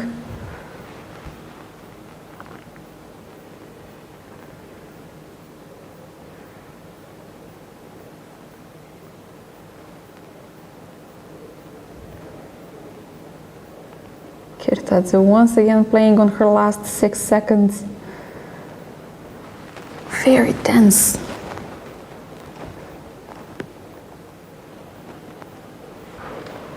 Savina also played the move on 3 seconds. Everybody in a huge time scramble. Yep. So just to show you what's going on here. Yeah, black is still better, but the game goes on. This one is out of the time travel here. Irina is trying to muddy the water. And this is the game to follow. King f1. Teodora is thinking.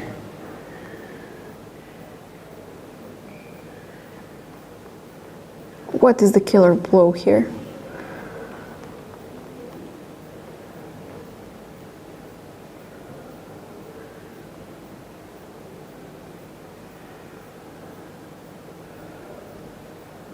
Do you simply exchange the queens and play some rook c8? But I feel like there should be something more.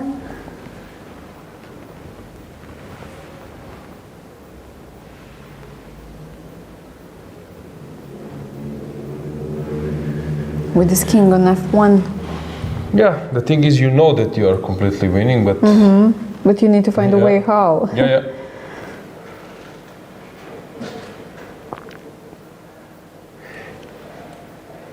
2 minutes on the clock here. Okay, still Anastasia is creating something. Rook d5 played. Interesting that she went for it. Stavroula trying to find the win. And Teodora just played queen a4, which is a good move. Elena, 1 minute on the clock. Pressuring the d1 square. And you cannot retreat your queen to e2 to protect it, so you need to surrender the d file, if I'm not mistaken. Stavroula went for an endgame. Really? Ah, okay, so that muddying the waters Which is did a job. strange. She could have done it better. b5, very good Okay, move. Laura just finished the game? Yeah, Laura is lost. We can maybe add some other camera. Let's say from Lilith or Savina, maybe? Savina, yeah. Savina, the first next one. Board number 7. Yeah. Okay, but let's stay here. So b5 was played.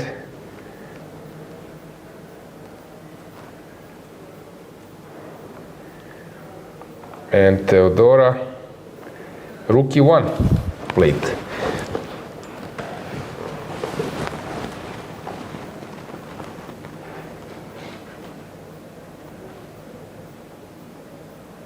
Rook d2 looks tempting?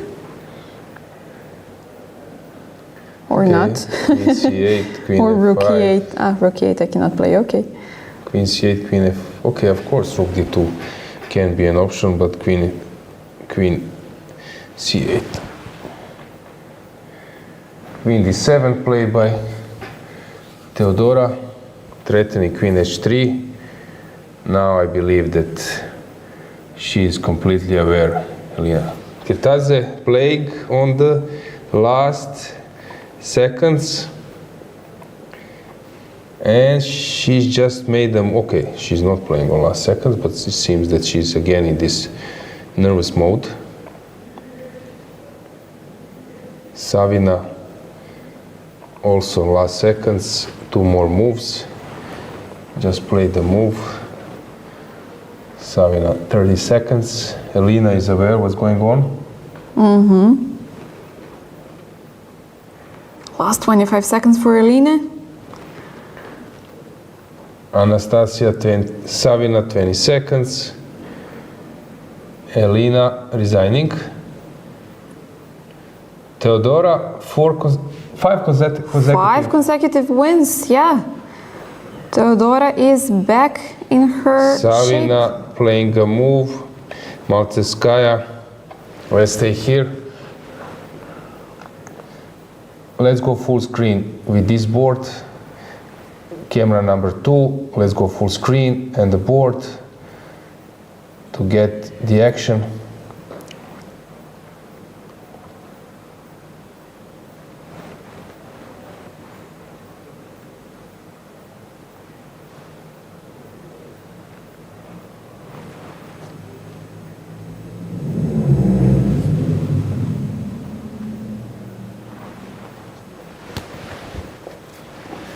And the clock is ticking. Which move would this be? Okay. 37. moves. Okay. Just a few more. Irina on her last seconds as well. Oh, she's shaking. Okay, okay. Bishop e4 just played. She keep making good moves. So what did I say? I said that we will have maybe draw on 1 and draw on 4.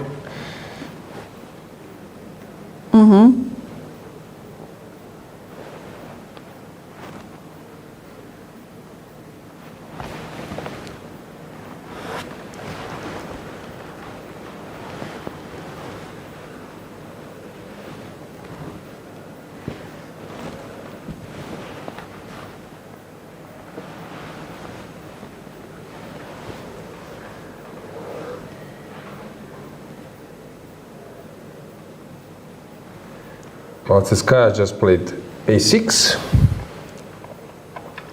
In the meantime, boards are burning. Savina is long time. Toncheva seems to be outplaying. Danielian is winning versus Henneman. Mrkčian is winning. Dinara Wagner escaped with a draw. She did? Oh, that's a surprising. Katarina Atalik lost.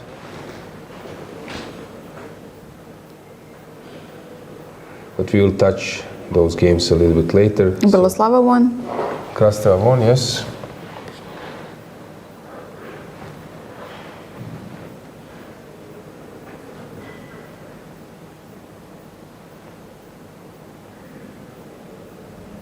And she's long time.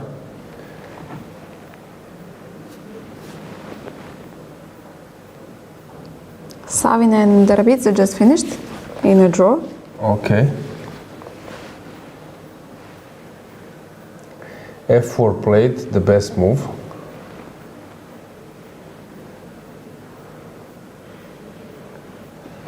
We have one more move for white and one more move for black. Okay, the smoke is cleared. Black is the one winning, I believe, but still some precision is needed.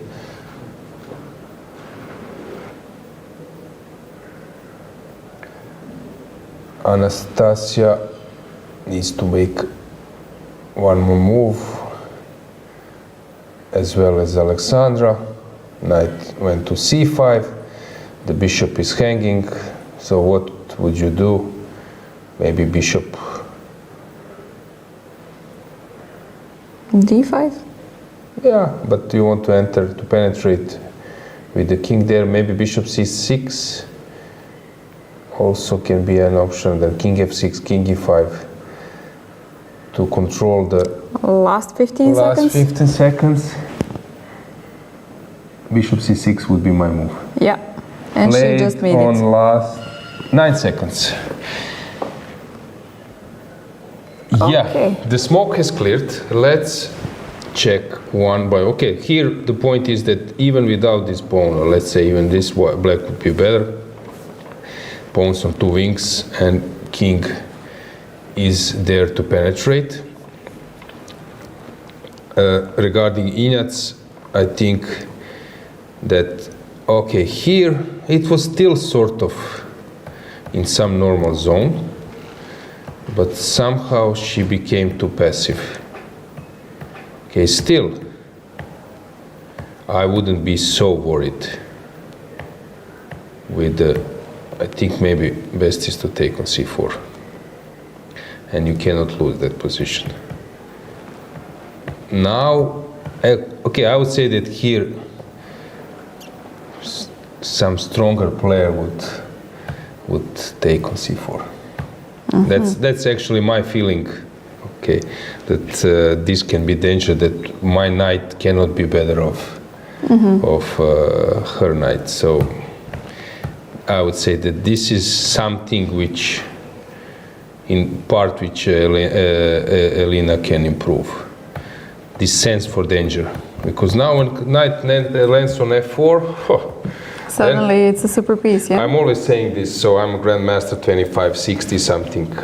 I can also lose this game, but the difference why I'm having 25-60 and Elena has 23-80, that here I would invest energy and realize that I need to take it. And so basically people do expect that, I don't know, grandmasters can also deal in all the position, around here, or I could lose this position with the white pieces easily. But I wouldn't end it up, so my sense of danger will help me a bit earlier. Alarm you on time, yeah? Yeah, I'm joking that same like stocks. Someone starts selling stocks when it's already too late. Yes. So, yeah, so this sense of danger, this is very important. And of course, if you made a draw in this game, your life is sunny again, so you can improve your result. Here, it's a mess, I would lose this maybe. Same thing. So I'm not surprised. And I think kudos to Teodora, I think she did a great job. So let's say from around here, as let's say Elena's coach, I wouldn't say anything from this point. Maybe also Bishop B2 was not the best. From this point, I wouldn't criticize her. Okay, what to do? This is possible. You're trying to find some moves, you're calculating. But the critical position? A few moves before, I would be worried and do that exchange. Let's go with the camera to board number 4. So Sophie seems to be playing a great game, and she's about to win. Probably she can just take on b4 and then come with the king, and this one is passive. Maybe this is the point of Monica, but it's too late. At the same time here, king f2 was played. Let's go with the camera to, unfortunately we don't have board number 8, but here Nadia is playing a great game, since from around this position she managed to outplay former world champions, so it's a big deal. Kudos to her. Getting a bishop pair, very good game. So she's playing a really, okay, maybe still black and hold, but she managed to outplay a bit her opponent. Regarding Laura, I think she will remember this maneuver for quite some time. That she got mated because of weak king. Yeah, but Laura is a very good player and a fighter, so she will fight back. I don't know. Here, let's say that she was afraid of something, that maybe that's why she played this motive. So she was maybe afraid that that g5, knight e4, g5 will happen. But no, it's not. Knight h7. Let's say that I play b3. So this is the, I don't believe it's this is the idea. Okay, I play something like, I can always play something like h5. Okay, h5, knight comes back, but let's say g4. So I'm not sure what was missed by Laura. Then we have Stavroula we have on camera? Yeah. Let's check Stavroula. I think she was totally winning.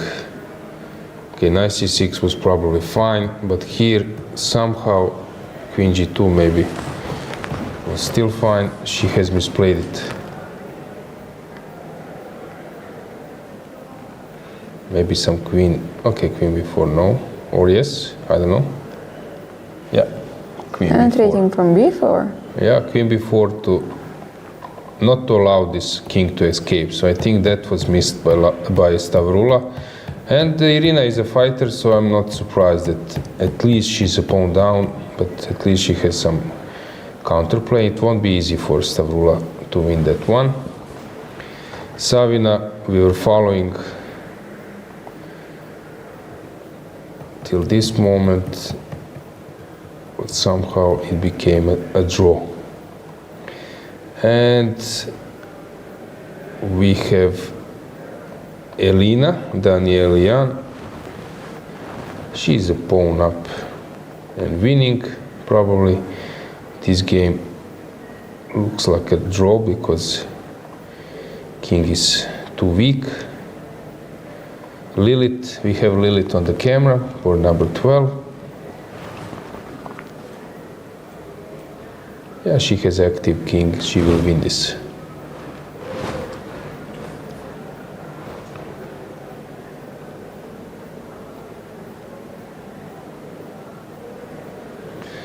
I believe. Zimina managed to draw that game. Really? So It looked totally lost.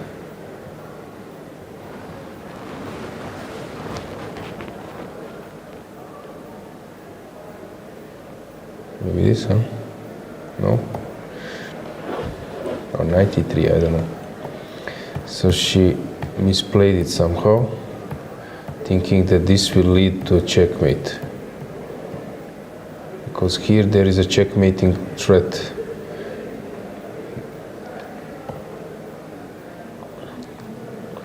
This is the point. Simple as that, huh? Mm-hmm.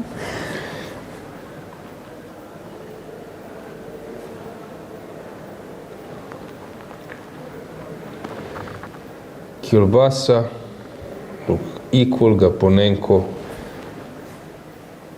is a little bit worse. Dinara Wagner, let's get the board in traditional way. So she was playing this game, catching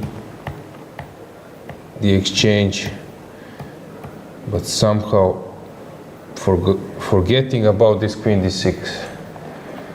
So I don't know, probably any move just wins. A pawn and an exchange up. So she took and forgot about this, and suddenly she needs to force a draw. A lucky escape for Dinara. Ekaterina lost. Brunello versus Kesaria. Let's check what happened here.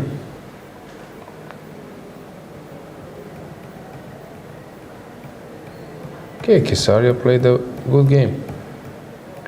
Nice endgame.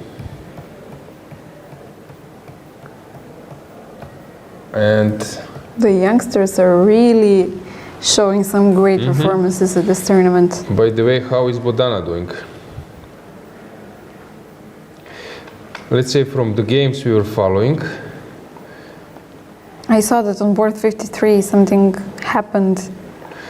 This game ended up as a loss for White, being +5. Whoa, how? She ended up in some endgame and lost it. Tough loss for Simona.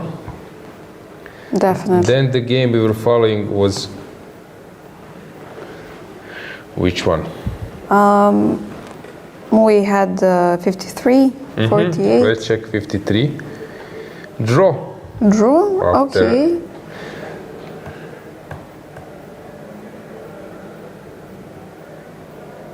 Sacrificing. 23, okay.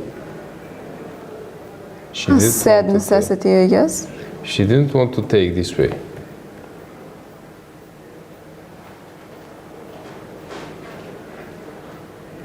How? And this is how the game ended? Yeah, as a draw. What a fight. Okay, they wouldn't want to play it any longer. Bodana is better. Seems to be outplaying. Pawn up, but still far from tangible. Rida is worse versus Sandu. Schneider is winning.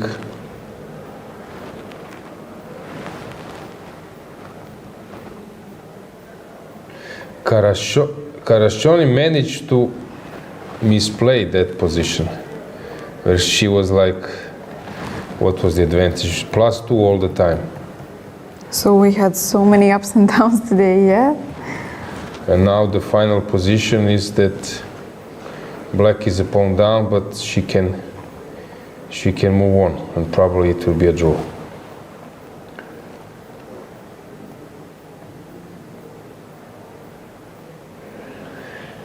Okay, so we have from the top boards, we have in progress Malseskaya versus Kirtaze, Milje versus Sochko, Tsolakidou versus Bumaga, Tončeva Ushenina, Danieljan Heinemann, Kočavi, Dejman, Mrčian Smjetanska, Kielbasa. Okay, we have some games. Maybe we should go with full screen our broad view, that you grasp the feeling how the playing hall looks like. After the time trouble, yeah? Suddenly one row completely empty.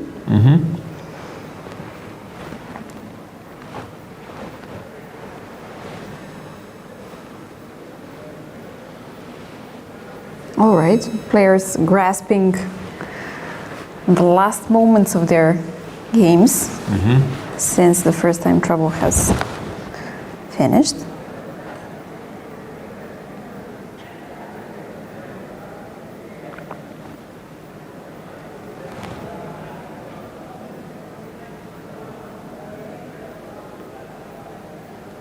I believe we have Alexandra here in front of us.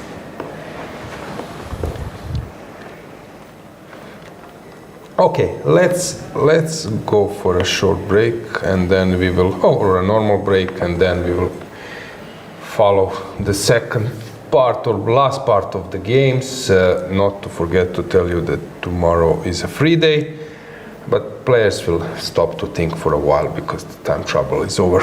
Okay, so Stay with us, we'll be back soon.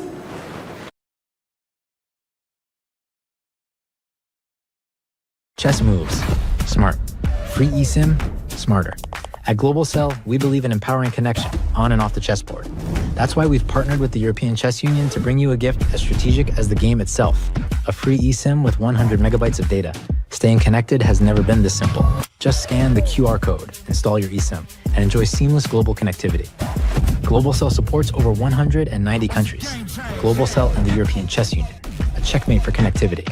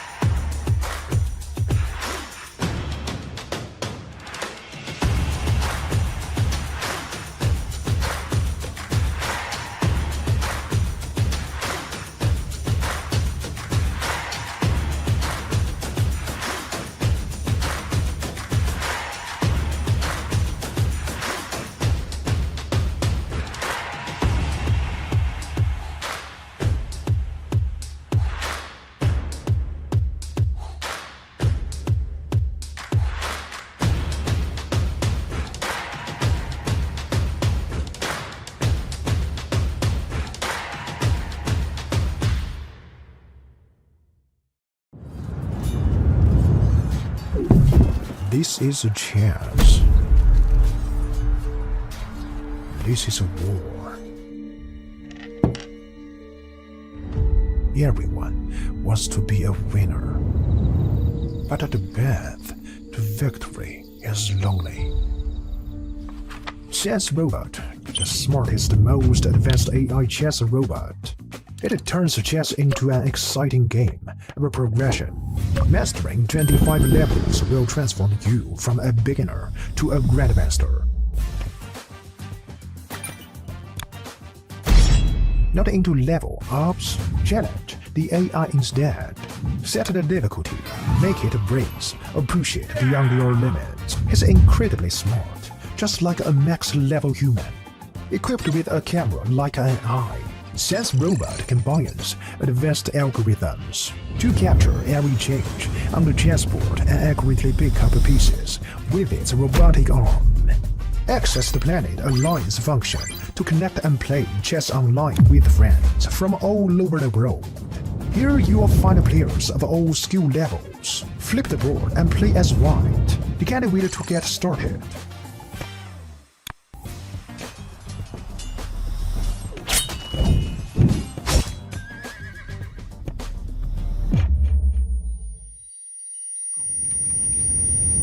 New to chess? We've got a better way. Chess Robot offers a variety of learning methods to help you improve. As you can see, Chess Robot provides various learning modules, including chess courses, AI practice, class game review, and off-book play. You'll level up your skills in no time. Let's start the endgame practice, featuring 145 carefully selected classic endgames.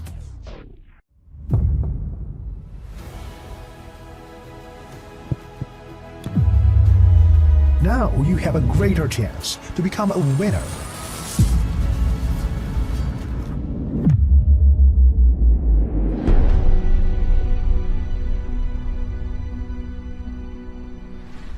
This is a Sense Robot. Today, chess all in AI.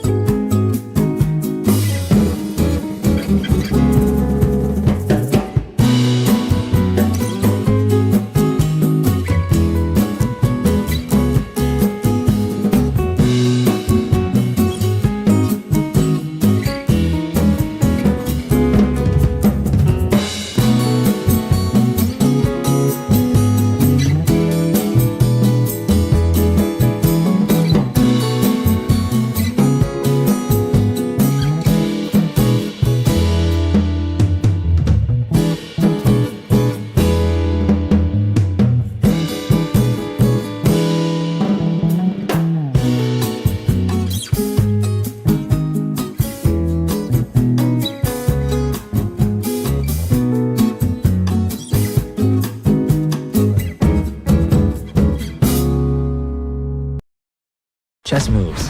Smart. Free eSIM, smarter. At Globalcell, we believe in empowering connection on and off the chessboard.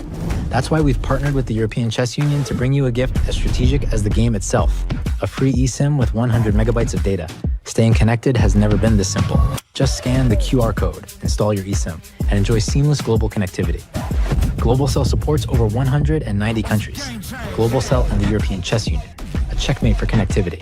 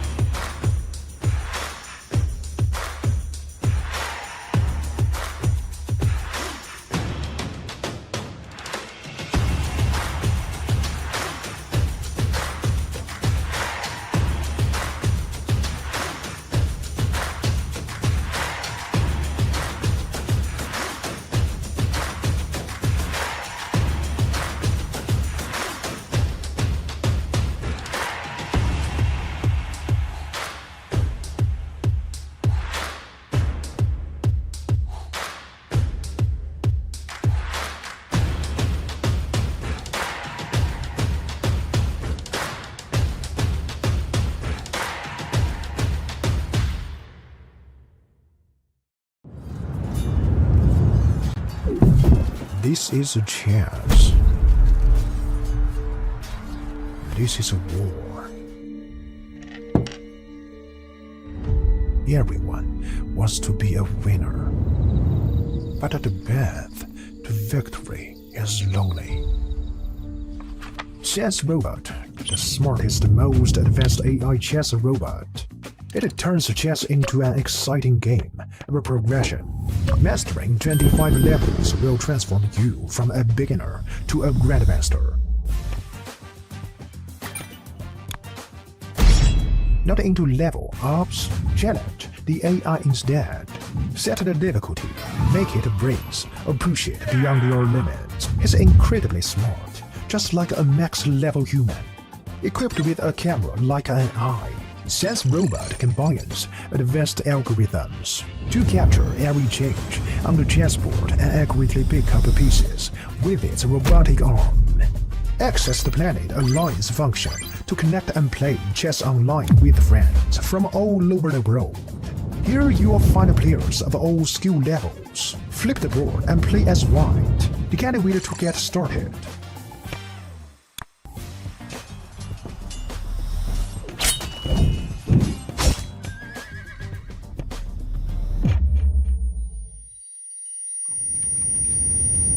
New to chess? We've got a better way. Chess Robot offers a variety of learning methods to help you improve. As you can see, Chess Robot provides various learning modules, including chess courses, AI practice, class game review, and off-book play. You'll level up your skills in no time. Let's start the endgame practice, featuring 145 carefully selected classic endgames.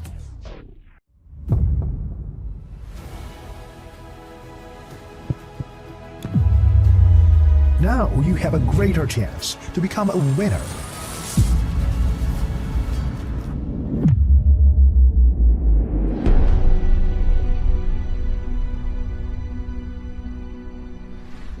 This is Chess Robot. Today, chess all in AI.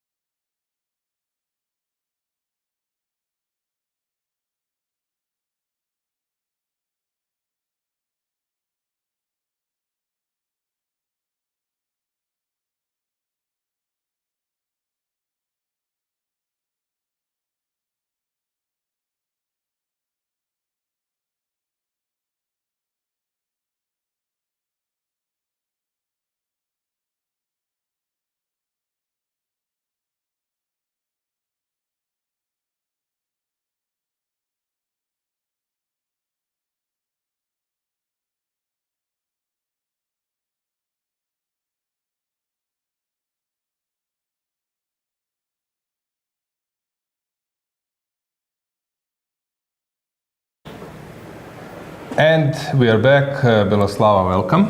And congratulations for your win. Thank you. Yeah, we can jump immediately to check the game. You were white versus Fatalieva, a reigning champion. It seems that she won't defend the title after today's result, but I believe that it's a nice feeling to win against reigning champion. So you played Nimzo Indian. Yeah. I was not Any sure. surprises from her? No, actually, she always plays the same, and I was I was not really expecting that she would go again for the same line. So I was checking also other lines, but okay, I was also prepared against this. You're playing this E3 stuff, bishop E3, D5, A3. She took. Okay, I think you were playing this before, right? Yeah. You can maybe add something if you have. Well, I was because there are like bishop d3 is an interesting line, but objectively, if black knows, they can equalize in many ways. So I was hesitating which line to choose, if I should go more aggressive with, let's say, knight e2 or some other line. But I decided to try this because it's a rare line, and I thought that if she doesn't know it, then I might pose some problems. But she was blitzing. She Yeah. was prepared. Bishop d3, queen c7. Okay, this is everything is known. e5, and you took queen e2. Everything was played.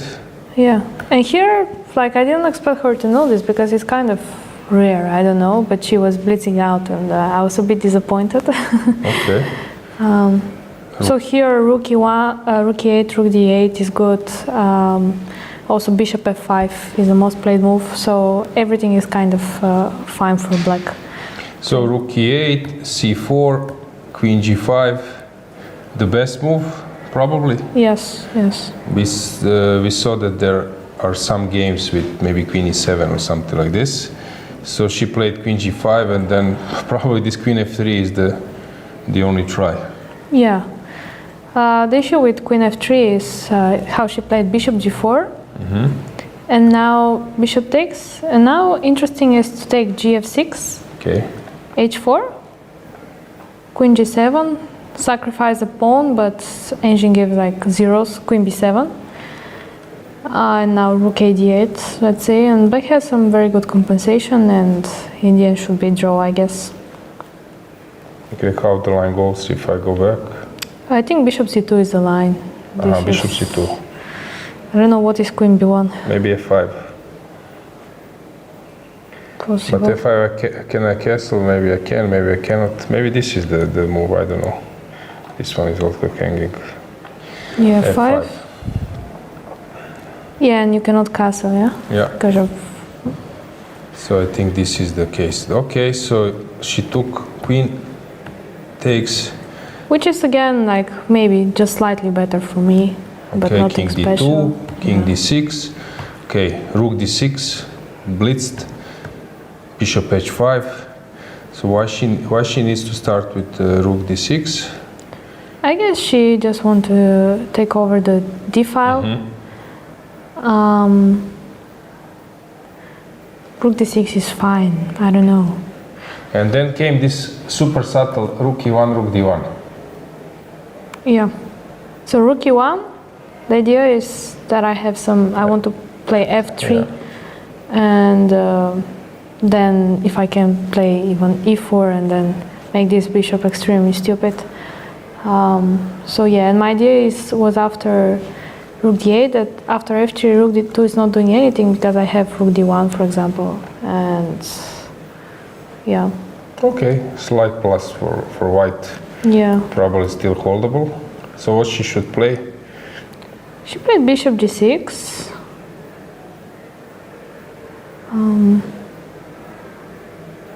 Okay, I don't know. So if you play this f3, e4, this, okay, she can. Maybe she should make some useful move. I don't know. She goes something like, but what is an useful move? Maybe king g7. We will go f3. Yes, that's my idea. Bishop g6, and you will go. Okay. E4, maybe. yeah, because I don't care about this d4 square because I will exchange one rook and then you play with a very stupid bishop, in my opinion. So Yeah. Okay. fine. Maybe this bishop h5 is not the best idea. Yeah, I thought so. Maybe she should keep the bishop to the queen side. Okay, so she went this, rook d1, rook b6, and then... Yeah, I was already happy after rook b6 because the rook has no entry squares on the b line, and I have two rooks. I have like a d line, so I was already kind of happy with this position. So rook d5, bishop c2. But okay, those two rooks endgames are tricky. You know that you're better, but it's not easy to calculate. Always some country play, yeah? Yeah, so rook c6. Yeah, maybe instead of rook d1 I had to play more precise, like rook d7 immediately. Because what, rook after rook c8, rook d1, maybe rook c7 or what? Yeah, I thought that she should try this. But okay, Daijin doesn't like it, so... Anyway, so rook c6. Maybe she should start activating immediately. I don't know. Maybe start playing with the king immediately. That's what I would done. Okay, so rook d8, rook d7, and she went for this rook a6. So your threat is to go rook b8 or what? Correct, yeah. I don't know what else can she play, because if she stays, like, how do you... I suggested this in broadcast. I suggested f5. Okay, rook b8. Rook b8, and now let me think. Was f4 my suggestion? I'm trying to recall. Maybe even f4. This is how I would play. Trying some country play, yeah? To open your king a bit, you can take, and maybe now I switch. Maybe rook f6 I start, then rook a6. Maybe like this. Okay, rook f6 you take on b7, so maybe I shouldn't do it. So I should play something smart, but I'm not sure.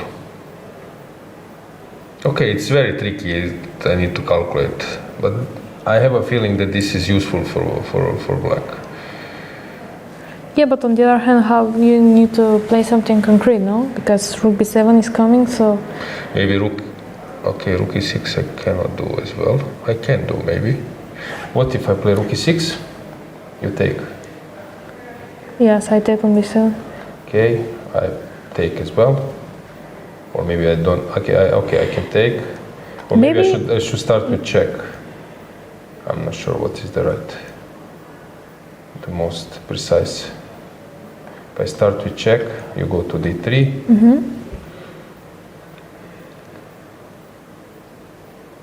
I don't know, can I be active? Probably to take on f2. Then you take an... I take on f7, so maybe you should play rook take on f7, so I cannot do it. So I should take probably. Yeah, rook b7, and now I guess take on f2 and try to have some... Try to hope for h1, but it's not easy. Okay, I understand. So she went rook a6, you took, rook d7, king d3. I think here king g6 is a good try, because there is a nice line after rook f2 instead of king g6. So there is rook f7, and I think the move was rook d7 or something like that. Rook d7. Yes. No, first check and then rook d7. This move, this one. Yes. And it's actually a very nice mate. If g4 coming. Yes. She plays h5. Okay, h5 and... You go if... No.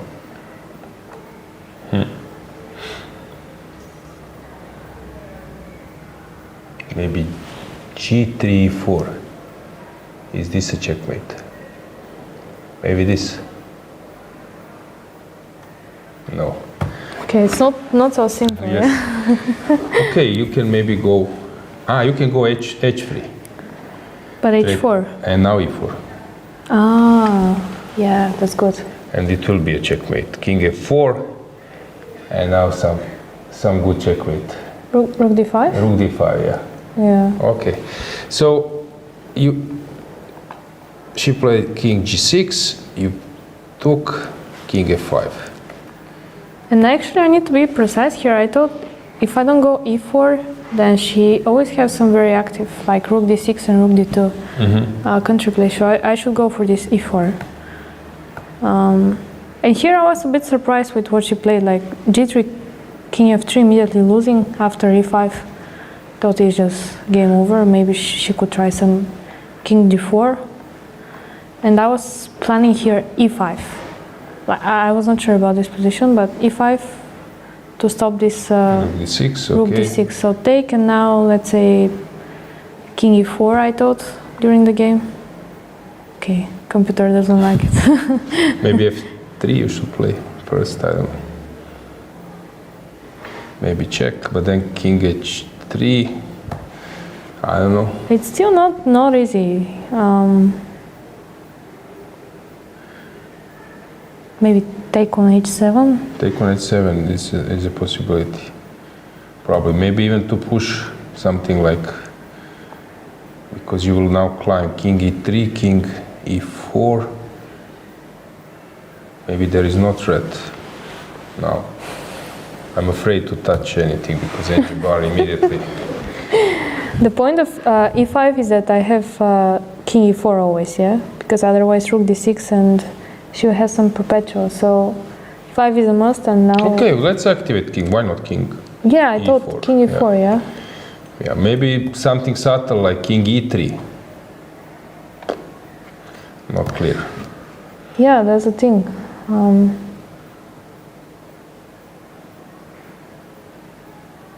f4 you don't want to play?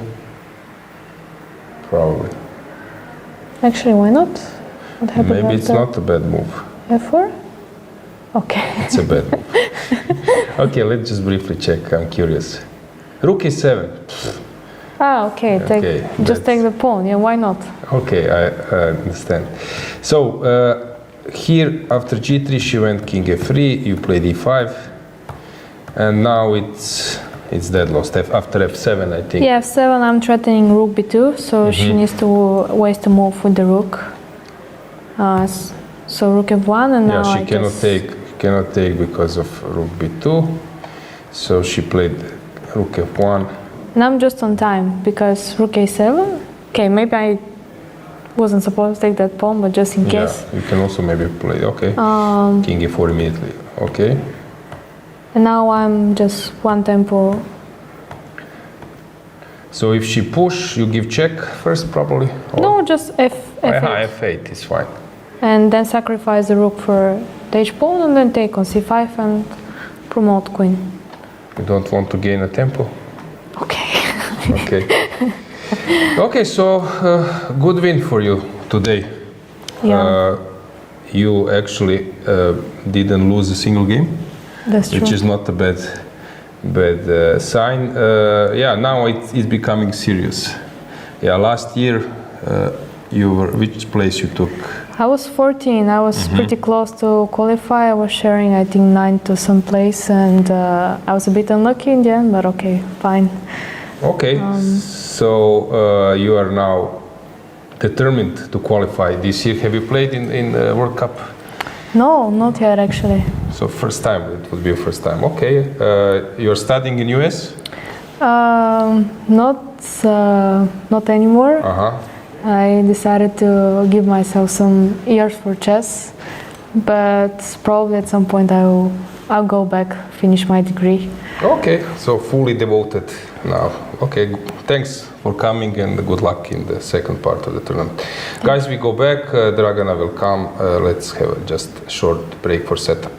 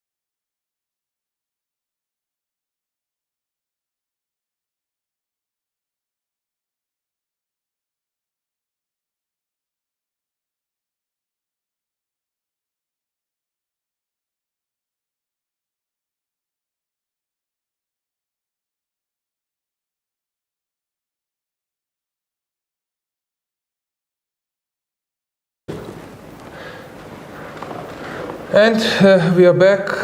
Maybe it's a moment that we have this mosaic multi-camera view. Yes, we got it. So you could see that our second board is still in progress. And yeah, Stavroula is still playing, Ushenina is there, Daniel Jan. Okay, let's go full screen one by one. So Matseskaya is being outplayed by Kirtadze, but still Kirtadze is super long time.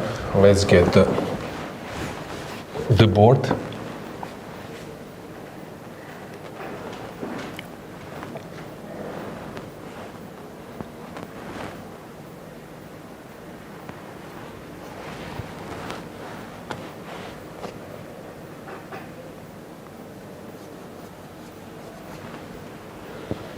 So still, it's not easy to convert, but she's doing very well. And story of the tournament, I would say. Yeah, at least before the free day, but she's on a roll. She's on a roll, so I think that she will continue. And even today with Matseskaya, I didn't expect such turn of events, especially after the position we had, but she is doing wonderful at this tournament. In the meantime, I see that the chat predicted and wanted Beloslava to come. So I'm glad that we fulfilled the wish. And I also saw that we had a professional soccer player whom we know in the chat. Jovelic, greetings from Rhodes.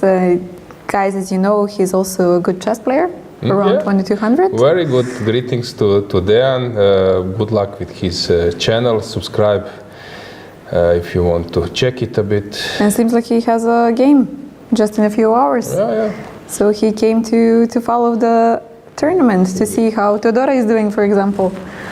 Very nice. He is compatriot. Smart guy, playing chess, the best footballer in the world in terms of chess skills. So kudos to Dejan, big greetings. And probably the best chess players, so chess player among the soccer players. That's what I said. Yeah, he's clearly the one.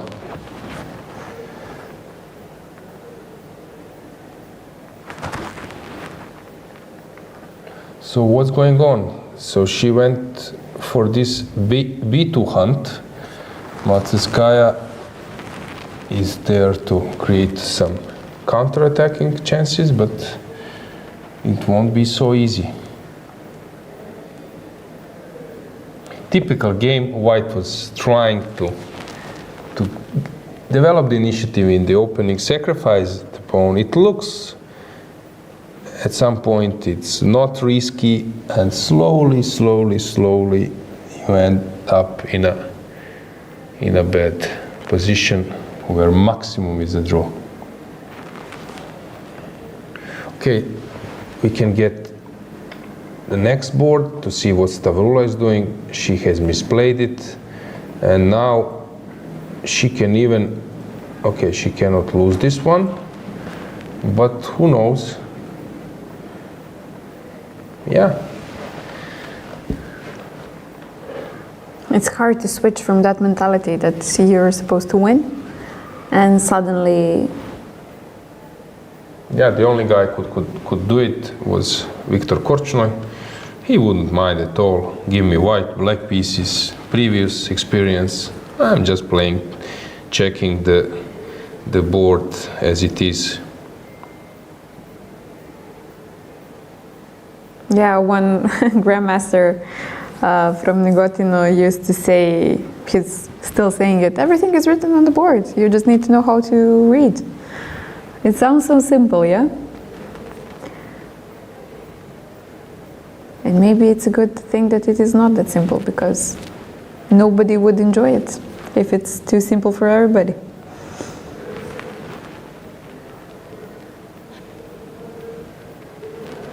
Greetings to Traichanev if he is following us now.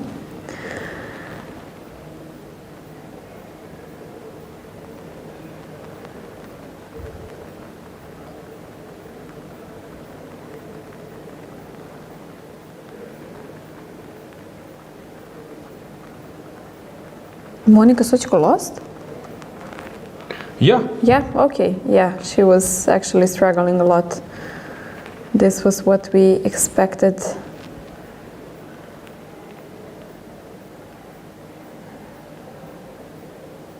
Olga Zemina managed to get a draw.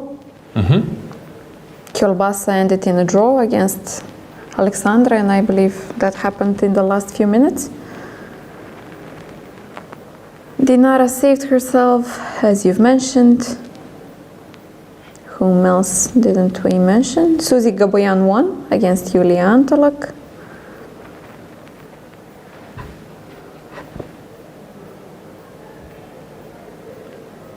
Victoria Radeva draw.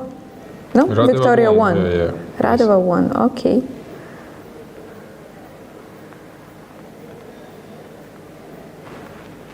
Rudzinska won. Sabina Ibrahimova as well against her compatriot Lala Huseinova. Tea Vidic won with Stefanova. A big win for her, congratulations. An unfortunate tournament for Antoaneta.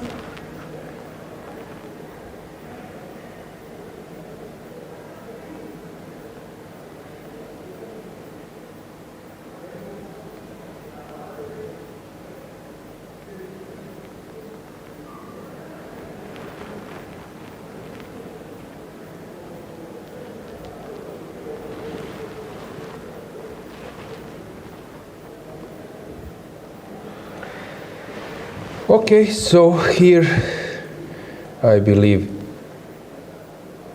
that this game can end up in a draw probably in many ways.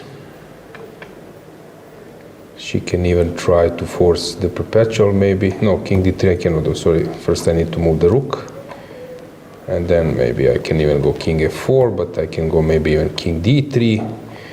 All roads leads to Rome. Let's get the camera to Toncheva versus Ushenina.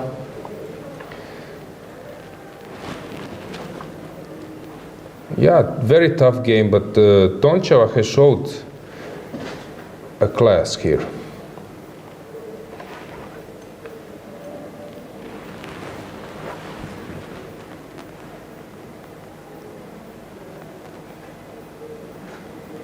Okay, so former world champions not having a great day today at this tournament.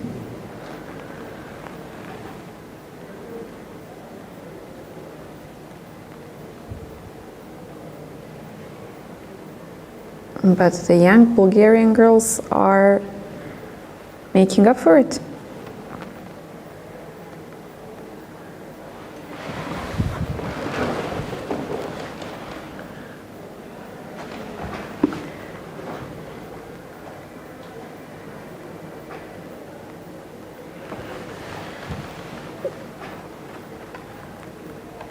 Let's check how Elina Danilyan is doing.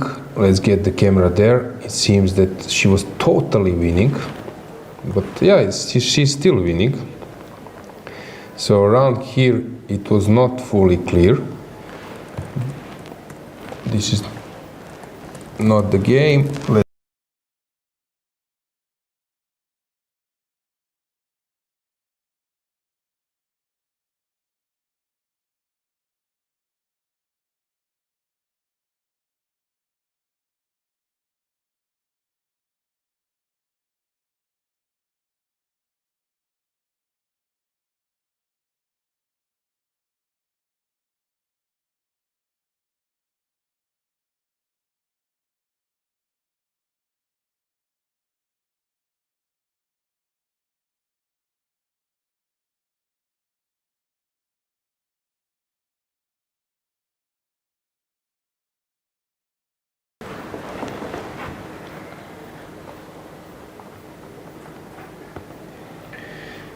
So this is the situation, and here maybe there was a way to stay in the game.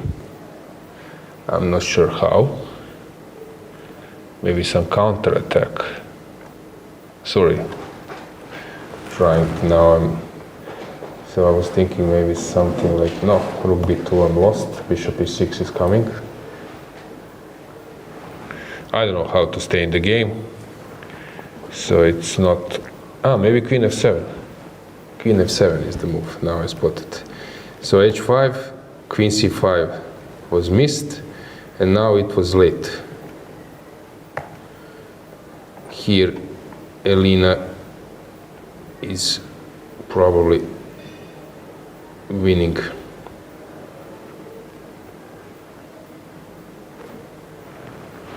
Still many interesting game. Bodana is winning.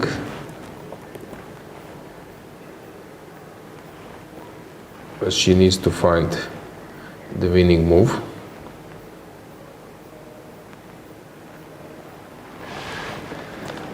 As well as Elina.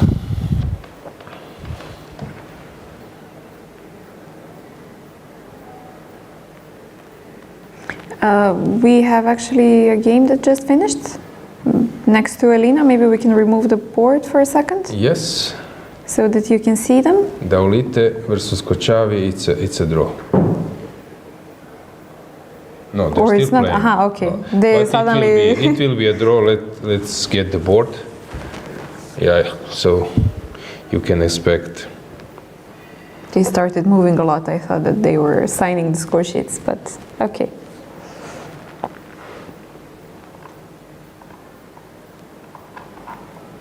Not yet, at least.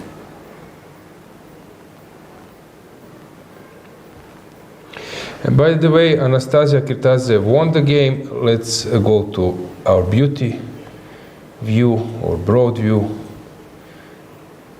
So they left the playing hall, and Kirtaze, did a tremendous job. Kirtaze is on fire. Yeah, so she is a solo leader. So what does this mean for our poll?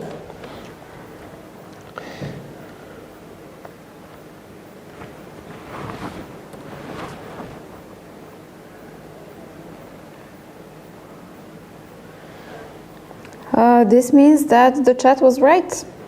51% of the chat thought that we will have a sole leader. Fantastic achievement, being 70th with seed, something like 70 something, maybe even worse. No, maybe 100. I don't think that much. 70. 70. So fabulous achievement. Big congratulations to Anastasia, another future star of Georgian chess. Kesaria is here also playing great chess, but this is really fabulous. Let's go back to check how Bodana is doing, because she needs to. We can get the board in traditional way, that it's a bit bigger. So she's just delivering a checkmate. Yeah, very nice touch by Bodana, winning versus Inga. And now queen c3 will follow. Okay, we have a draw. Stavroula is disappointed. Bulmaga knows that she saved herself.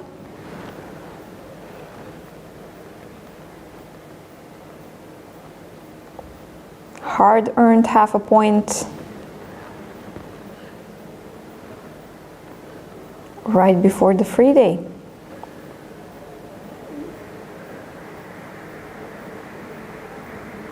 A score sheet left on the board. Probably nobody will come back to pick it up. Yeah. Okay, we might go to some other camera.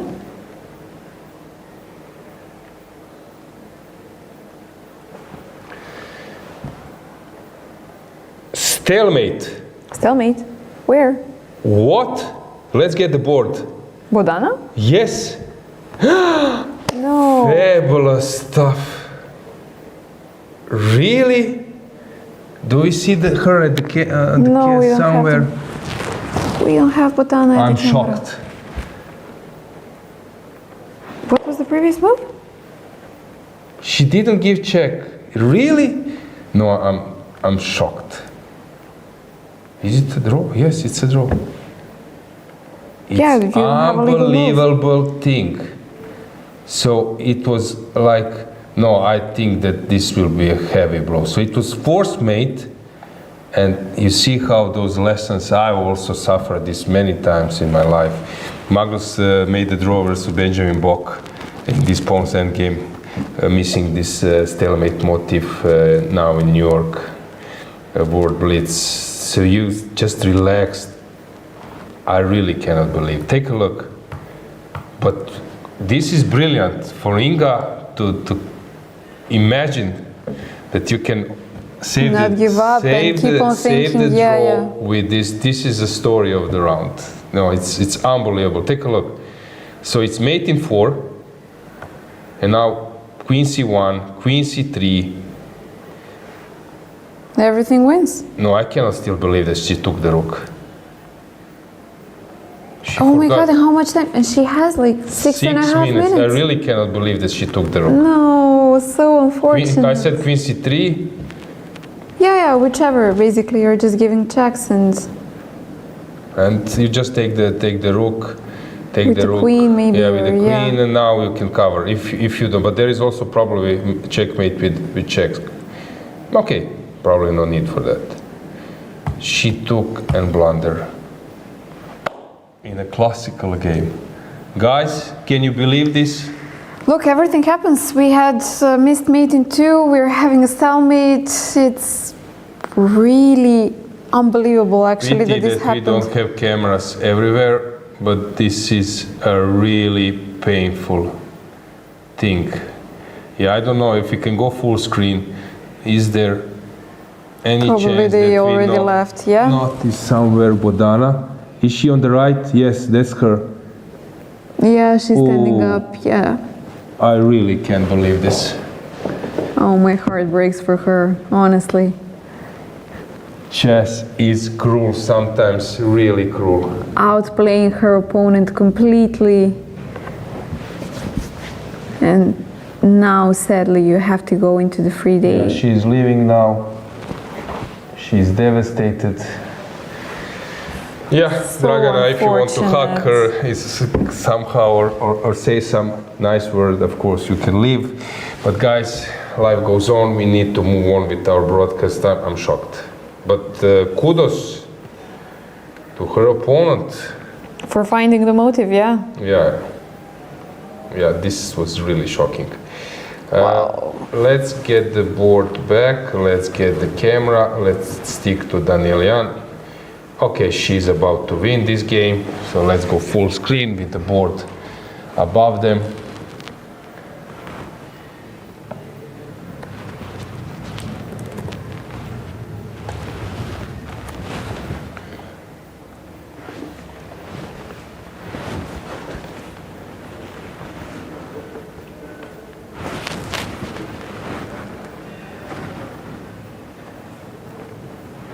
Josephine realizes, she knows that she is completely lost.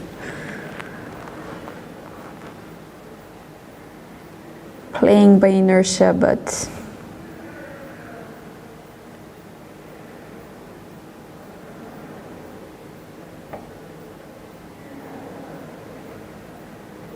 Elena will find a way to win this game for sure. Simply transposing to a winning pawn endgame, and this is a handshake.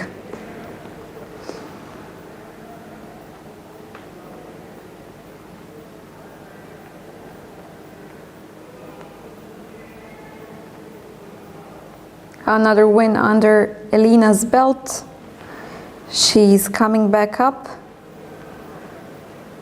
Today played on board number 10.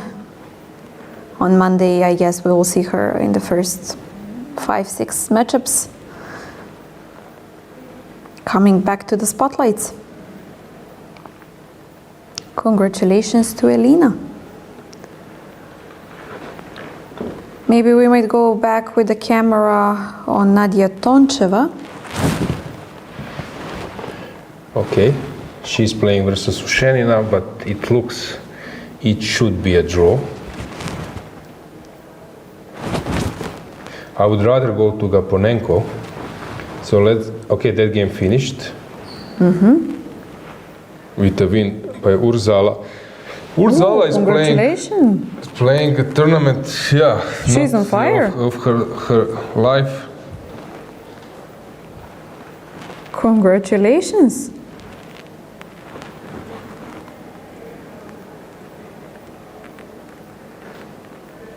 The Slovenian girls are doing wonderful today. Teodora Injac winning Yep. as well against Stefanova.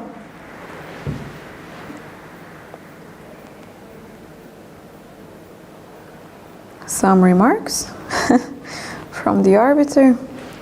Who knows?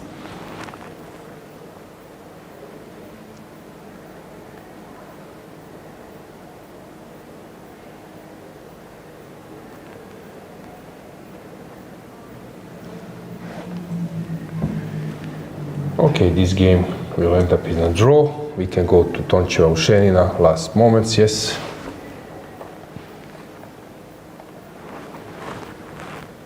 But Toncheva is playing really well. In this tournament, she scored 3.5 out of 5 prior to this round, only versus Daniel Jan. She actually went for some theoretical line. I don't believe that's her cup of tea.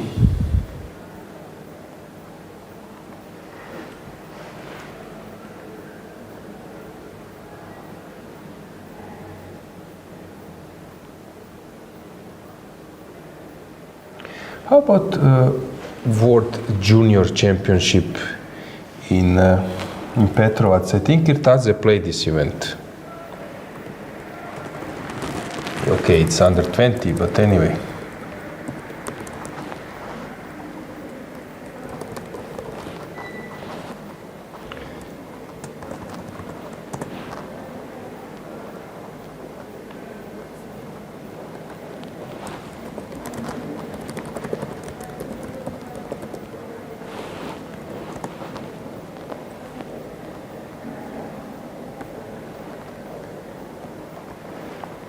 She probably did. Let's just Final check. moments here. Yeah, she did play it. Let's see how she ended up.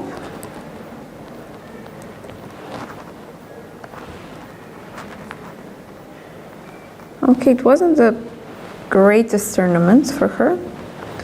She finished 37th. So she was struggling a little bit over there. She had 6 out of 11.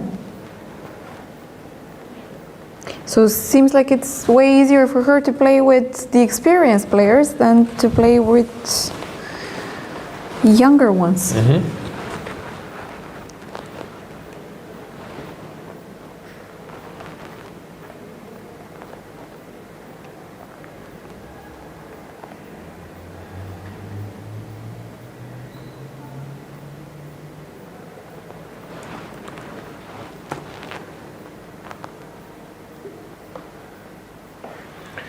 Yeah, not much to see here. Famous quote from The Naked Gun, Leslie Nielsen movie. Nothing to see, these policemen usual sentences, and behind is like huge firework and everything. Yeah. Clear, nothing to see. But here really is nothing to see. And I recall that Ivan Šarić in New in Chess, you had that the last page was like a short interview part, and he was asked about, usually you have same questions for all players, usually top players, then some prominent organizers, arbiters, whatever, journalists, and he was asked, I recall this because we were always watching those movies when we were like 20 years ago and so on, and he was asked, name the famous actor, and he said Leslie Nielsen. Yeah. Is there a pilot in the plane, Naked Gun, and so on. I love Leslie. Nothing to see. So, of course, in those parodies, there will be like, I don't know, unbelievable tactics and everything, and then there's nothing to see. Let's go to another board. Okay, So this they is will play it instructive. out, but Instructive, but we know this. Sometimes this is a way to avoid any conversation. You just play it in the end.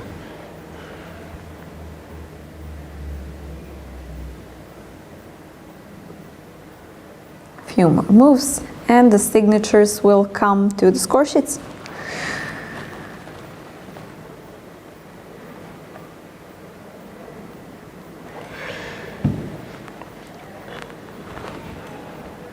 Just one tip, what you know, that if white has a pawn on b3, if you take it, you always win. But because there is no, you will get into this position and then move before then, you cannot, you will always be on the move.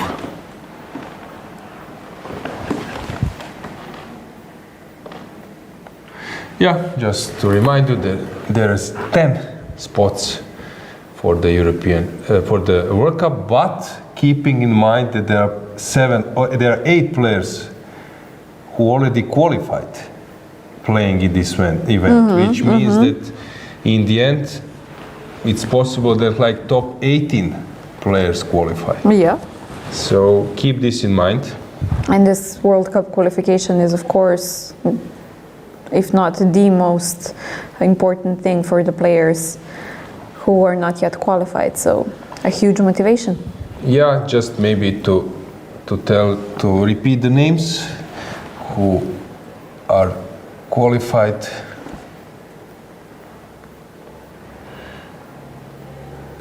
I can reveal this. I found it as well. Okay, do it, please. Okay, so we have Fatalieva, Olvia, the last year's champion, last year's silver medalist Buksa Natalia. Then we have Javakhishvili Lela, Batsiashvili Nino, Bolmaga Irina. Mamatsa Gunay is not playing this year. Toncheva Nadia, whom we followed, already qualified from last year. Tsolakidou Stavroula, Makrochian Lilith, and Slivichka Natalia have qualified from the previous European Championship. So regarding current standings of those who have qualified, who is around? Bella Khotenashvili. Narva Mai is the one who... You want to mention the ones who will qualify or who have... Already have qualified, but are in, let's say, top 15 places at the moment. Bulmaga. Okay. We have. Then Makrochian Lilith. Monica Sochko I mentioned. Yeah. Or not? Yeah, and this seems to be Okay, it. so some new players there. Yeah, a lot of new players there. And let's just look the sole leader, yeah? And maybe Anastasia. just once again to update the viewers regarding standings. Yeah, so currently with the first, how many? 20 boards finished? 23? We have a sole leader, Anastasia Kirtadze, with an amazing 5.5 out of 6. Then we have only 4 players now, leading behind, actually trailing behind with only half a point less. Narva Mai, Bella Khotenashvili, Teodora Injac, and Sophie Millier. And then we have a little bit bigger group. Okay, not that big actually. 6 or 7 players with 4.5. Elina Denelian, Zala Urh, Alexandra Motsaskaya, Irina Bulmaga, Beidulaeva, and Lilith Mekracyan. And our sole leader, Eline Roybers, is now on 12th place. Here, Karashoni seems to be winning. Yeah, that's nothing to talk about. So this game will end up with a win, a clear piece up. Let's go to this game. Okay, here it's over. Lili Koridze. Okay, that's an interesting position, but it's black wins, but you need to really play super precisely this game by Lille.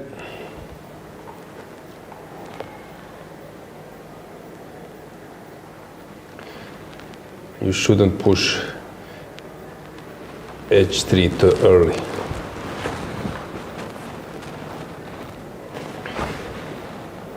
Avramidou, this game will end up probably in a draw. Do we have them on the camera? Avramidou versus Rothstein. I don't think so. We should maybe get the cameras to last three. No.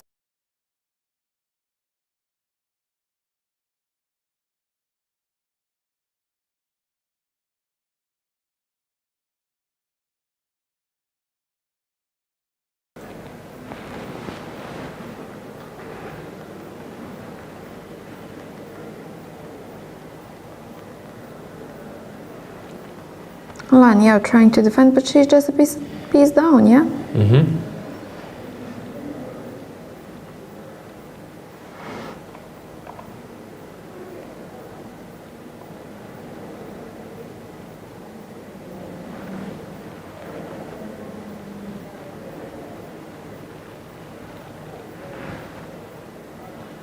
It will be a very interesting position, this one, Dragana, if there is no bishop. Mm-hmm. It will be a very interesting rook's endgame. Will black manage to save this if there is no bishop? Only problem is that there is also bishop. But without the bishop, it will be very interesting. Because active king, distant passer is already close to 5th rank, central one. It will be very interesting. Only problem is there is a bishop. Anything in chat? Any remarks, questions, comments?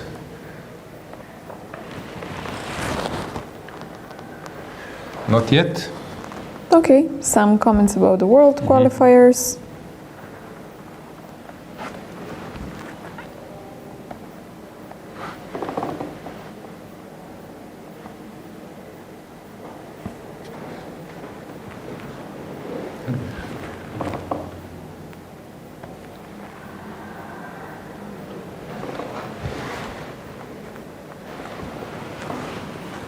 Guys, thank you for following us every day, and we really appreciate your kind words and all of the info that you're sharing with us. It makes it so much easier and more interesting, nevertheless, to have all of this information about our players.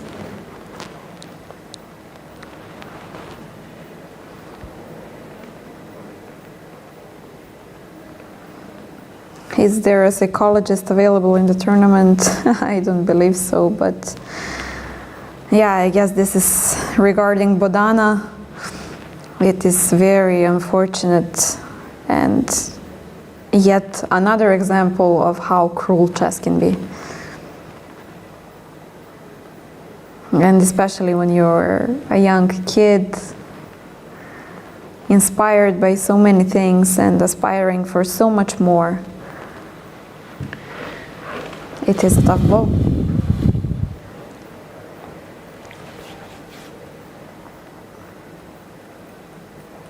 Okay, we have a camera on board. Hang on, there was one game which probably ended. Teresa Rothstein, how this game finished? With a draw. So let's check this game of Madara Golsta, what's going on.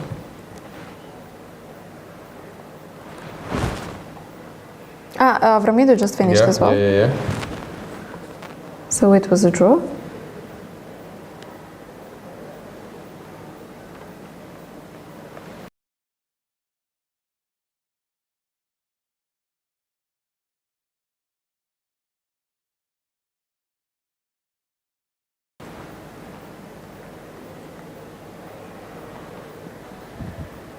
And this is Lela Javakhishvili against Madara Golsta. You might know Lela from some streaming platforms, Twitch maybe. For example, I know that she's an active streamer.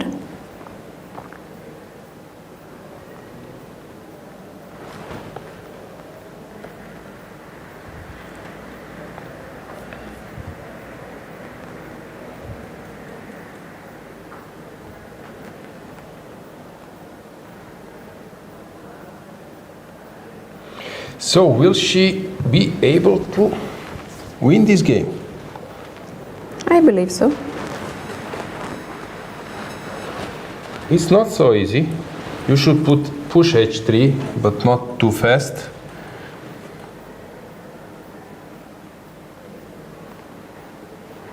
What do you mean exactly when you say not too fast?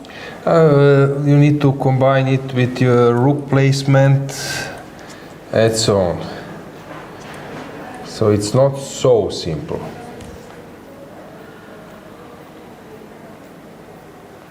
But I'm now not sure, maybe I'm speaking wrongly.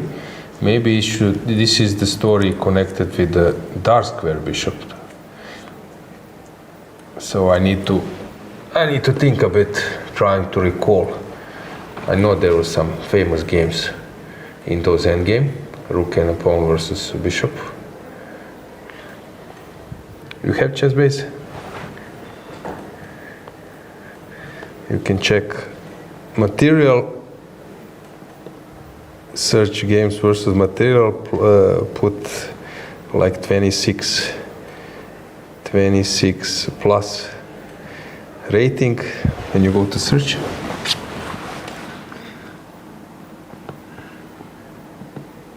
Which database you're using? This one? Okay, never mind.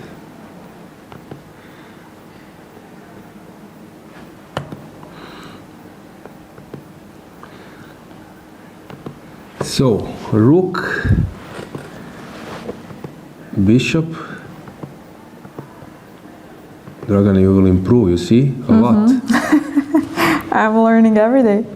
So one pawn, and if I could put an edge pawn, can I also input which line is that? Okay, let's say that I cannot. Game data, and let's say that both players are having rating 25 plus.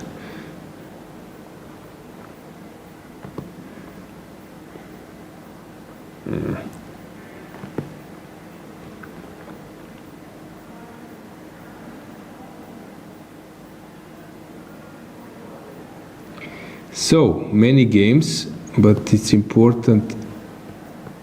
No, this is not correct. I need to input once again. Okay, now I don't have so much time, guys, to do that, but this is typical how we pros were doing. So 1 to 1.